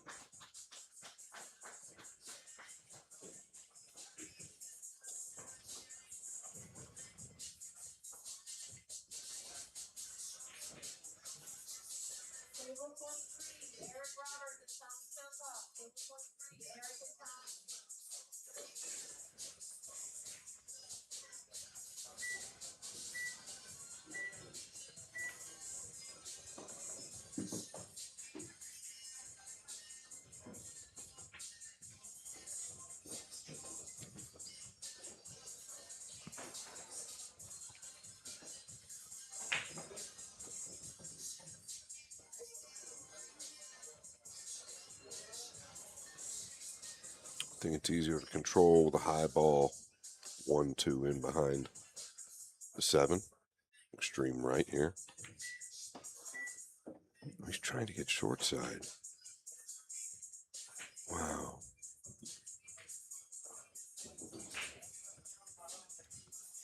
Bergman's going to have to be happy that he get back to the table unless his ball goes. I don't believe it plays, does it, to the upper right? No. Yeah. This ball does not play. He's going to weld him to the 8, but Bergman's got to be thrilled just to get to the table. I thought that Tyler could at least take a chance at getting in behind the 7. If you don't get there, then play the safety.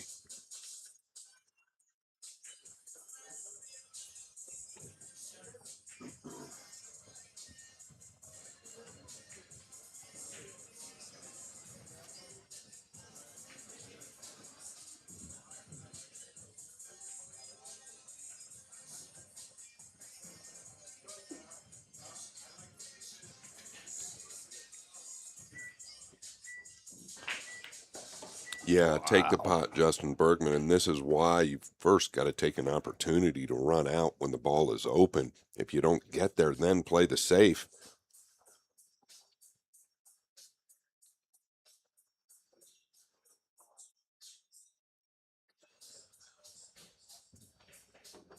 Big shot here, not easy on this table, not easy for anyone. No, sir. Not today. And those that he has missed, Frank, they've been thin. Yeah, they were. I don't know what to say there, Scott. I was ready to tick the button for him. After coming off a great shot there on the 7. Tyler Steyer needs this 9-ball to get on the hill.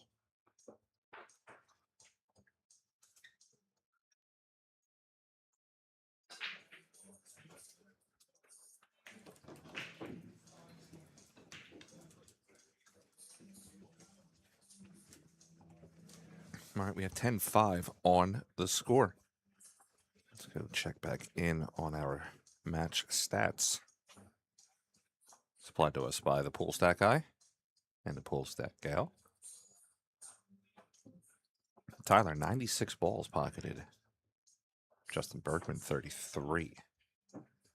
For me, though, the big glaring is the break. Tyler's 91% on the break, 82 in the side pocket. Where Justin is only 20% on the break with 20% in the side pocket. If you don't control the break, you don't control the rack.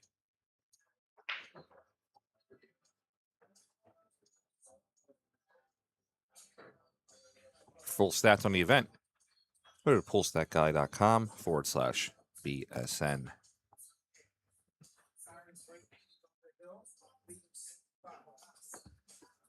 Rack 16. Tyler on the hill.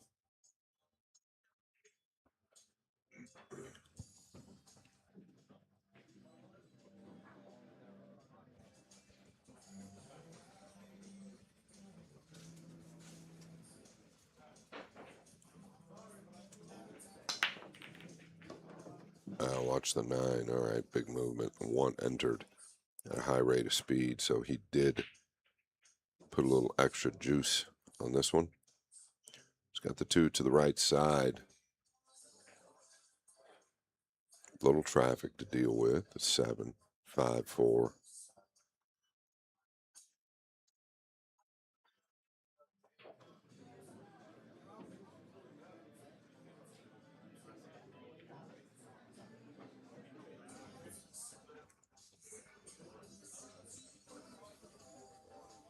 Bergman over there fuming. If you know, you know.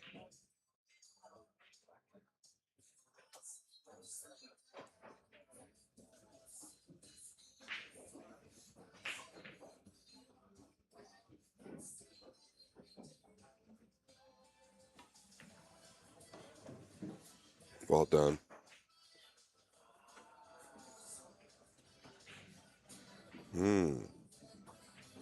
Can he hold or draw into the 8 here?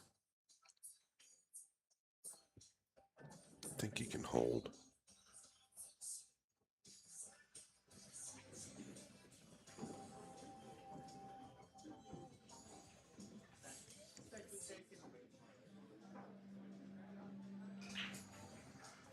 The winner of this match, Scott, will go on to the next round to play Claudio Cacci. Carlo Beato has won his match 11-2 against Georgi Georgiev.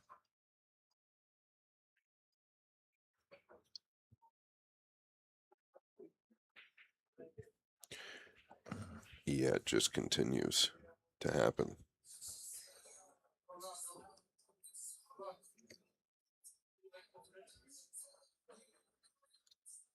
Bergman just cannot get anything or put anything together. He's pretty good at not showing his frustration, but I know that he is sick right now, to put it bluntly.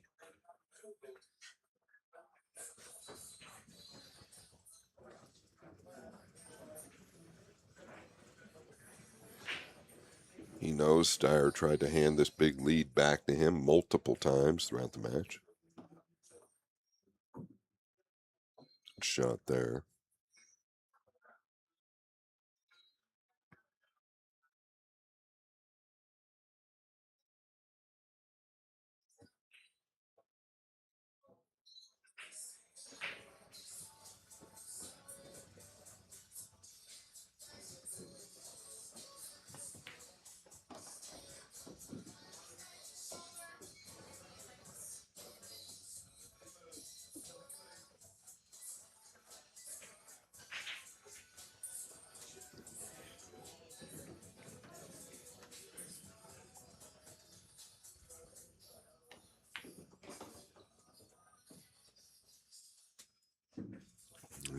thinner than he wanted to be here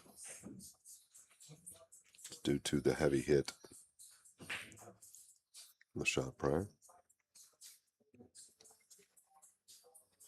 Back and forth. Keeps catching that ball real thin.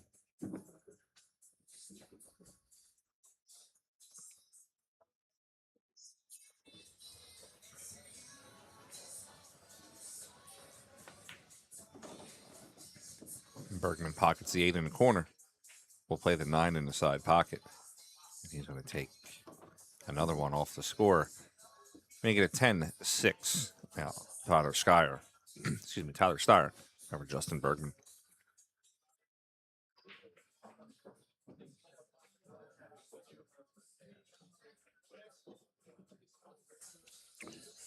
Unshakable performance. This is the course I've worked on for a long time. Do me a favor, guys. The link is in the description. If you haven't already ordered this course, it's a drip program, meaning you take it at your own pace. There's Core, Pro, and Elite, 3 different tiers. All the tiers are the same, except you get more for your money on the Elite and the Pro. Check it out. Save 10% at Florida 10 or Vice 10. Thank you so much.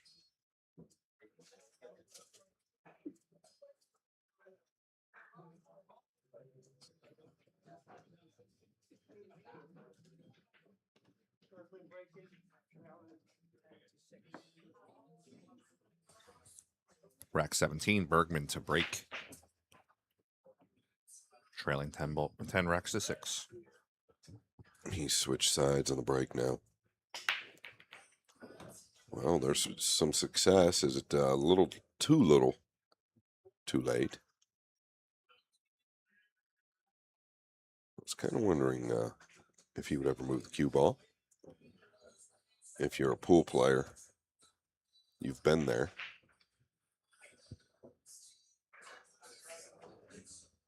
Oftentimes very hard to get away from something that you know will work but isn't working. All right, be careful here of the 4. That's probably his biggest vice right now. Oh, geez. I did not expect him to hit it at that pace, but it turned out sweet. And it was probably due to the 4. You want to get that 2 out and clear of it. Scott, to touch on your point, out of the 7 racks that Justin Bergman broke, 5 of them from the other side of this original side of the table were missed. The 2 that he made were from the left side. Or sorry, the right side, our left side. Yeah, pretty interesting. No question. Those stats provided to us by the stat guy. The stat guy. Good stuff to have those stats for sure. Gives us good talking points. Tells us what's happening.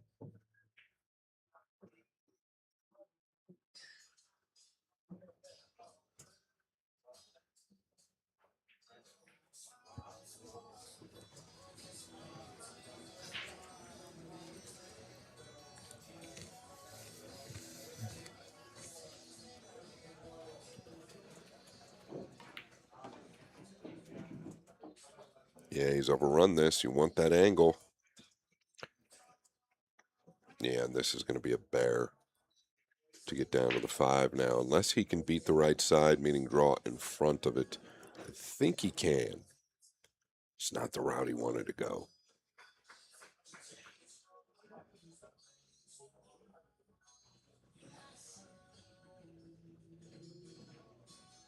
It's close. It's real easy to dunk it straight into the middle.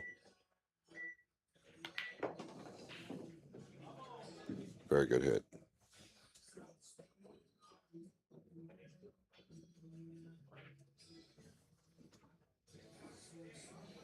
You don't have to go forward here, do you?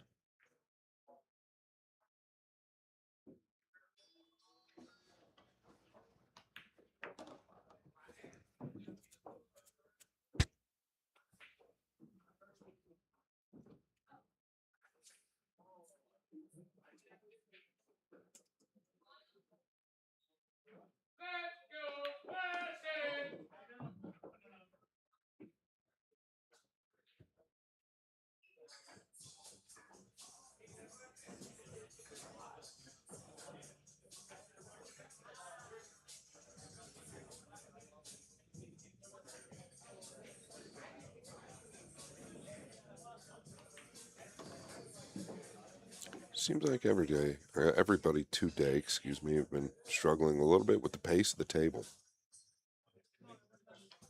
Yeah, I agree, Scott.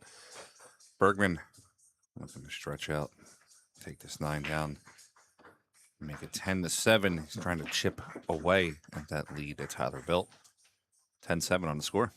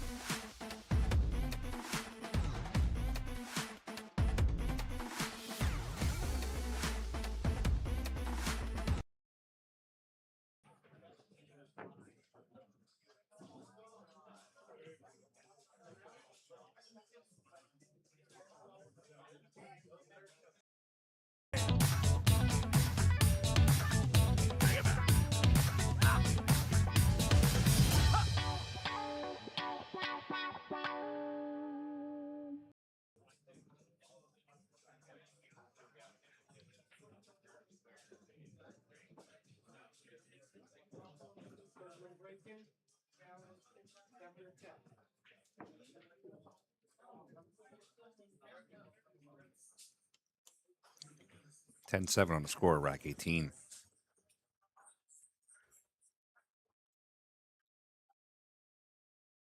All right, he was good from here last time. Not this time, and just completely mishit. I don't know what it is. It's definitely not just timing. His aim point is, yeah, I mean, like he hit that ball dead head on. Didn't cut it at all. I don't understand.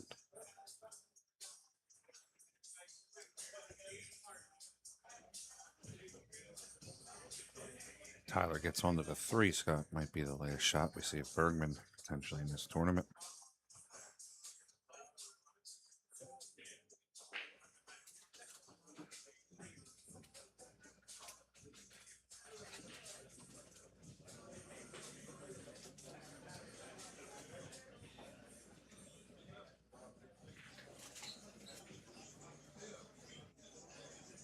It sure is taking a lot of time here.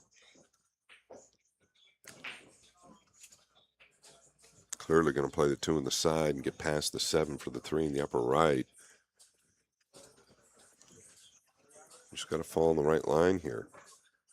Down somewhere in the same line as the 9.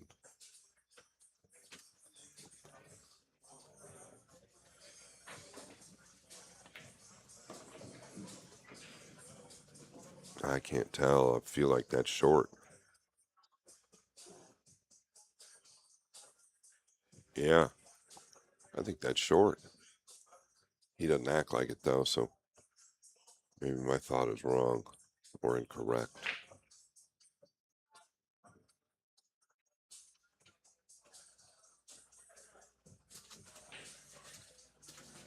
Either way, I think he's forced to do something with power here now. See how the head goes down in negativity?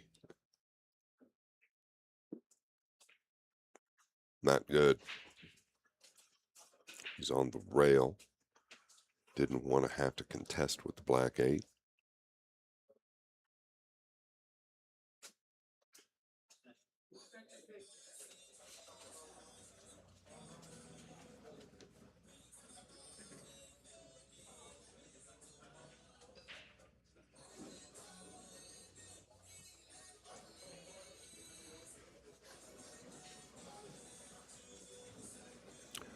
I don't know.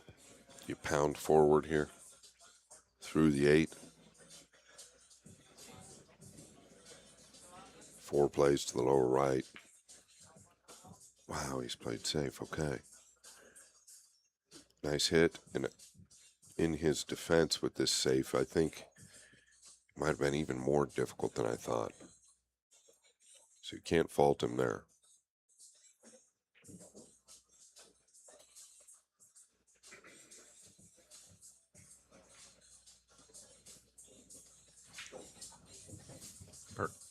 Excuse me. Bergman has to come in a great shot here.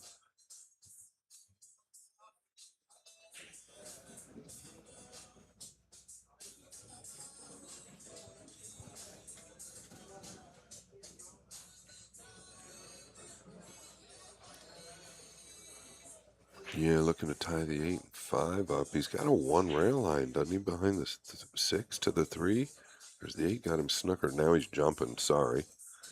Didn't see him grab the jump cue. No bueno.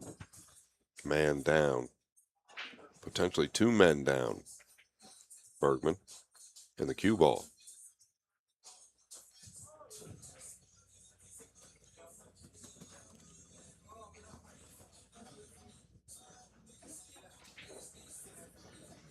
Where is the trouble? Potentially a 7. I don't see it.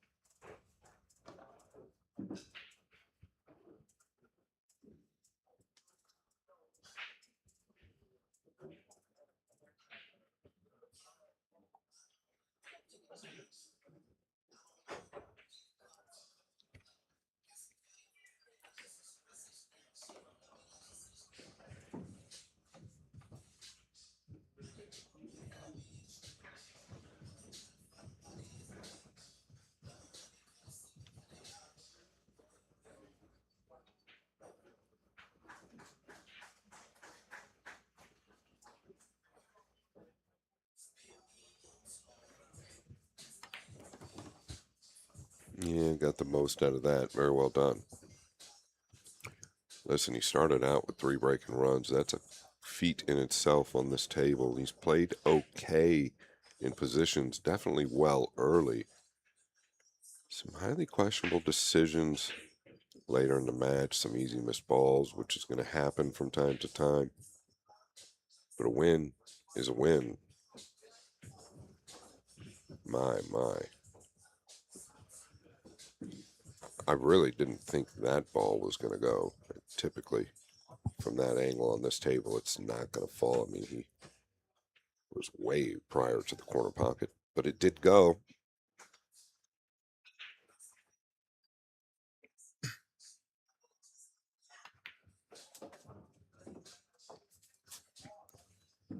And Tyler Steyer on the 9-ball to complete this match and eliminate Justin Bergman. Tyler looking to make a statement, possibly to the coach, Johan Rusink.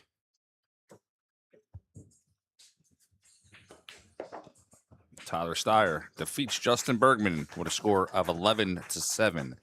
And that'll move Tyler into the next round against Cletti Okachi. Guys, we don't have our 4 o'clock match up yet. We're going to go talk to the powers that be. And we will be back here in a few moments with our next matchup. We will let you know as soon as we know. Be right back.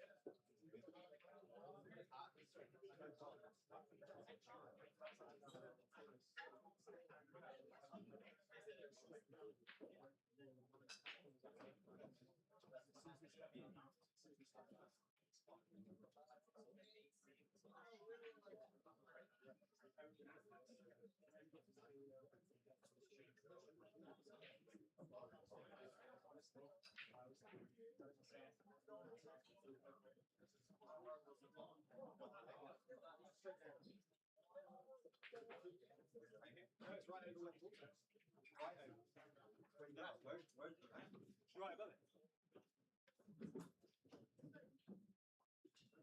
So it comes down to like these. But honestly, you can feel it right here. You can feel it. But so we've had to stop it, which is why it's hot today. Yeah. But it's better that than not having these in place.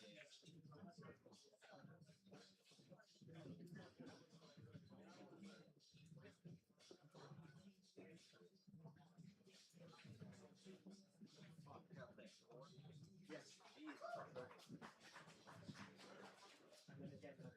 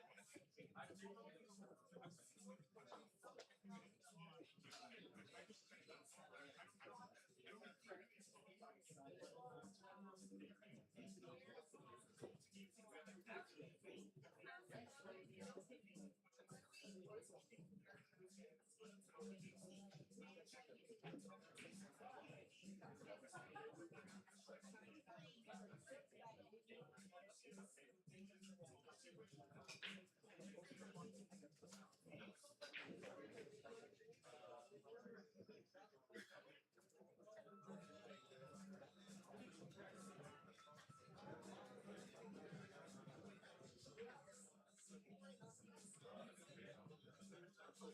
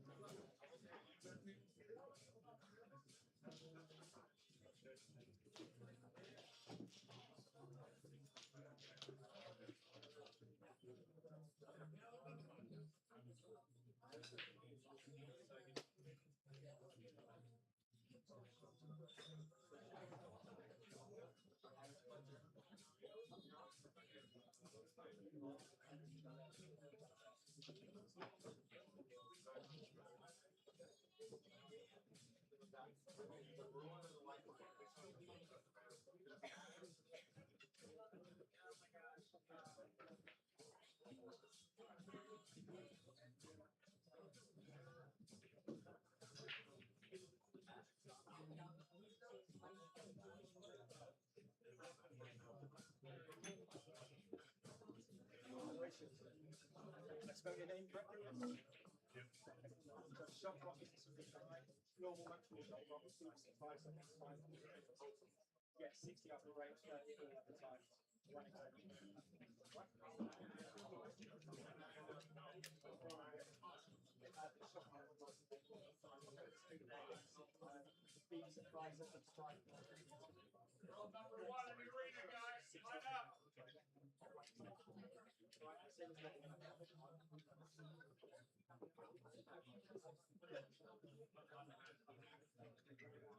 It's up to practice, guys.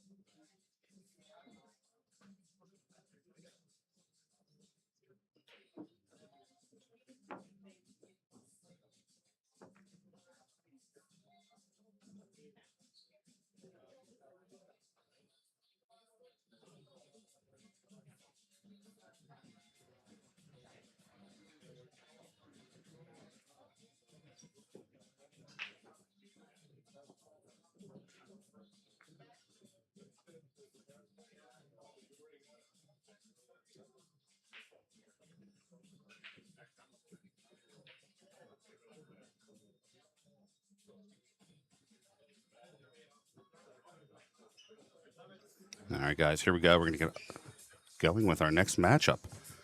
Aloysius Yap versus Mario He.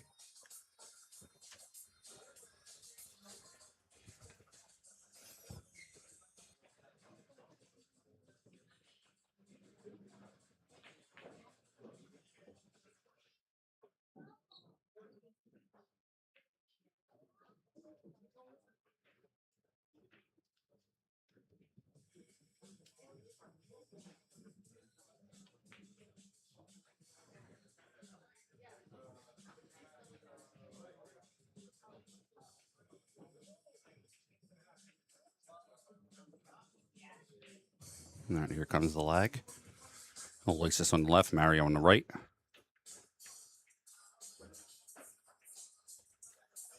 Yeah, when we talk about players that you feel like are going to do more, you know, I'm looking at Mario He, and I have been for a long time. I think a lot of us have spoken about him. He's such a great player that probably doesn't get the credit he deserves due to the lack of majors or major events that he's won. I still think that time is coming.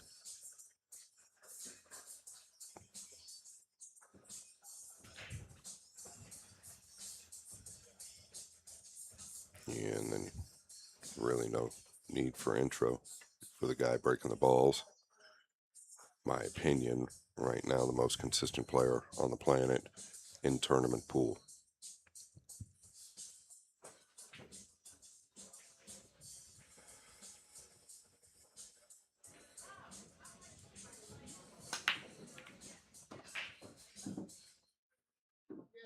Two going high.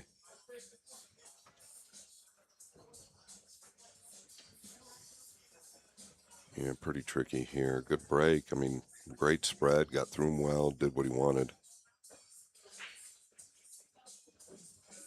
Just don't see a bright future going at this. I don't think he does either. Looks like it's going to be the three that he's looking to get behind. Now looking at it, so maybe what he was doing there is weighing up whether he could dig into this and catch a piece of the three or not. I don't know. Unless he thinks he can hold on the left side of the table and avoid the three altogether. Problem is, if you miss that ball, I don't know that he shoots it.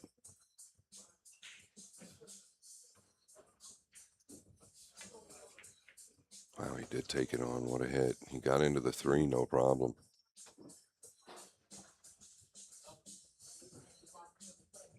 I was looking at his aim point straight over him. It looked like he was hitting the ball head on.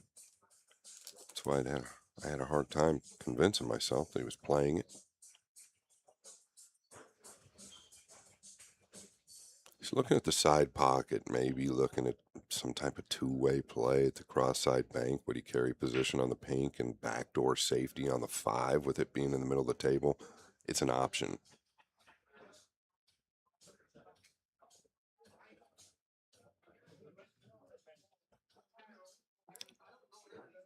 Singapore's best.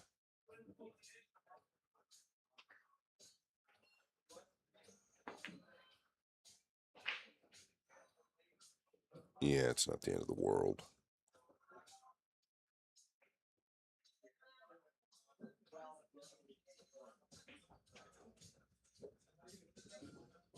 Pretty hard to sell out taking that bank on, so I didn't mind the decision at all.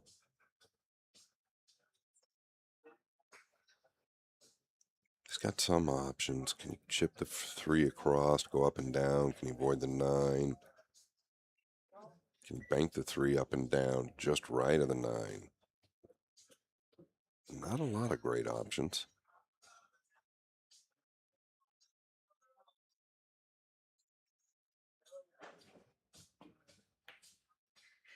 Yeah, this went wrong.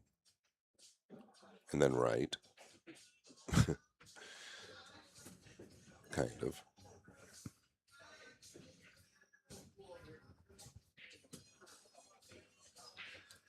We do have 30-second shot clock.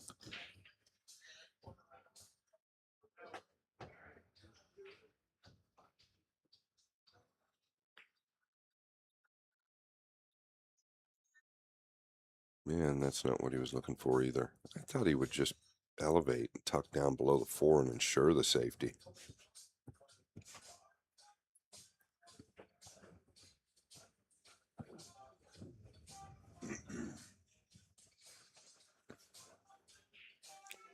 This is a big opener to the top left.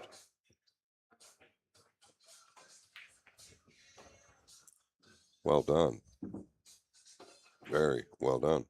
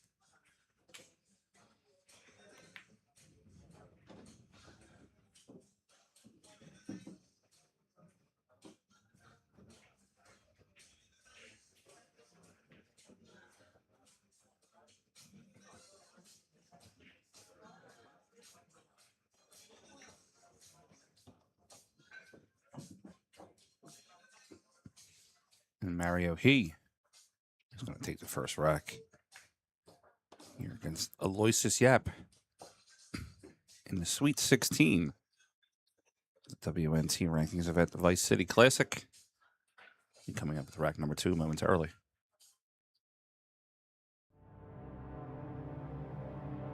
Power, precision, prestige, unleashing tour-level performance, built for the biggest stage.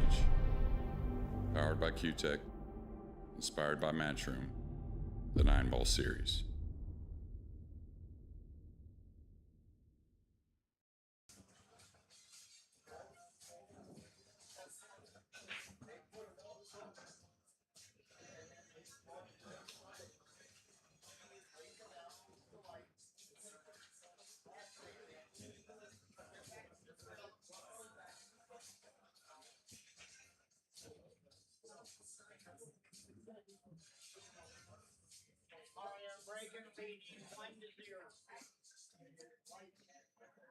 One nothing Mario He going into rack number 2.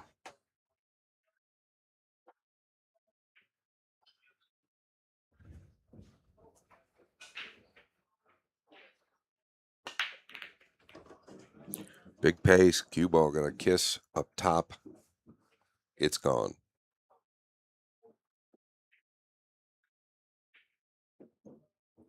If you don't mind, Frank, give us the speed of that break. That 1980, just under 20 mile an hour. That's one of the firmer hits we've seen.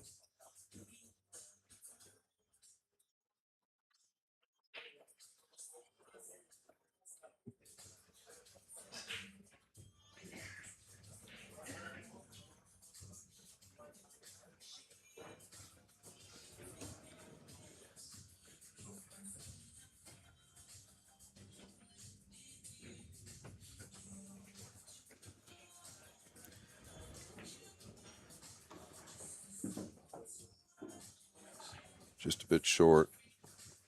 Now might have to work the cue ball.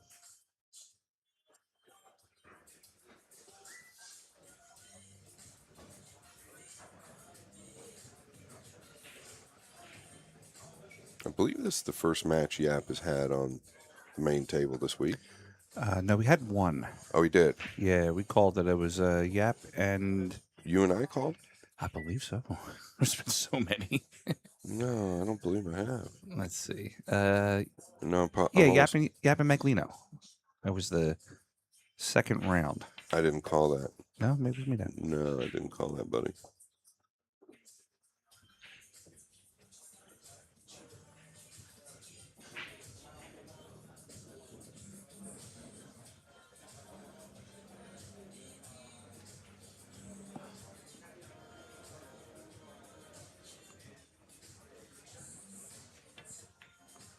So he has played on the table a little bit, and that's really kind of what I was getting at. It feels to me like he's still struggling with the speed, like most of the players. The bed of the table's a bit slower due to the moisture.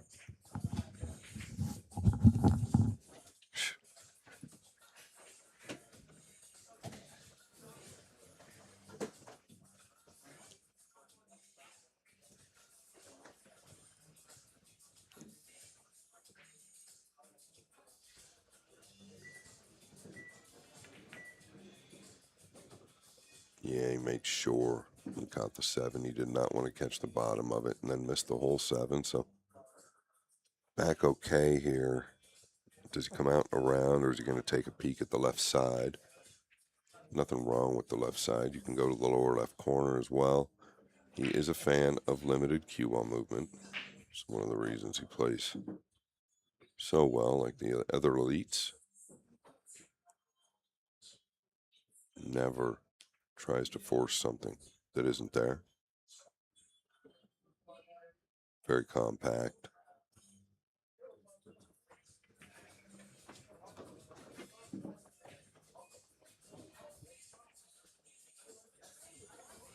Won the World Junior Nineball Championship in 2014.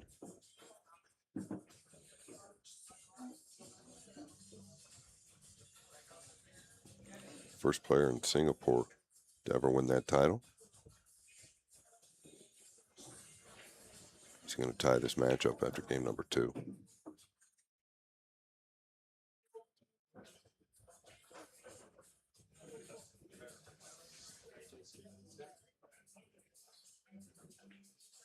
We go from here to Orlando. We're in Fort Lauderdale now. We're going to Orlando, Florida on the 3rd, which is Monday. Tournament starts the 4th through the 9th. That is the Florida Open at the Caribe Royale Hotel and Resort, the same venue as the Moscone Cup. And everybody seems to like it there. It's got anything you want within one big building. Great food, great atmosphere, awesome pool. Rooms are good. Everything is good up there in Orlando.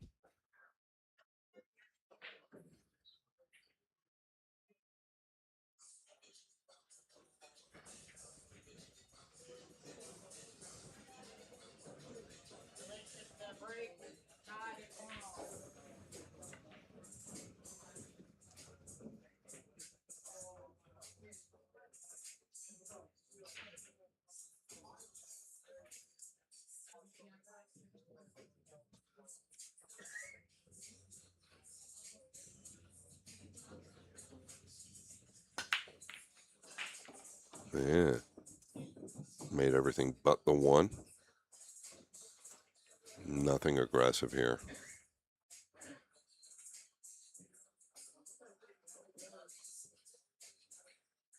Actually, a pretty tricky position. He can obviously send the one rail down below the 8, or the 8 and 9. Come over here, maybe towards the back of the 6. It's just a little tricky because he's elevated over the 9.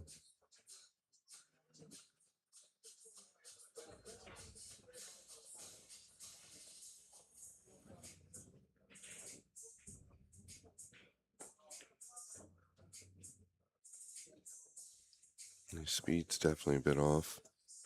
Caught it a little bit full. It's due to being elevated over the 9.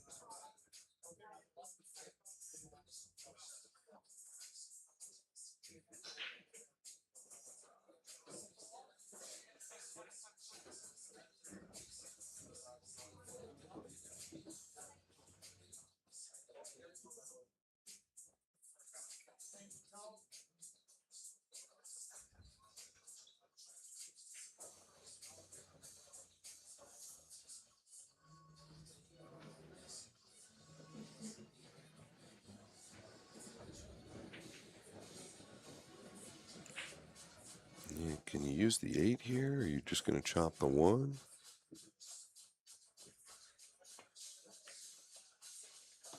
Yeah, he's just going to chop the 1. That's a little cold. Straight up into the upper left corner. Ball in hand for Mr. Yap.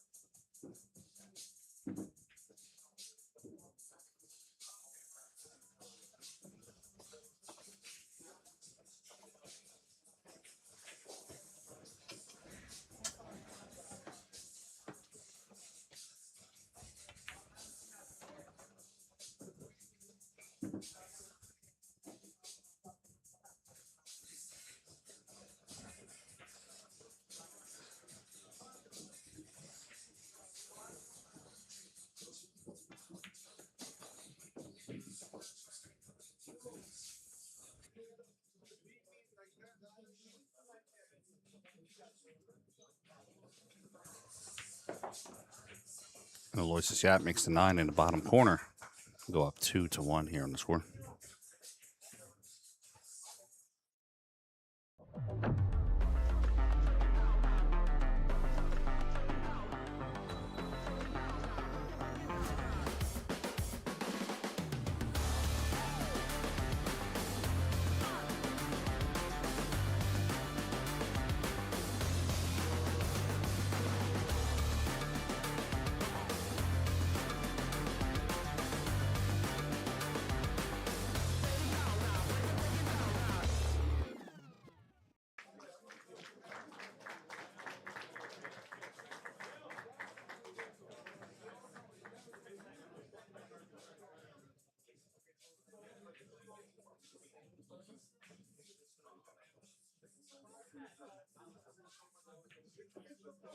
To break, leading 2-1.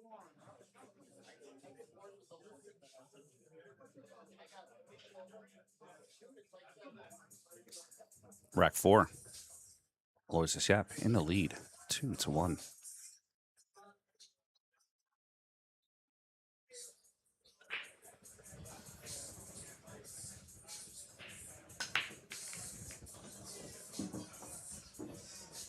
And a pretty nasty bump from the red 3 to put the 2 into a position where it is not feasible. Rollout most likely be coming.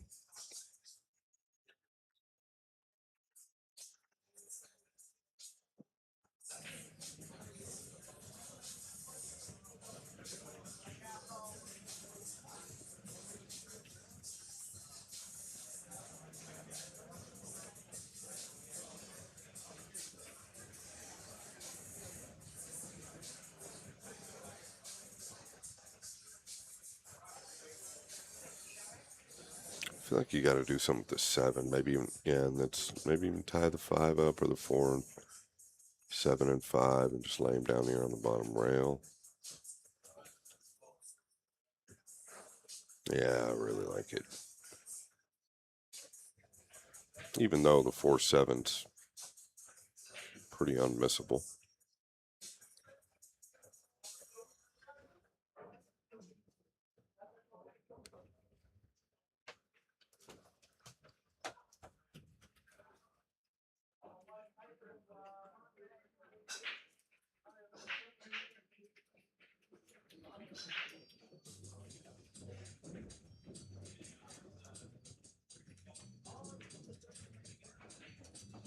What a hit. Don't do it to him. Yeah, what a great shot.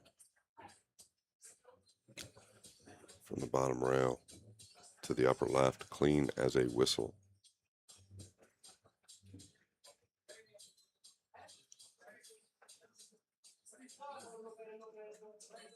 Sure like to have a little different angle on this red 3. 4-7 combination really does go with ease, and the 5 would keep the 4 there. The problem is you can't get on the 4-7 combination. Shot clock winding down. He's taking his extension. He's going to crash towards the 6 here.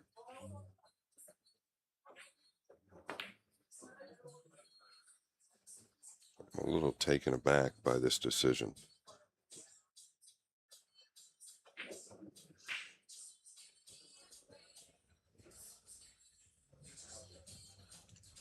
He's got a decision to make. The 4-7 still plays. I think that's where he goes, up towards the right side pocket here.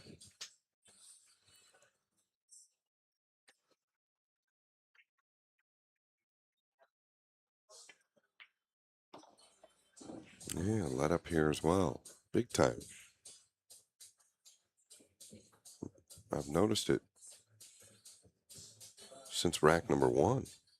I believe he'll go to the lower left corner here and just tuck upwards.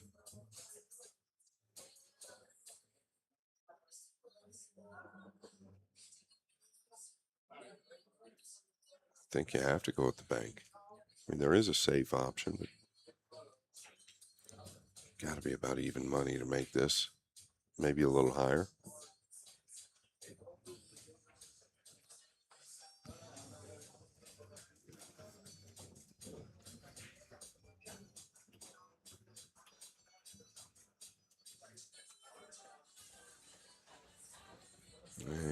I don't think so. I think he's passing it up. Just looking to go up behind the 8. Speeds off again.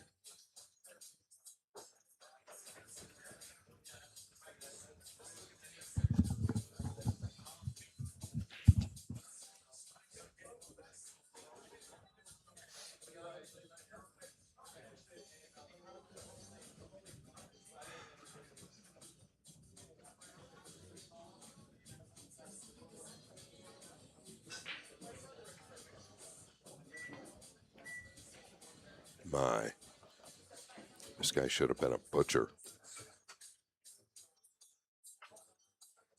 Oh my goodness. He's found the only place on the table that he can't get to the 5. But meanwhile, the 5 didn't really go. I think he was trying to actually play the 4 off the 7 or even the 5.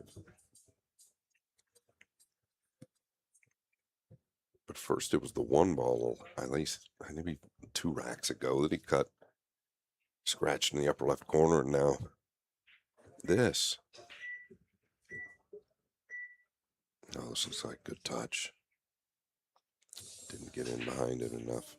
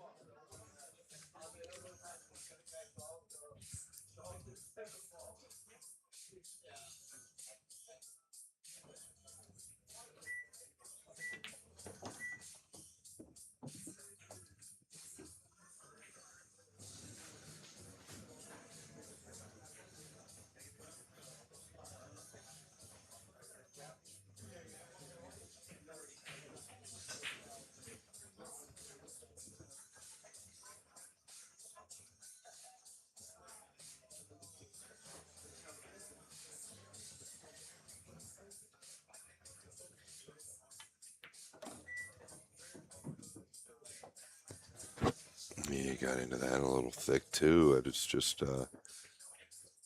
that wasn't really a matter of the cloth there. It just caught it too thick. I wanted to get a lot closer to the 8 than he is.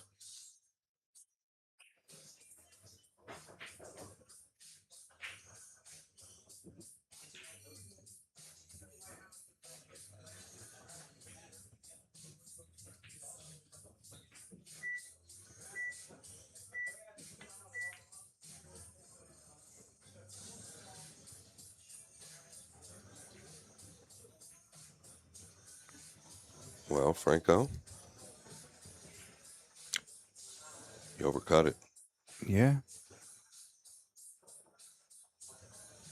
Missed it very small, though. Looks like the Panda is going to capitalize on that mistake and make the score 2-2.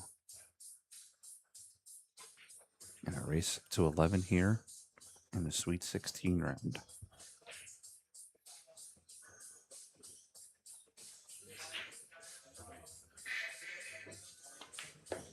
2-2 on the score.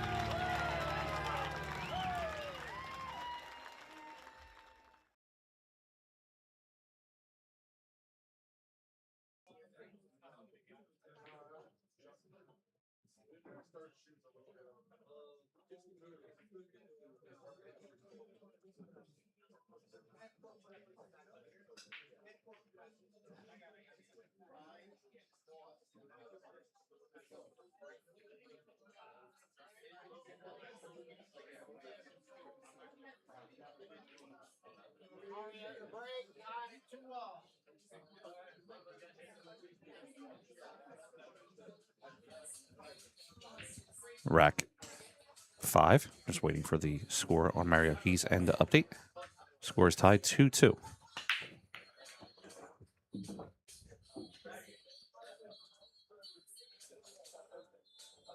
That'll work.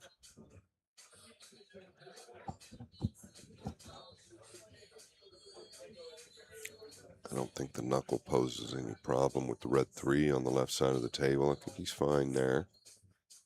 Like to get as close as you can, maybe a little angle. It's going to go forward 2 rails, I would assume, on the blue 2.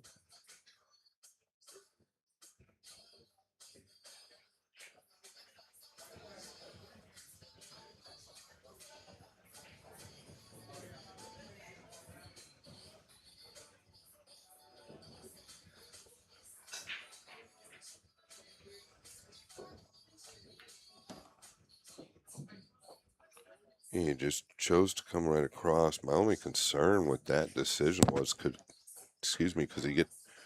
he get flat on this 3, which is concerning because from the 4 to the 5, you've got to be more center table. So I don't know what he does here. Is he pounding forward? Oftentimes you can follow this ball in, believe it or not. Would have helped him at that point if he did. That's a fact. It's an absolute fact. It gives you an idea for you folks at home how tight this table is because it did not look like he hit that wide at all. Cloth is getting a lot more play as well, so that's going to tighten it up. A little humid in the arena too. Tyler was telling me after his match, it was warm in there. Yeah, I overheard him saying that to somebody. It wasn't bad when he was running them racks.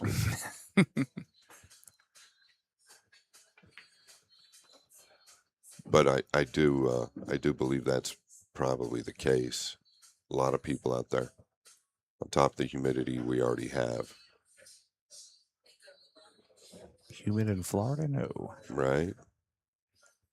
What's crazy about it down here is, and I don't ever remember it being like this, and I've been coming to this state for a million years, is right before the sun goes down at night, it starts to get worse. Yeah. Much worse. It's really wild. Yeah, past couple nights we've walked out of here late, and it's just the walk from the building to the car. You're like, oh. Yeah, yeah. You about overcut that ball.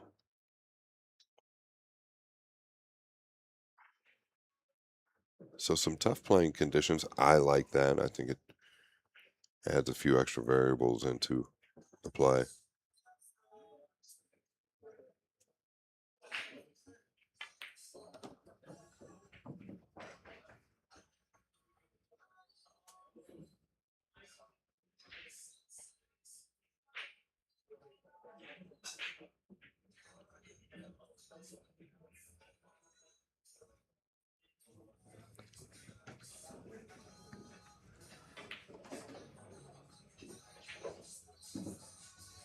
Nice draw by Aloysius. A little short on the 9.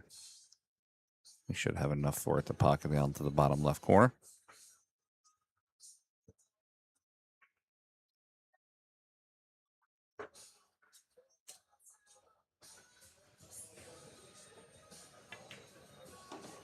All right, we have 3-2 on the score. Aloysius, yeah. Mario, he.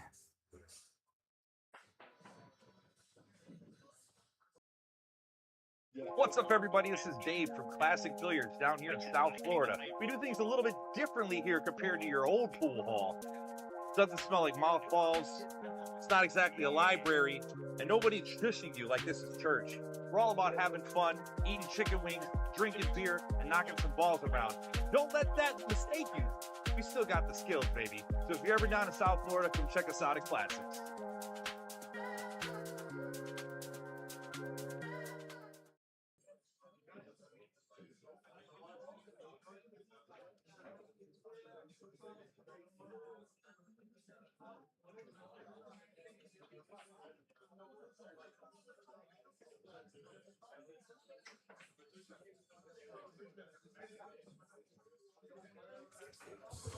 All right, rack number 6. Aloysius, 3-2.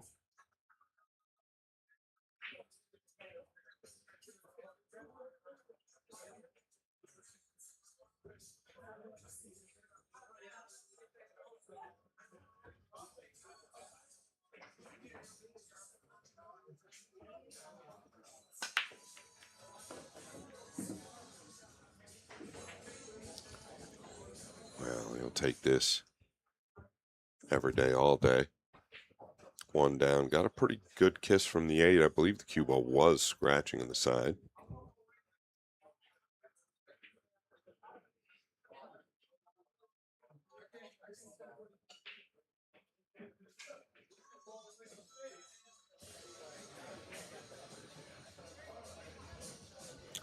Yeah, he's got a couple options here. I think he's got to drag down inside the 4, though. Maybe he wants to bend all the way across. Looks like he's going to come across. Felt like it was dangerous. Yeah, he's gotten away with that completely. So it's always going to bend down. Only 1 or 2 things could happen there, really, is you catch the 9 or you go in the drink.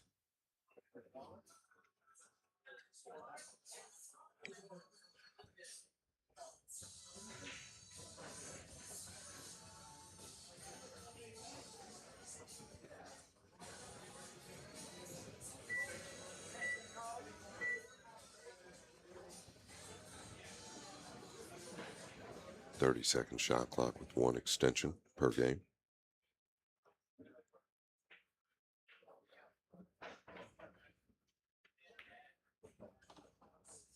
He got the most out of that. He was actually very straight, much straighter than it looked.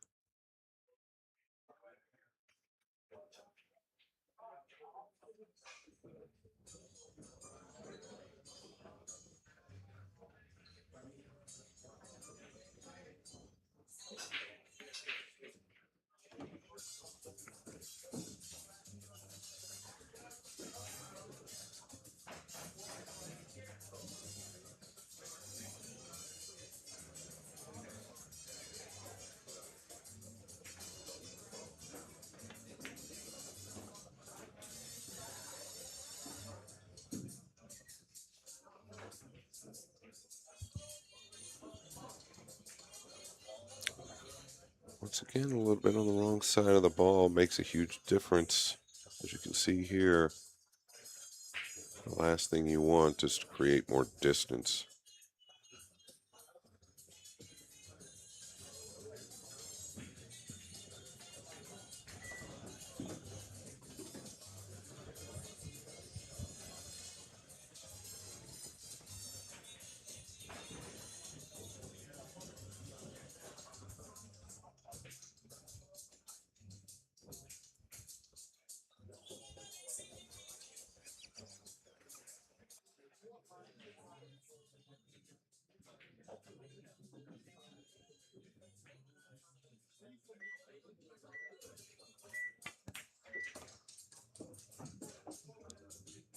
Nice strike on the 7 and come back for the 8.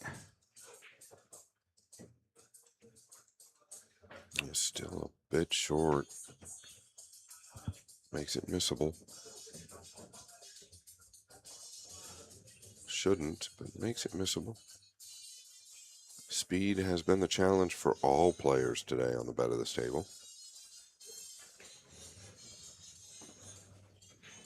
Very good. And Aloysius is going to take a 2-game lead on Mario He with the score of 4-2. Let's check some of the stats so far in this matchup. For 6 racks in, Aloysius is 100% on the break, 75% with 1 ball in the side pocket. He's potted 39 balls compared to Mario He's 13.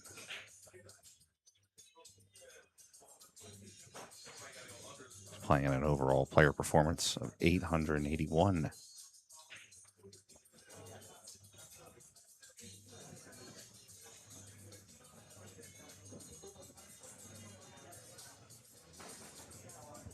Stats applied to us by the Pool Stat Guy. Check it out, poolstatguy.com/BSN.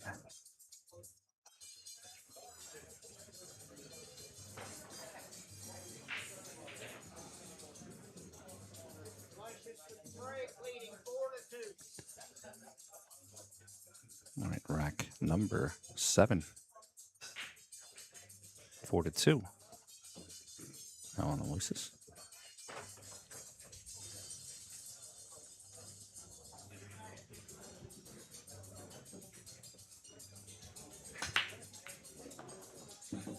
Yeah, really good. The 2's going to go high, though.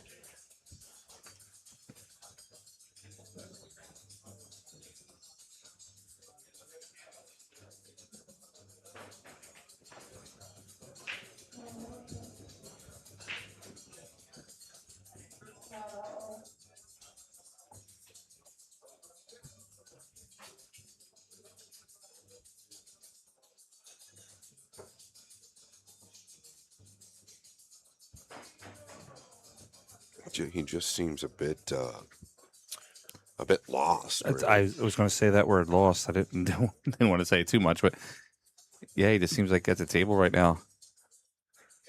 Just like, what do I do? Yeah, I mean, there's a couple of real big defensive shots staring him right down the face. He could get behind the 4, he could get behind the 7.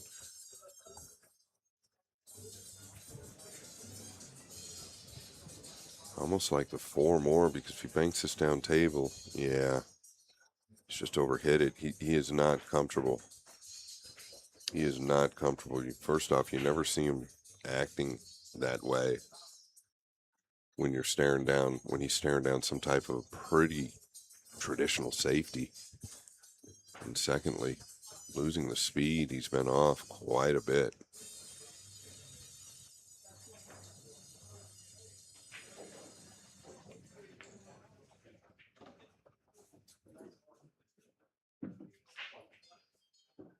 I'm a little surprised the pockets are still accepting that shot the way they are.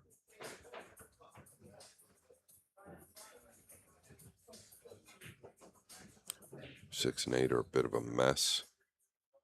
5 does help that problem.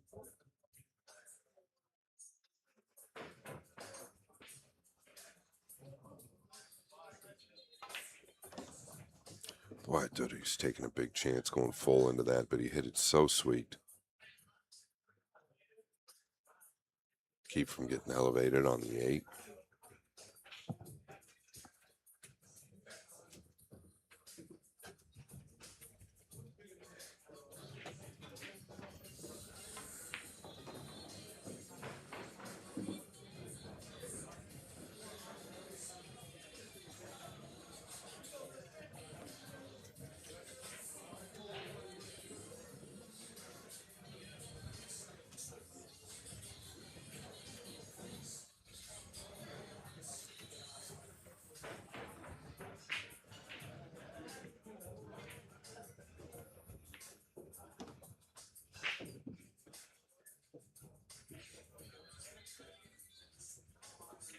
That'll get it done.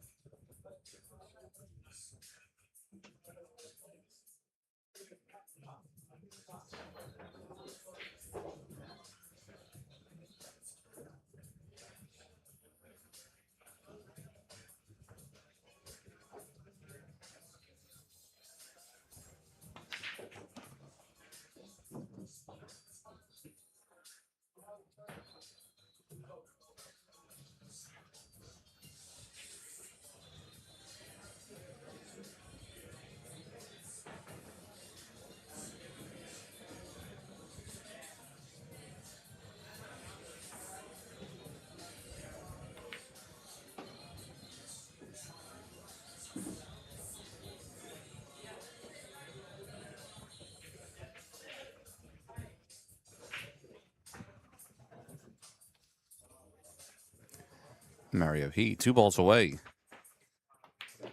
Closing the gap.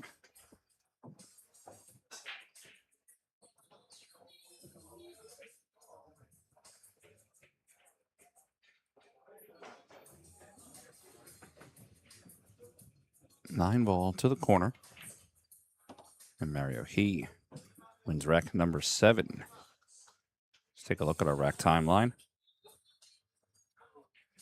Mario won the first rack. Aloysius the next 2. And then Mario, and then Aloysius, and then Mario.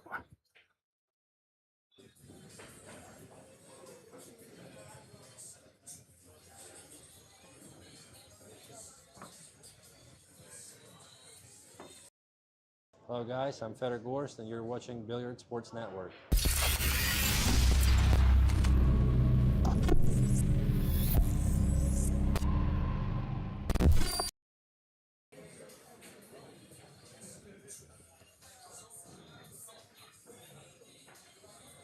Coming out of the break, going into rack number 8. 4-3 is the score. Having some matches that are getting underway or have been underway. Dennis Graba is up 5-2 over Demetrius Lakatos. Mickey Krause got to a big lead on Edward Bregu, 7-2. And Robbie Capito and Wong Kwok Hong are tied up 4-4.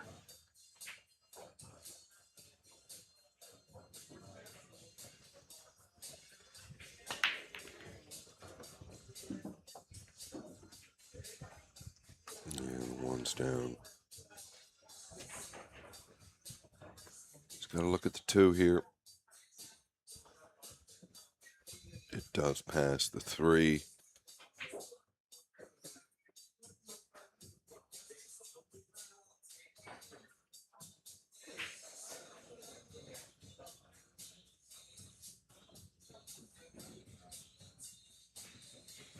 Wonder if you just went all the way forward, you could get past the 3 for the upper right corner. Or does it play to the lower left? Yeah, this is what I was thinking. He could get past it, no problem, just miss the ball.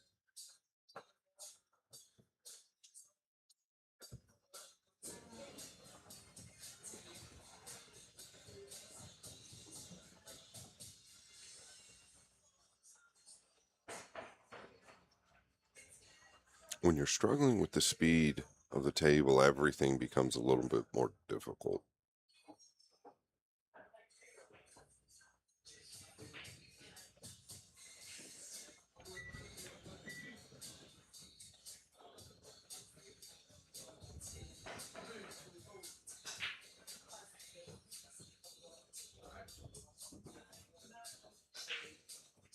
he's got to come to the bottom rail here.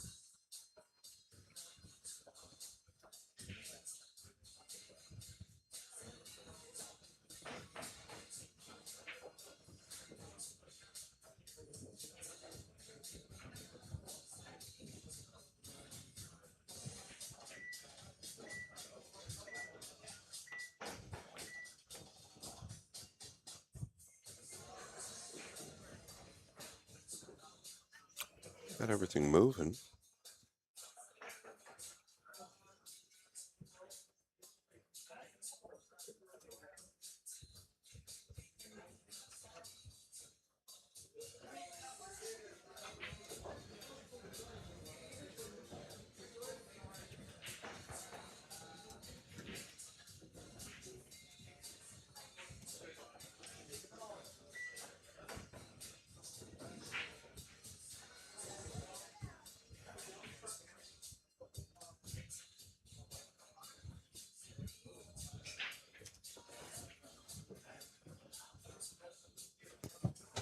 He's going to take a stab at the 2 down to the lower right corner due to where the 3 is at.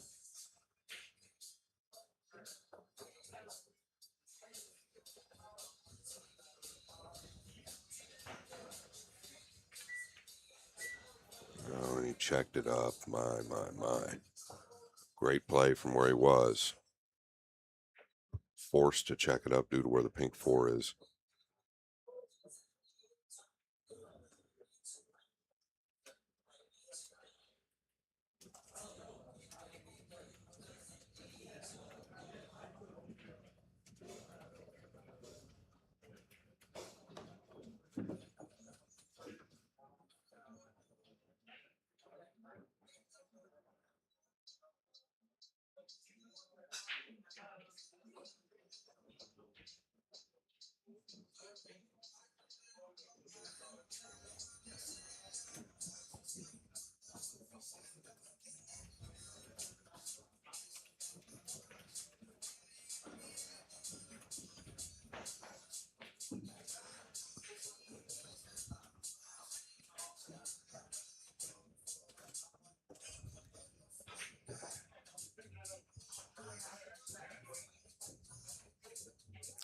Looking at short side.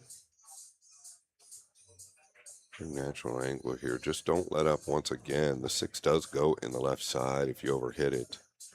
Just avoid the right side pocket. Avoid the right side pocket. Oh, yes.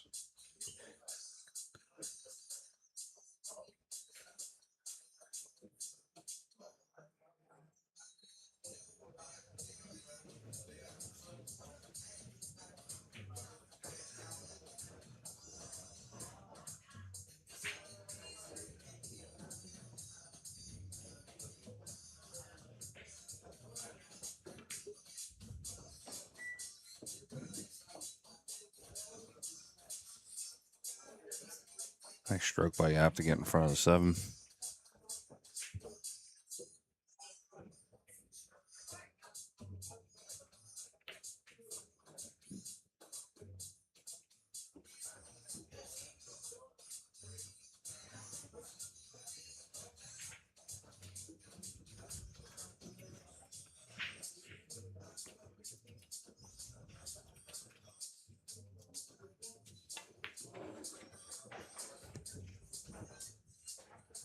Aloysius slides the cue ball over for the 9. Play the 9 in the bottom corner.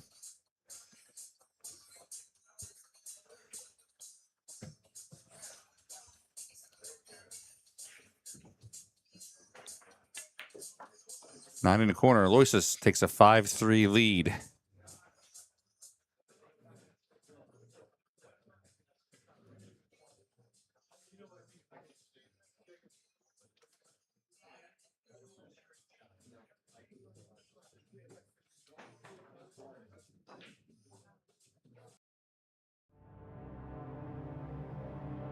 Power,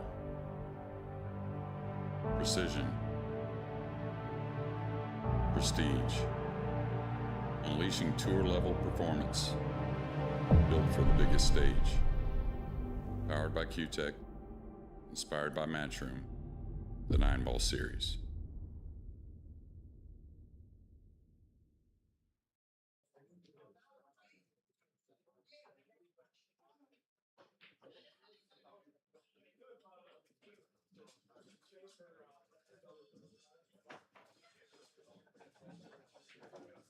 Cautious to break, leading 5-3. Rack 9. Aloysius in the lead, 5-3.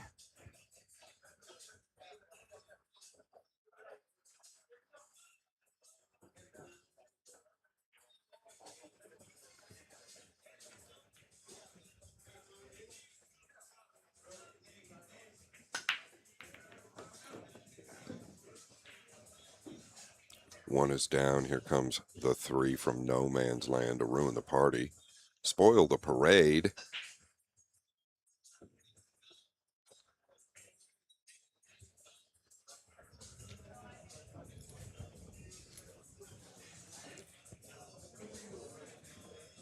Looking at the cross corner, it's not going to play, but what he might have up his sleeve is to cross the 2 a little thick and creep up in behind the red 3. It's a pretty naughty shot if he executes it. Hey, that's balk number 1.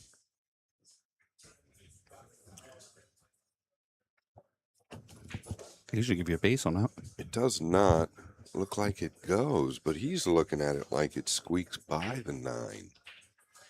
I'm thinking he's just playing a cue ball up in behind the 3 here.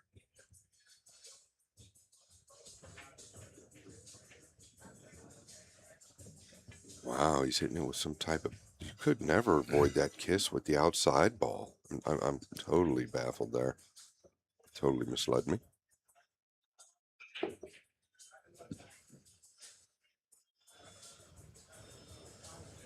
Wow.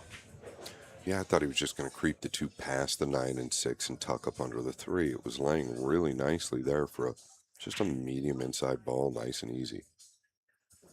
The Panda at the table. Doesn't want to be over the 8.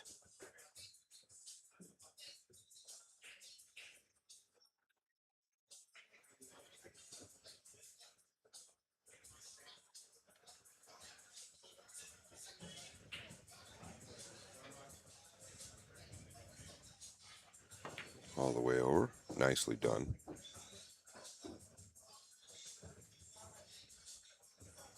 Six plays in both corners.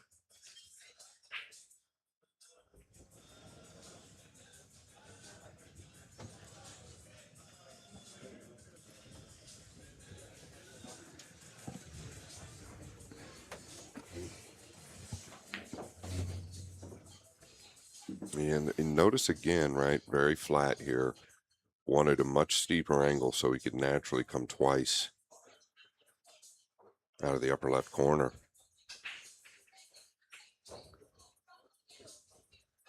Now he's really got to pound it. As a matter of fact, he might have to draw this, because I don't think you can pound to get there.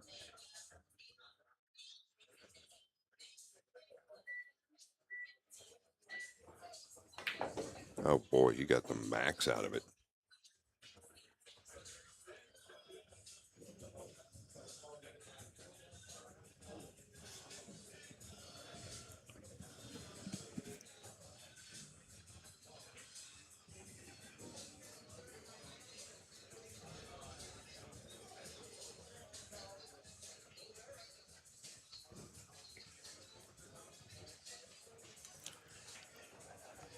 Yeah, I mean, the 7 would play in the left side. I don't think that's where he'll end up.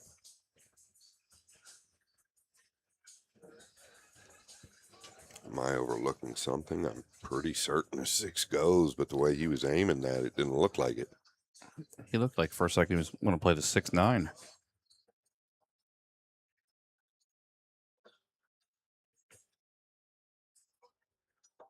Oh, wow.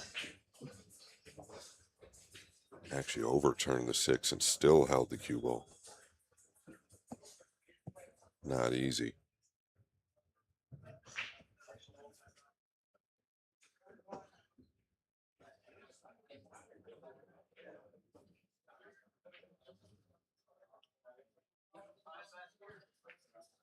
Oh, that's not going to go today or tomorrow.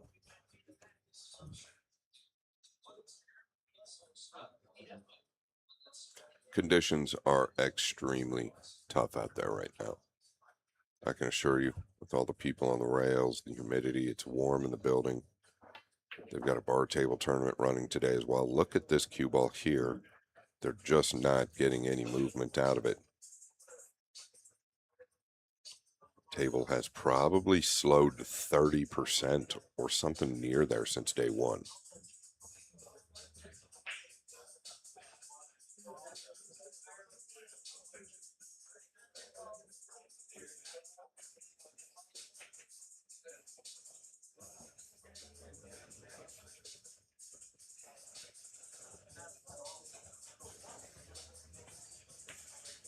Really steady back arm to float that in.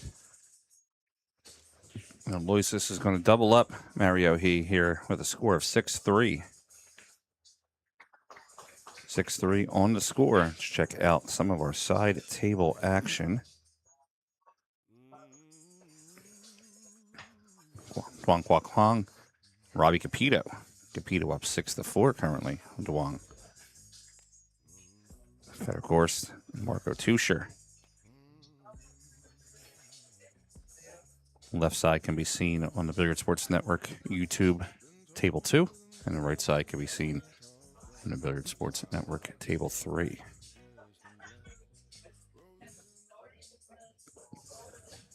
Back to the action here. 6-3 on the score going into rack number 10.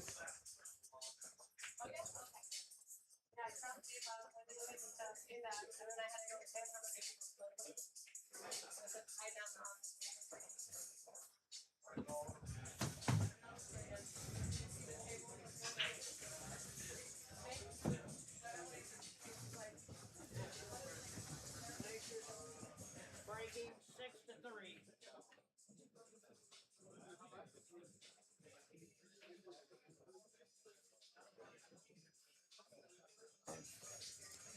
And rack 10. Aloysius to break.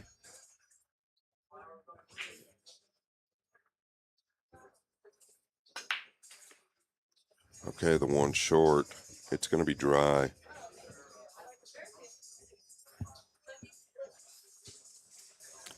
Push out will be coming.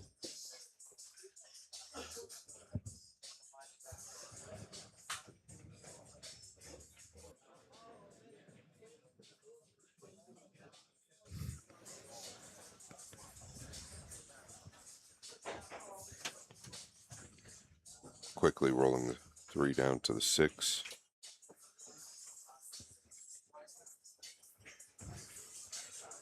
There is no pocket for the 1.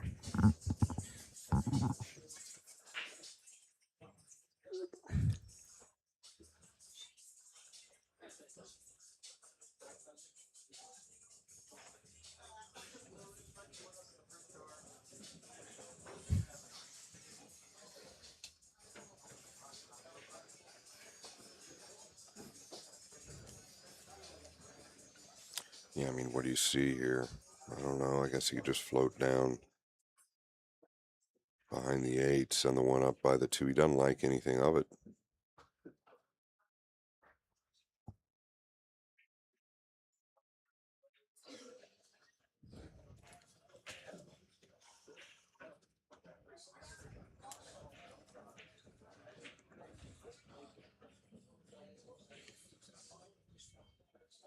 Putting a lot outside on this, it looks like.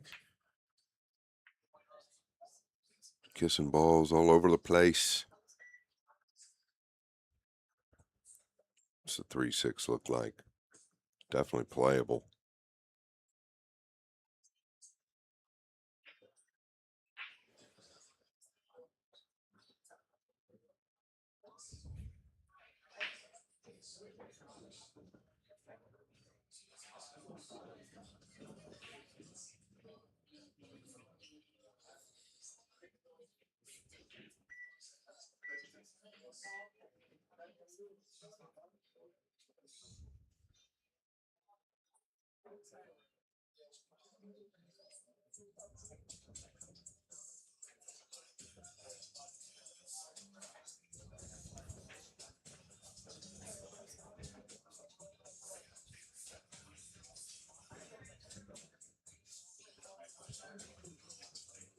Took his extension here on the 1.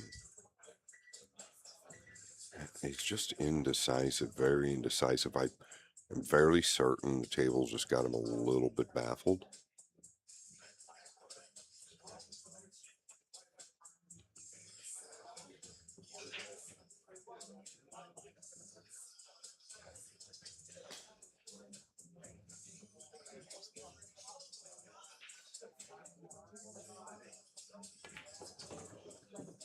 Just going directly at the pink.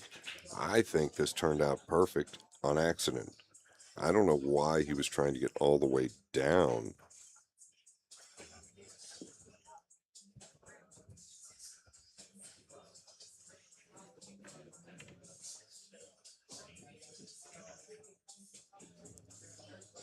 What's he doing? Is he kicking behind or is he up and down? Great hit.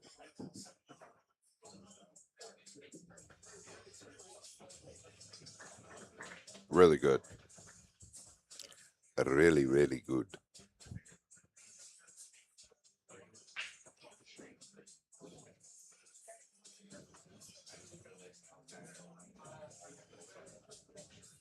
I appreciate everybody tuning in. I apologize. My days are really running together. I can barely speak, let alone think.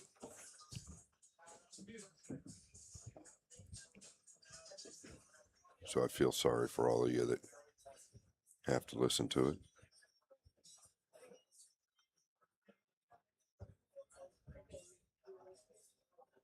Well, you don't have to, I guess. You have the mute button, which I would wear out quickly.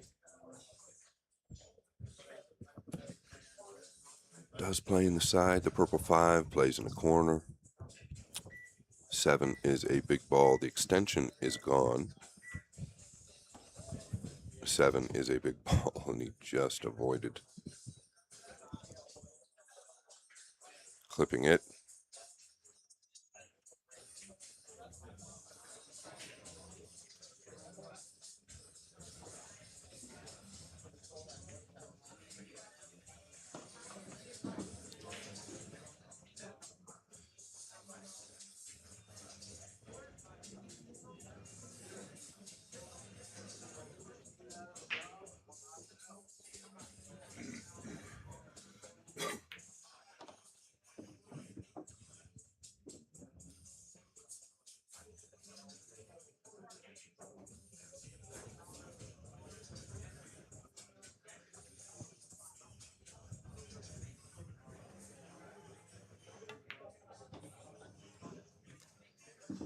And Aloysius gets close to his work.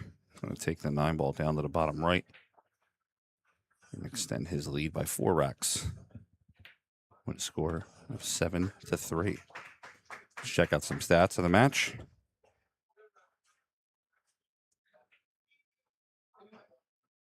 Ten racks in. Aloysius at the table 65% of the time. Missed a couple on the break, so he's at 86%. Balls pocketed 61, almost 2-1 on Mario. Actually, more than 2-1 on Mario He. Aloysius' safes, 38%, could use a little work. But on the column that matters, 7-3 on the score.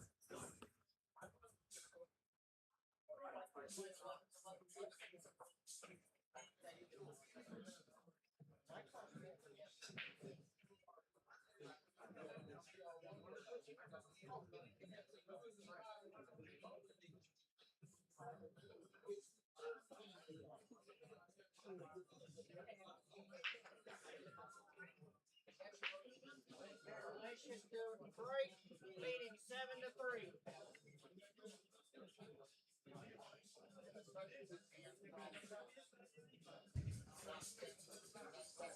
Rack 11, Aloysius to break.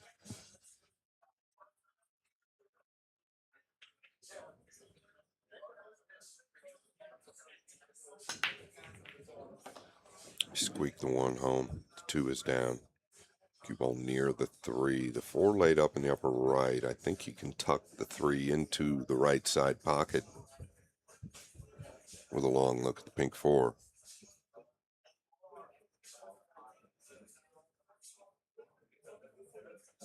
I mean, you do have a couple of options, but I mean, I think he's got to play this to the right side. He could play it cross side if he'd like, but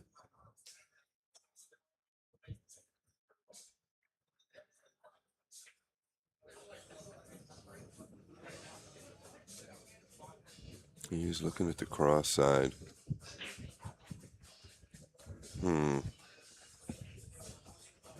Must be real steep to the right side.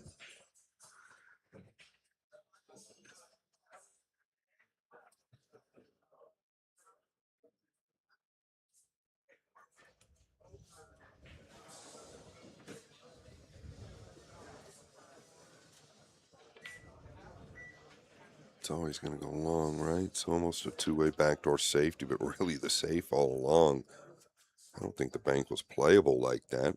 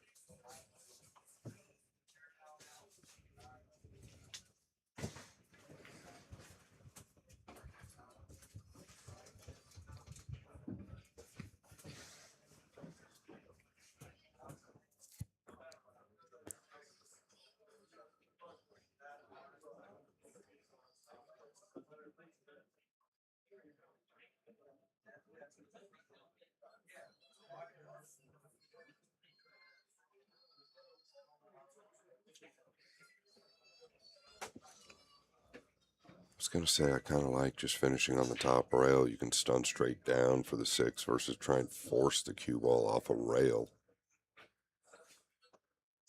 He's taking his extension here as well.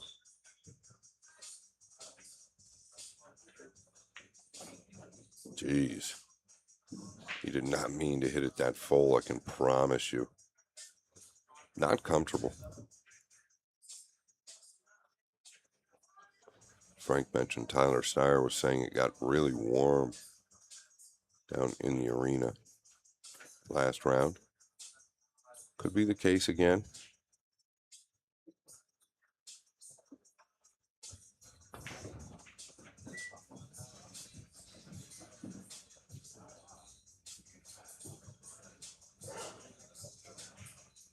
Boy, if this is dead straight, I think he can go forward. Yeah, he can wrap around the corner. Well, he's elevated, so he's dead straight here.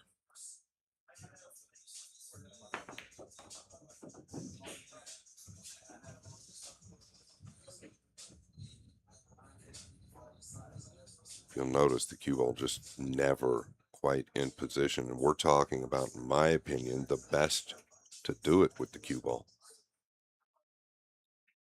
I don't think there's anybody better on tour. Federer, very good as well.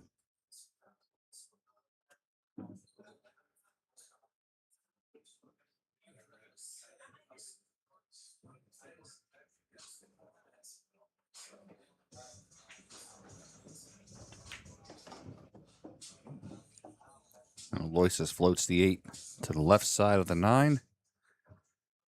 And we're going to have a 5-game lead. 8-3 on the score.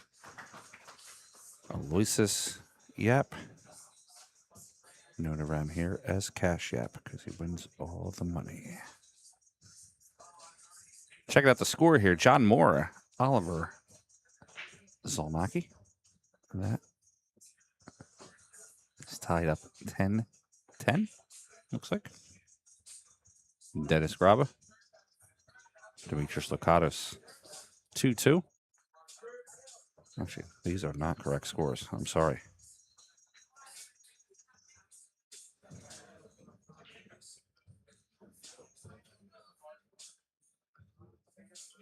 We'll come back to the scores. Looks like lagging behind a little bit there.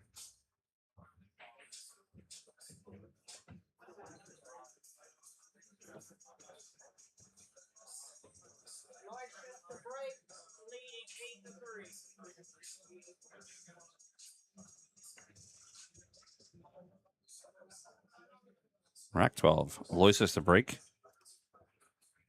In the lead, 8-3.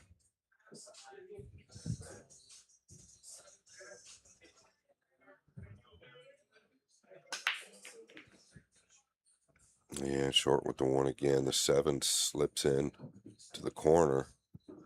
Ball's not breaking well. Once again, guys, it's not an excuse. It's a reality of the table getting tough. It's very humid, very wet, maybe a bit warm. So the break is definitely changing.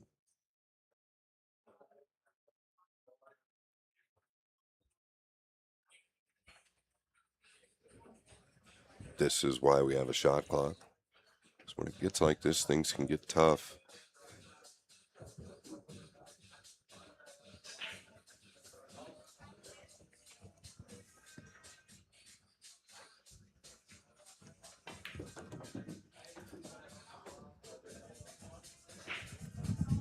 Very good.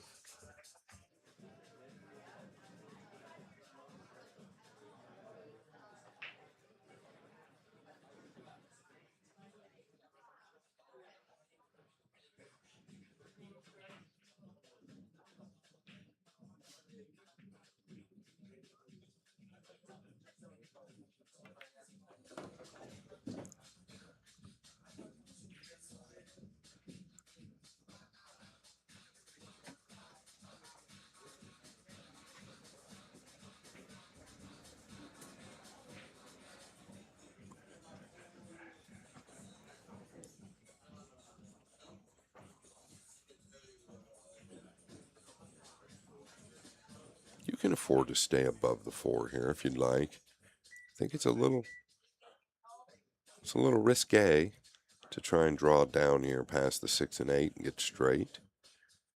The 9 will help you if you stay above. We'll see. I think he's coming back. Okay, this is the right play, no question.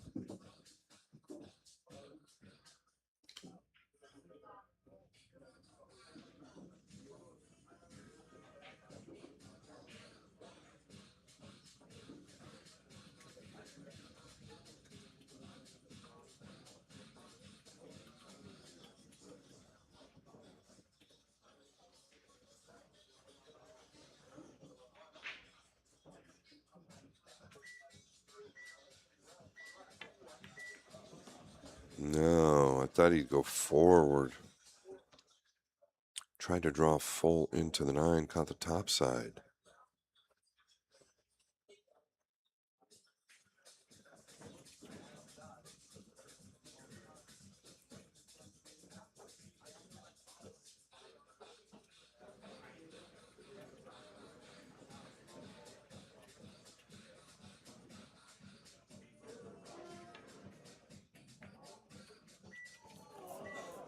This ball really going to hold up. Wow.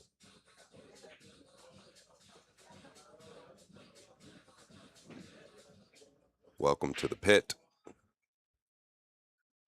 She has really tightened up. Told you it's the hardest arena in America. It's not a major.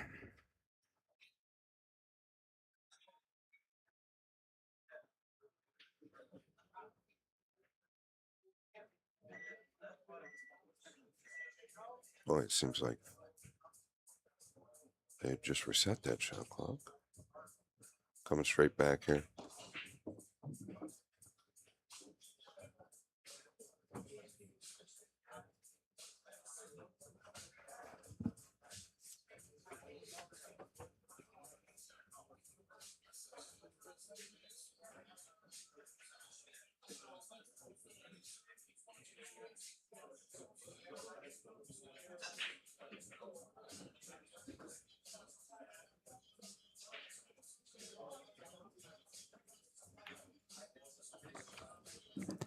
Folks, if this match finishes early, we will have an evening session later on at 7:30.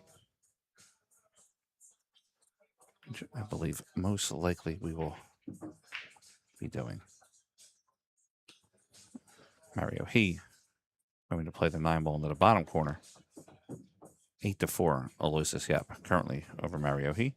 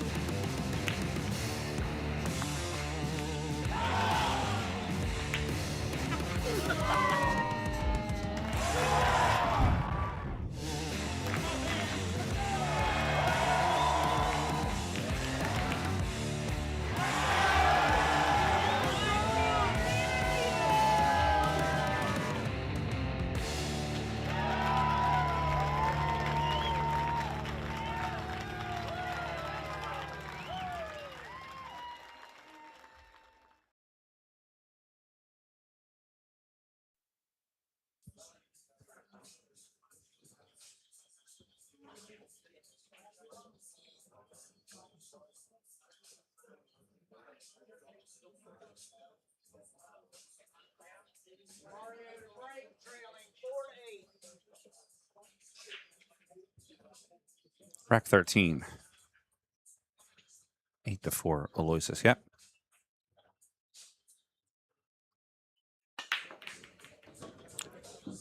Yeah, the balls seem to be breaking better from this side of the table. Or Mario is just hitting them better. No question on the one. Once again, though, nothing straightforward on the blue, too.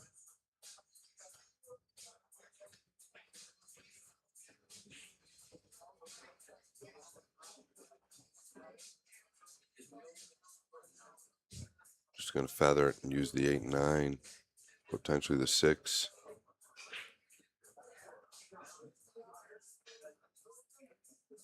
Pretty basic.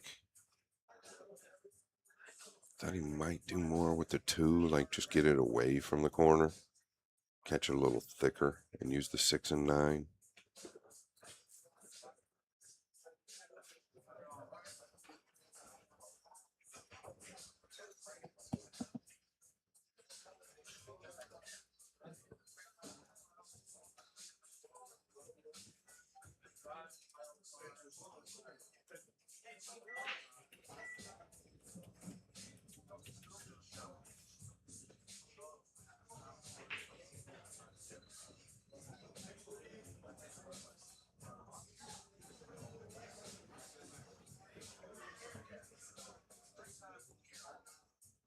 Yeah, better to obviously catch this too thin than too thick.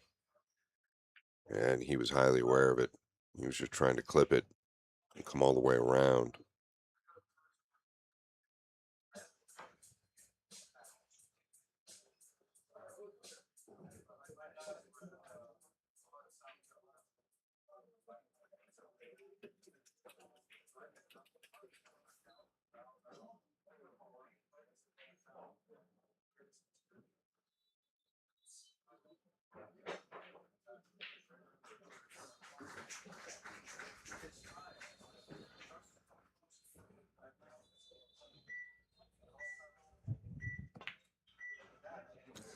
That isn't going to go. Just seeing mistakes that we don't typically see these guys make.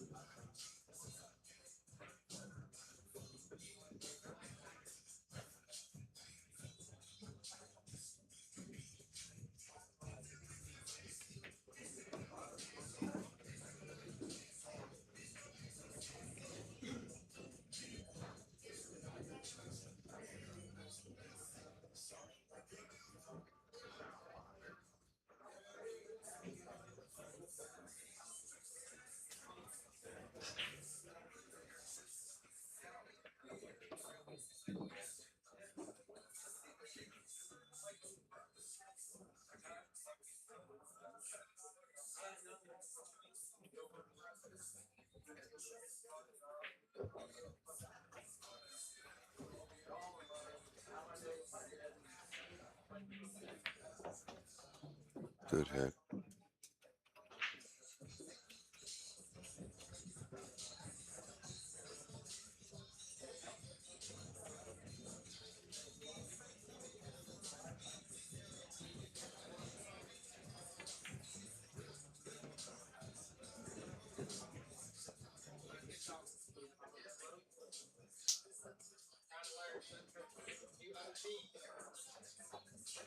I'm right there behind you.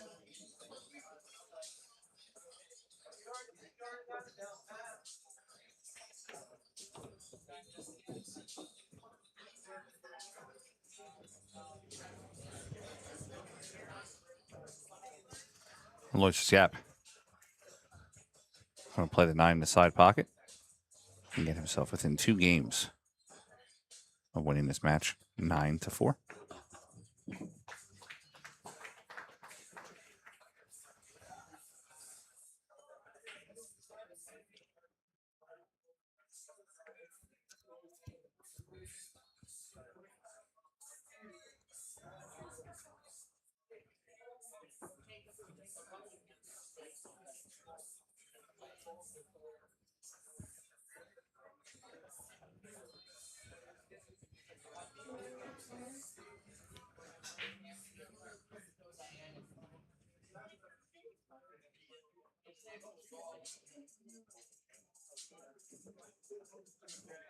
See here on our rack counter.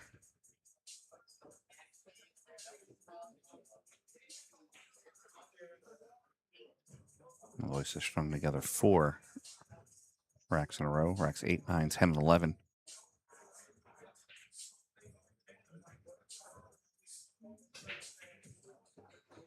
Going into rack 14.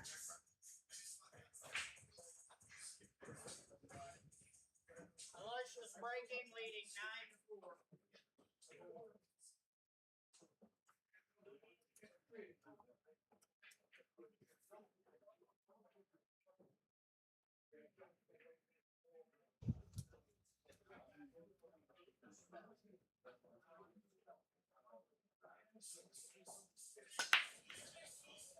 All right, he's made the 1 adjustment.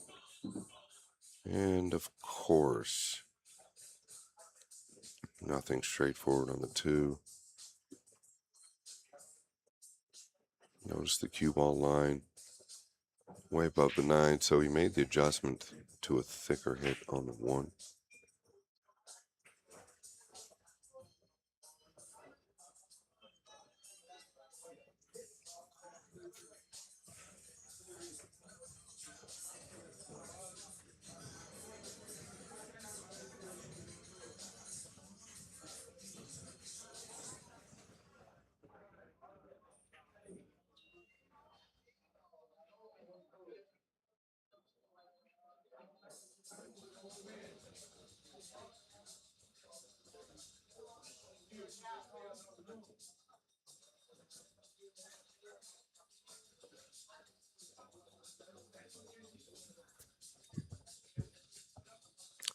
Yeah, coming down towards a 7. Is he trying to tie the 6 up with it?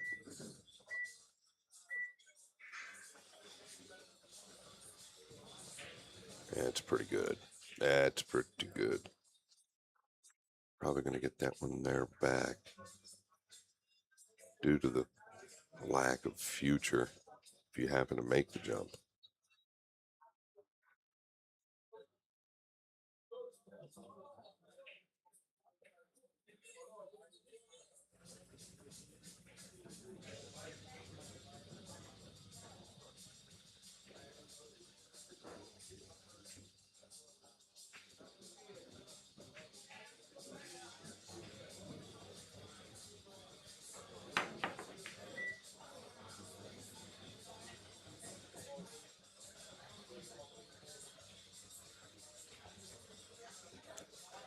Very reasonable effort.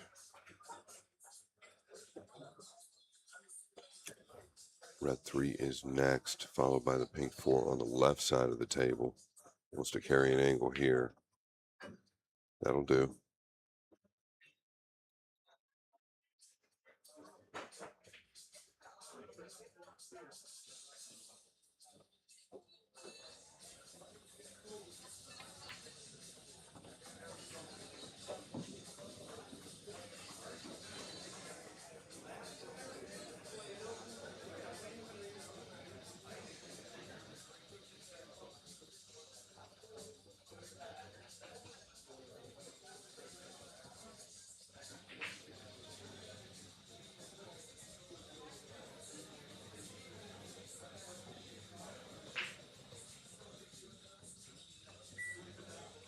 I don't see anything wrong with coming in behind it if you wanted the 6, I'm saying. Could go towards the 6 and 7. Yeah, behind it. But this is induced a miss.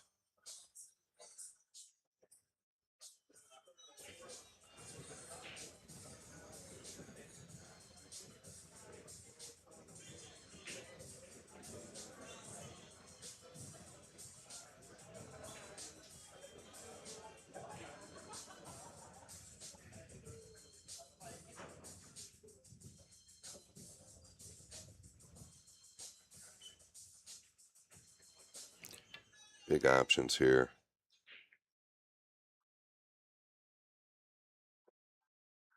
It's the only line you could get to break these out.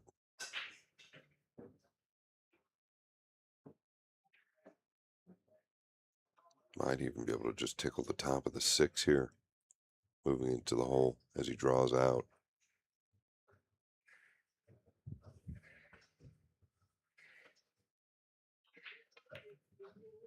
Perfect.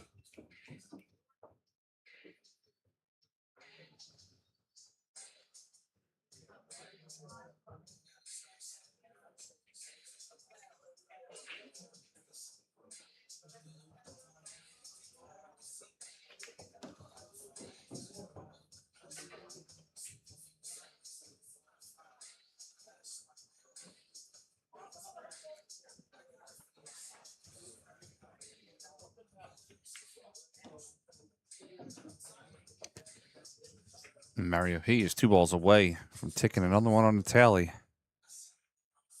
I'll look to make it 5-3. I'm sorry, 9. Where'd I get that number at? 9-5. Long week, Freezer. Long week, buddy. Almost to the beach. 9-5 on the score. Let's check some scores around the tournament. Aloysius Yap about to make it 9-5. Dennis Graba 8-6 over Demetrius Lakatos. Duan Kwok Hong and Robbie Capito tied up 7-7. Marco Tusher's got a 1-game lead on Federer, 3-2. AJ Manis 5-2 over Landon Hollingsworth. 8-1. Cledio Okachi over Tyler Steyer. And the world champion, Carlo Biado, 4-1 over Oliver Zolnacki.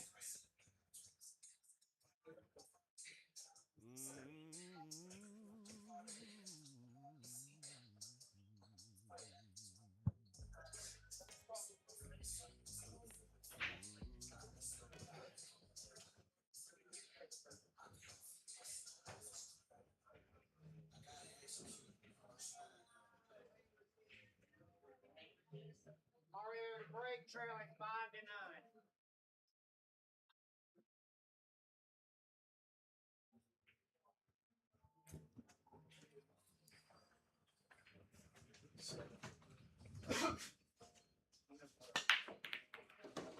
Yeah, the 1 rifling into the side. The 2's going to dress up, and everything looks pretty nice right now.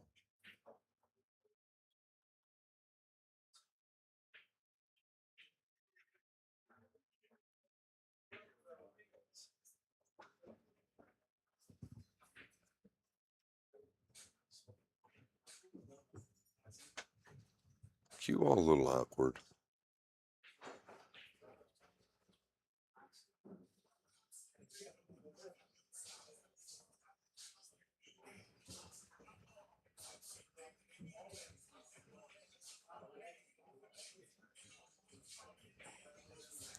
Could get to the 3 in either side pocket. Just going to say it's got the corner available as well.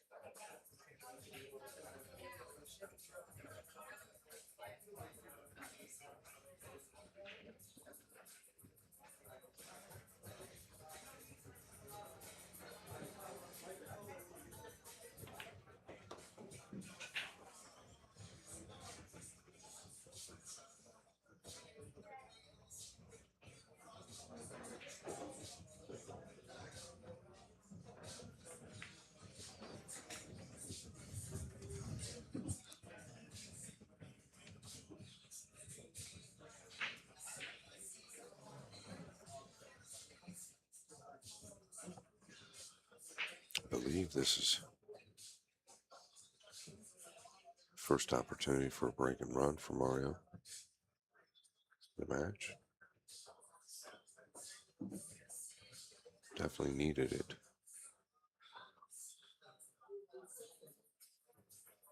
Yeah, where he gets here.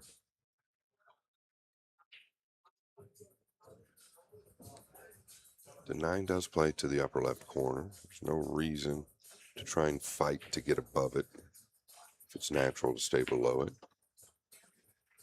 All right, he's still going to go above it.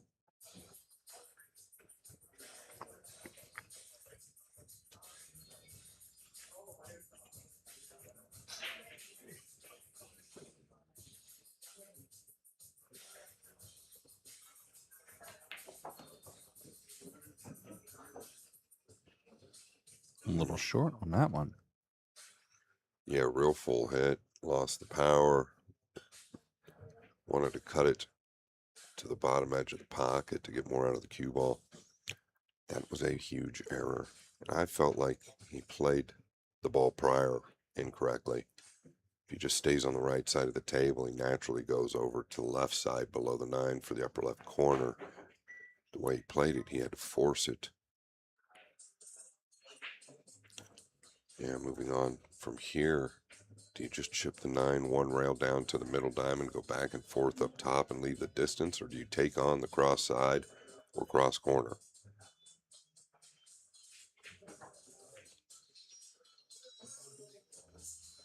Can he cut at this?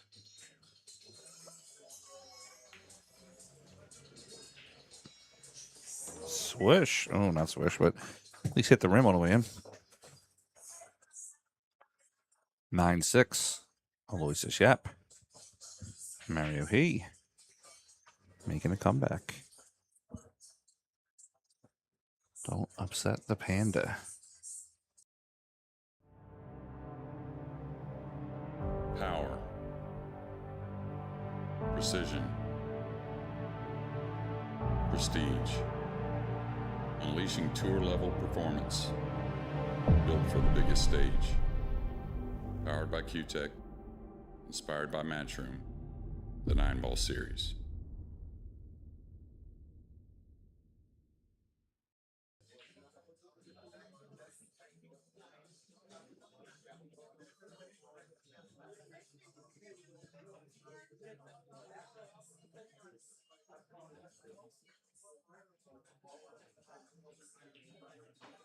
Mario break, trailing 6-9.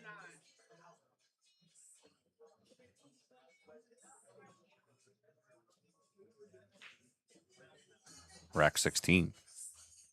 Aloysius. 3 games in the lead. But the panda's coming through.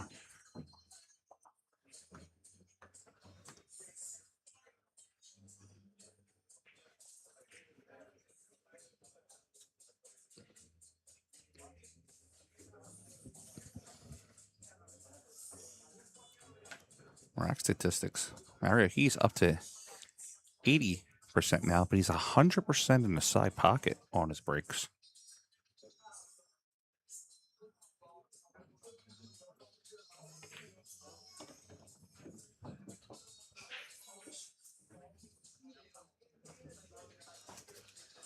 Good natural angle from the 4 to the 5.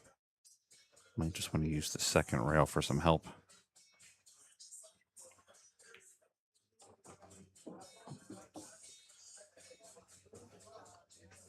Stay parallel to the 5. Almost the same exact shot. Play the 5 into the top right corner. Come out 2 for the 6 to the bottom left.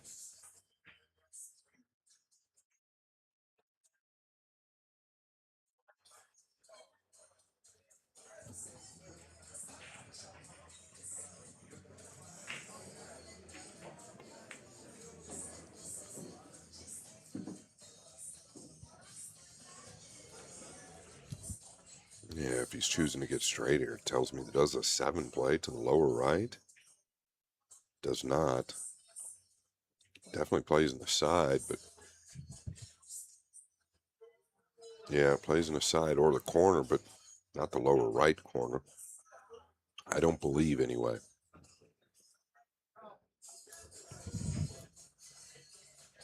Boy, you don't want to have to force this ball.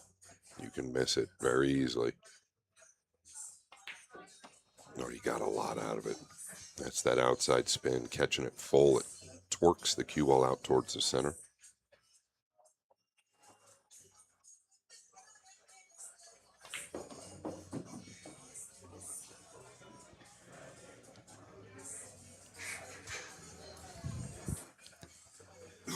Mario looking to put together 2 in a row.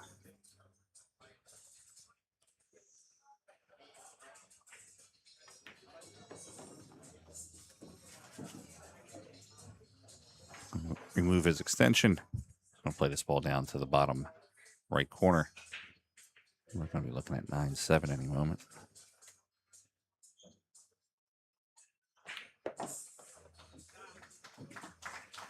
9-7 on the score.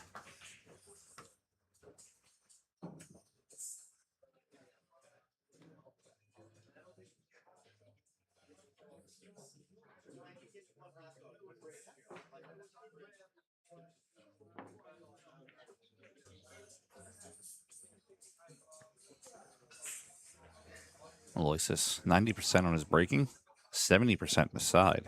Mario He, 83% on his breaking, 100% on the 1 in the side. That was Mario's second breaking run in a row. He's closing the gap. Aloysius pocketing 86 balls. Mario pocketing 56.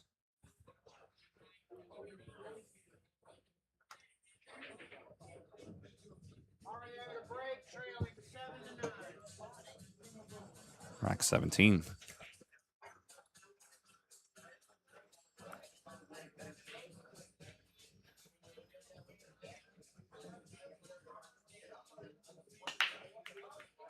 Yeah, short with the 1. Forget about that 100%. It's down. It went way short. Yeah, the hit was thin.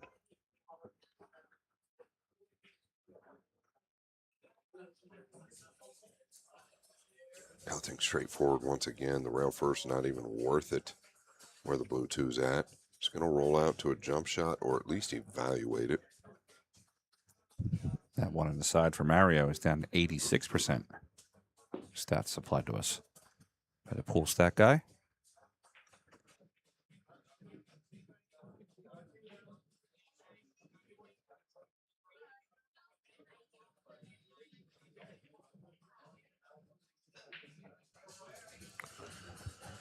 All right. What's happening here? Got the jump cue out now. Okay, this is going to be airborne for a long way. Guess he's just hoping for the best on some type of look at the 2.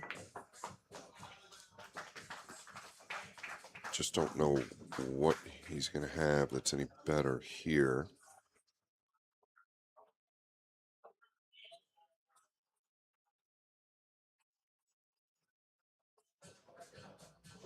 It was fun to watch.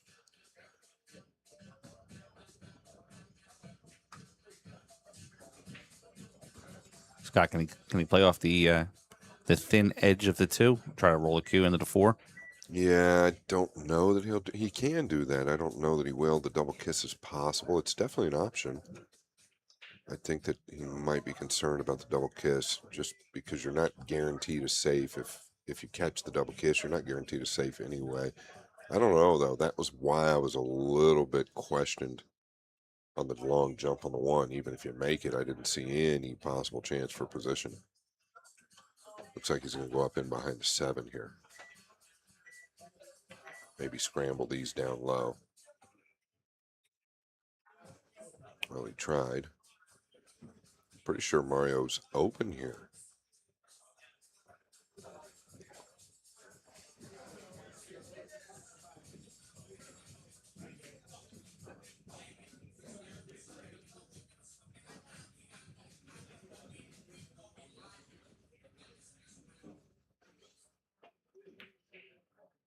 Yeah.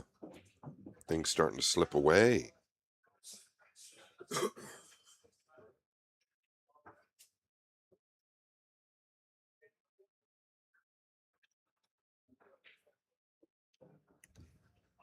Mario, one of the best at this here.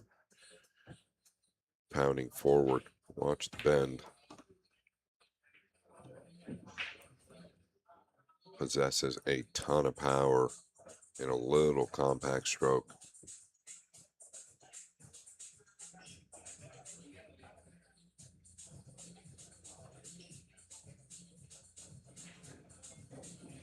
It's almost reminiscent of the match with Josh Filler, Duong Quoc Wong.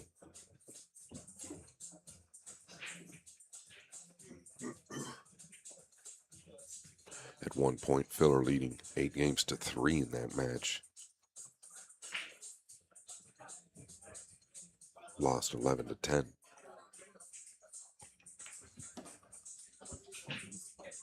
Needs a bounce here. Should be fine. He can go forward at worst.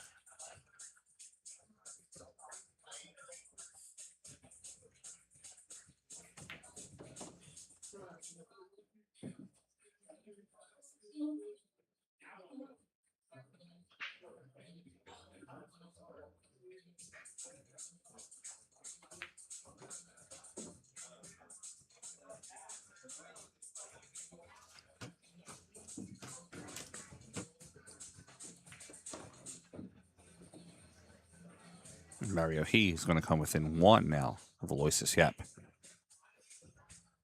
Making the score 9-8 with this 9-ball. 9-8 on the score.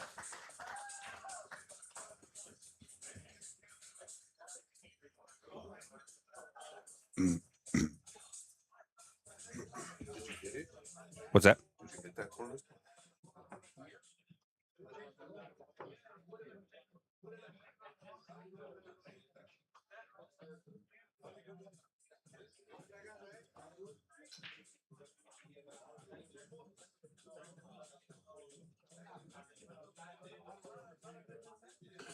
Unshakable performance. Check it out, guys. There's a link in the description. There is no course like it online. It's affordable, very affordable. It's gone global. We're shocked at how many people have ordered it and the compliments that we're getting. The course never leaves you. It's a 3-tier course. You can use it for the rest of your life. Just check it out. There's a video. Scroll down. When you get to the link, use code VICE10 for 10% off. Thank you very much.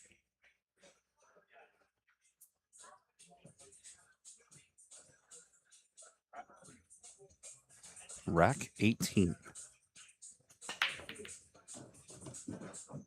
My goodness, table is leaking. Call the plumber. And the cue ball is gone. I'm sitting right here.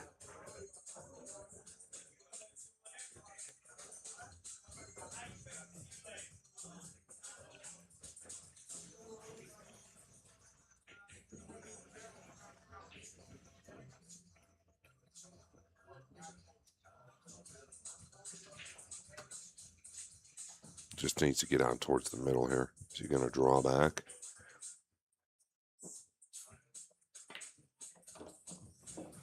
Yeah, notice the emphasis he put on that because he felt like it was going to be very difficult just to get it to the middle. That scratch could not have come at a better time. Yap has not been offensively at the table much as of late, so we'll see how he handles this. I mean, it's pretty straightforward.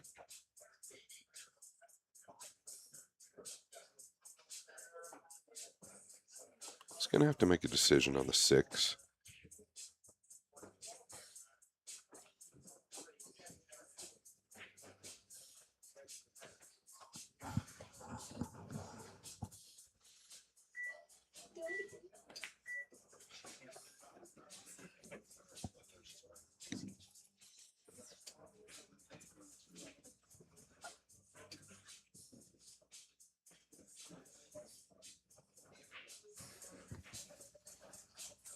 Yeah, I don't know whether he can just kind of stay in the vicinity of where the 6 is at. He'd really like to be up above the 8, somewhere on the right side of the table.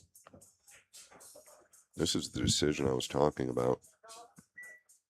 It's going to take the extension here.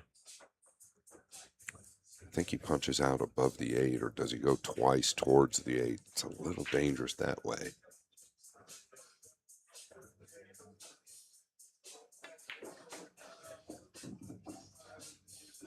All right, took the chance. It paid off.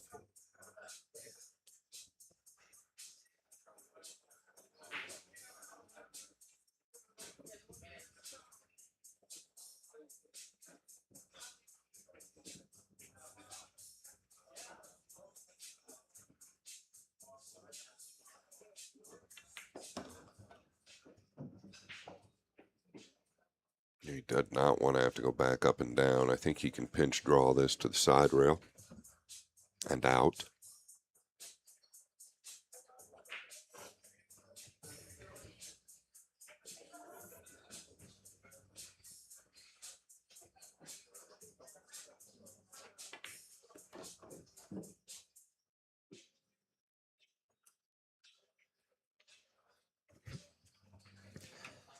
And Aloysius will get to the hill first. Pocketing this 9-ball in the side pocket. We have 10-8 on the score.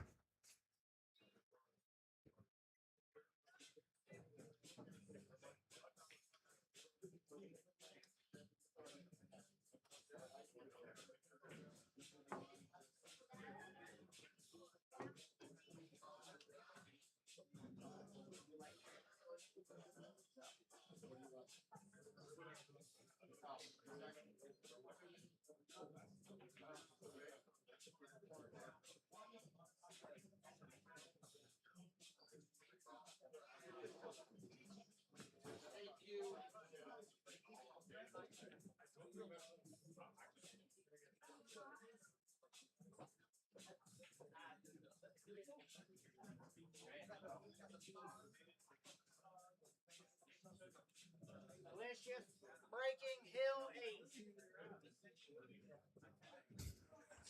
8. All right, to make a correction, Aloysius shot that in the bottom pocket, not the side pocket.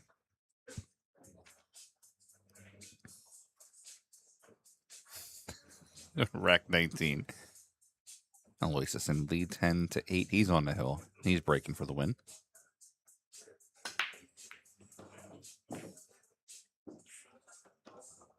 Nice break there.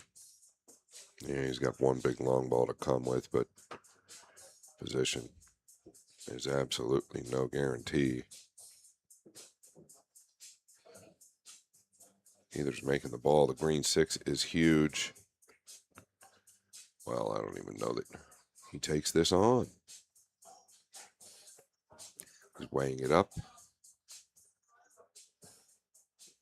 Scott, the king of the Aramith Arena, Duan Kwok Hong, has defeated Robbie Capito. He moves on to play Mickey Krause next round.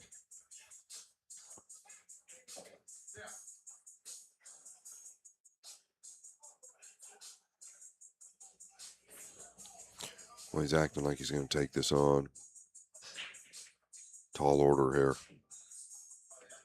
He's got to avoid the green 6. He's coming towards the 9. A lot going on here.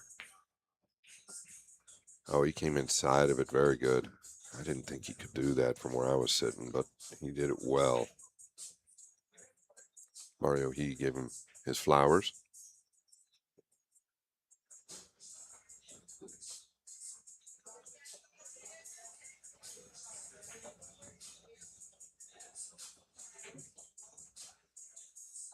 Don't let him fool you with that Q-tip position. It's gotten away from him.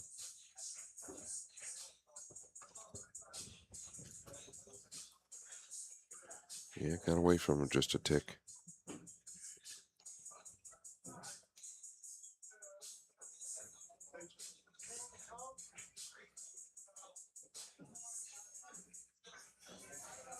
You can go up and down with just maybe a tip of inside ball. You come around with a low outside ball. It's whatever he feels best. It's going to be the high inside with just a little bit of speed here. He knows that isn't getting there.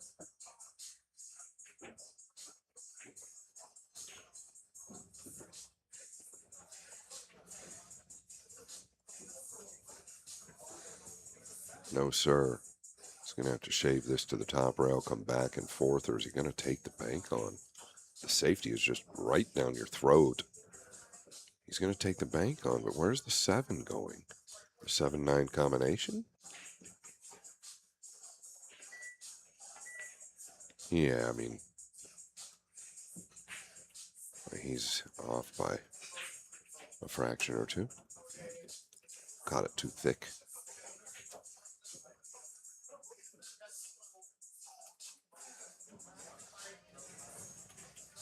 Yeah, you can't be happy with that. He had 3 balls to get behind there.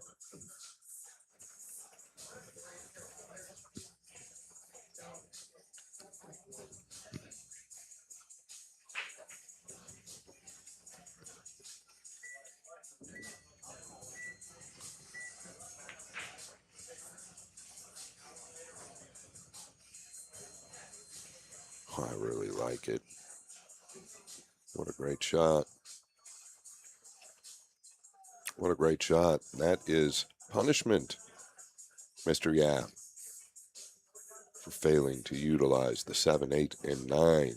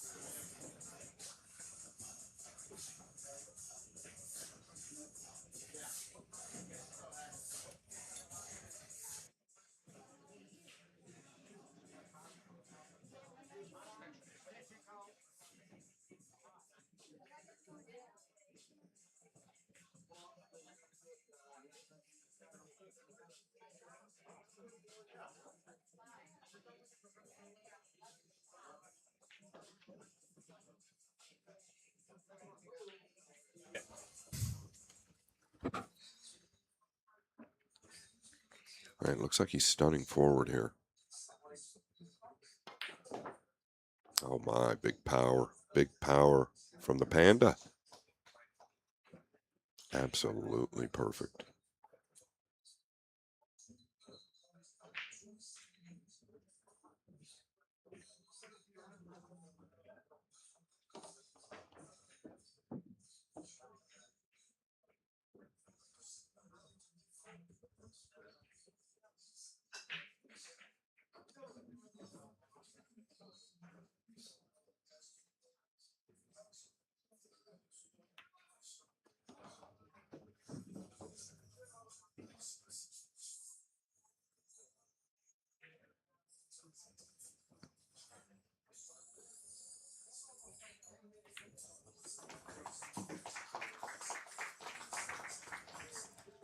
Mario He sinks that ball. Make it 10-9. I'm going into rack 20 here momentarily.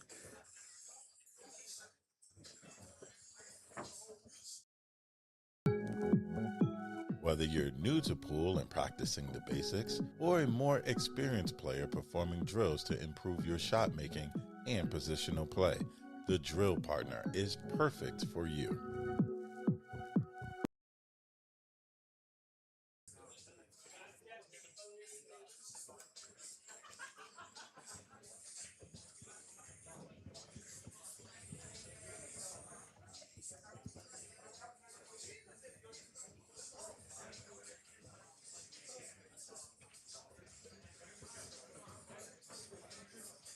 Mario breaking, trailing 9-10.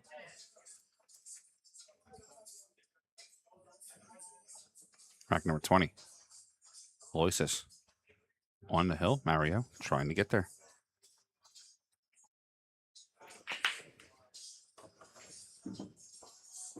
Yeah, the two going to go up top.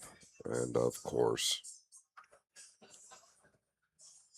buried behind the 9 will be rolling out. Really just kind of been the pace of this match.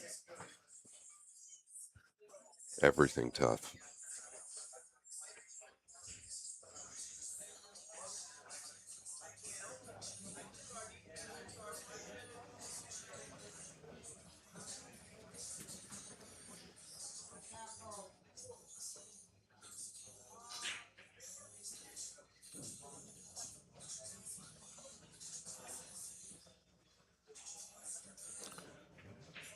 Going out to the jump safe. Ugh. Okay. I think he's going to get this back. Is he going to take it? He's going to use the 6 and 8 then. If he chooses to. Does have a lot of room for cover with the 3, 5, 6, 8.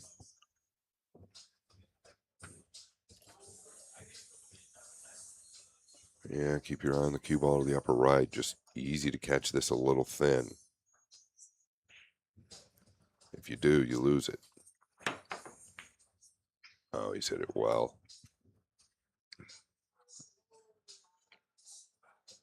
He acted like he didn't like it, but he controlled the cue ball very well.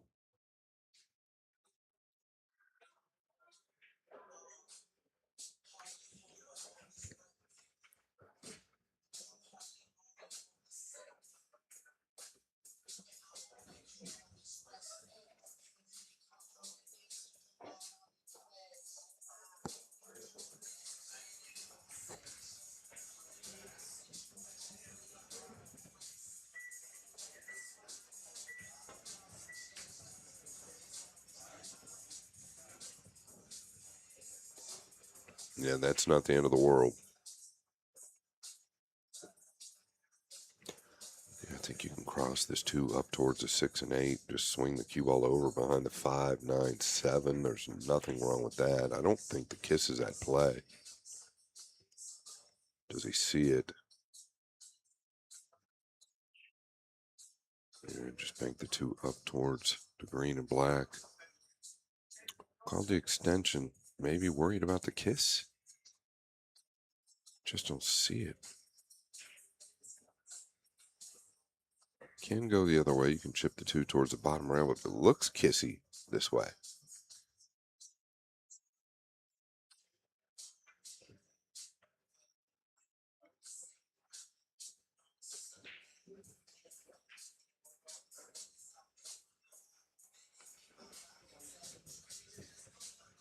Page 1 of the Pool Player's Excuse Handbook.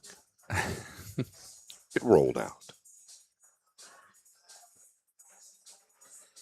As Carl Boys would say.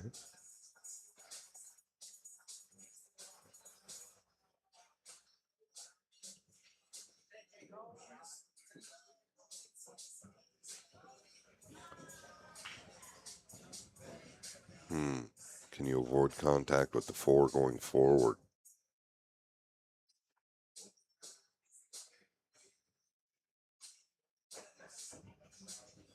She's drawing this. Just punching. Wow. Really good.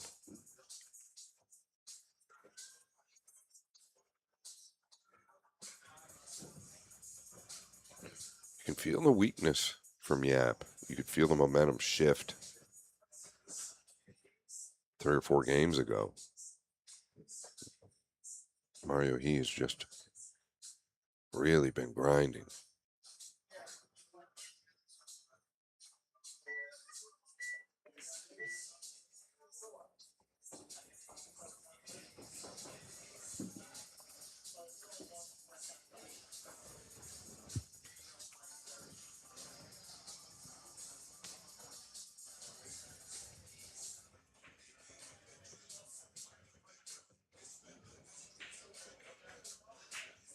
Oh, I think he was trying to go into the 9 there. Clearly was trying to go into the 9.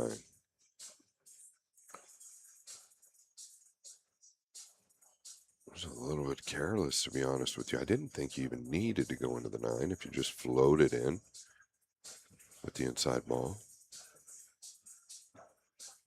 Soon. So give Mario a bunch of credit. Does he even play this, or does he send it back up and use the 9 and 7? Yeah. If you don't take advantage at this point, probably won't get another good chance if you're Yap.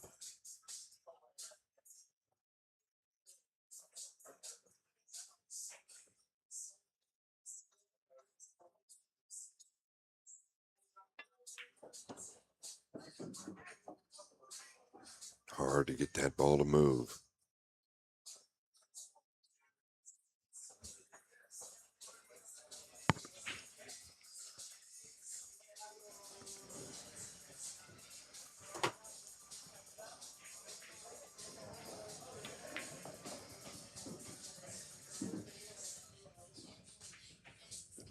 Three more balls for Aloysius Yap.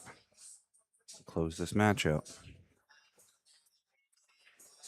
Last year's Florida Open winner. Last year's winner. Won everything. U.S. Open winner. To stay alive here at the PLP. Not the PLP. Duan Kwok won the PLP. Yap didn't win that. That was like one thing he didn't win last year. But Yap will move forward here. If he can get this 8 down, he's a little steeper than he wanted to. Cue ball should hold up just fine. Nice, chose to go up and down. This needs to bounce. See his head shake? He's in the 50.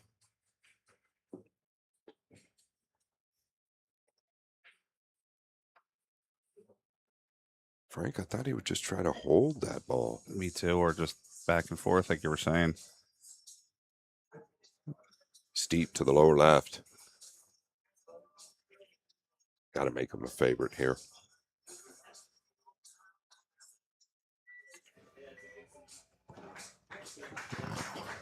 And Aloysius Yap going to move on. It was a little shaky, Frankie. It was.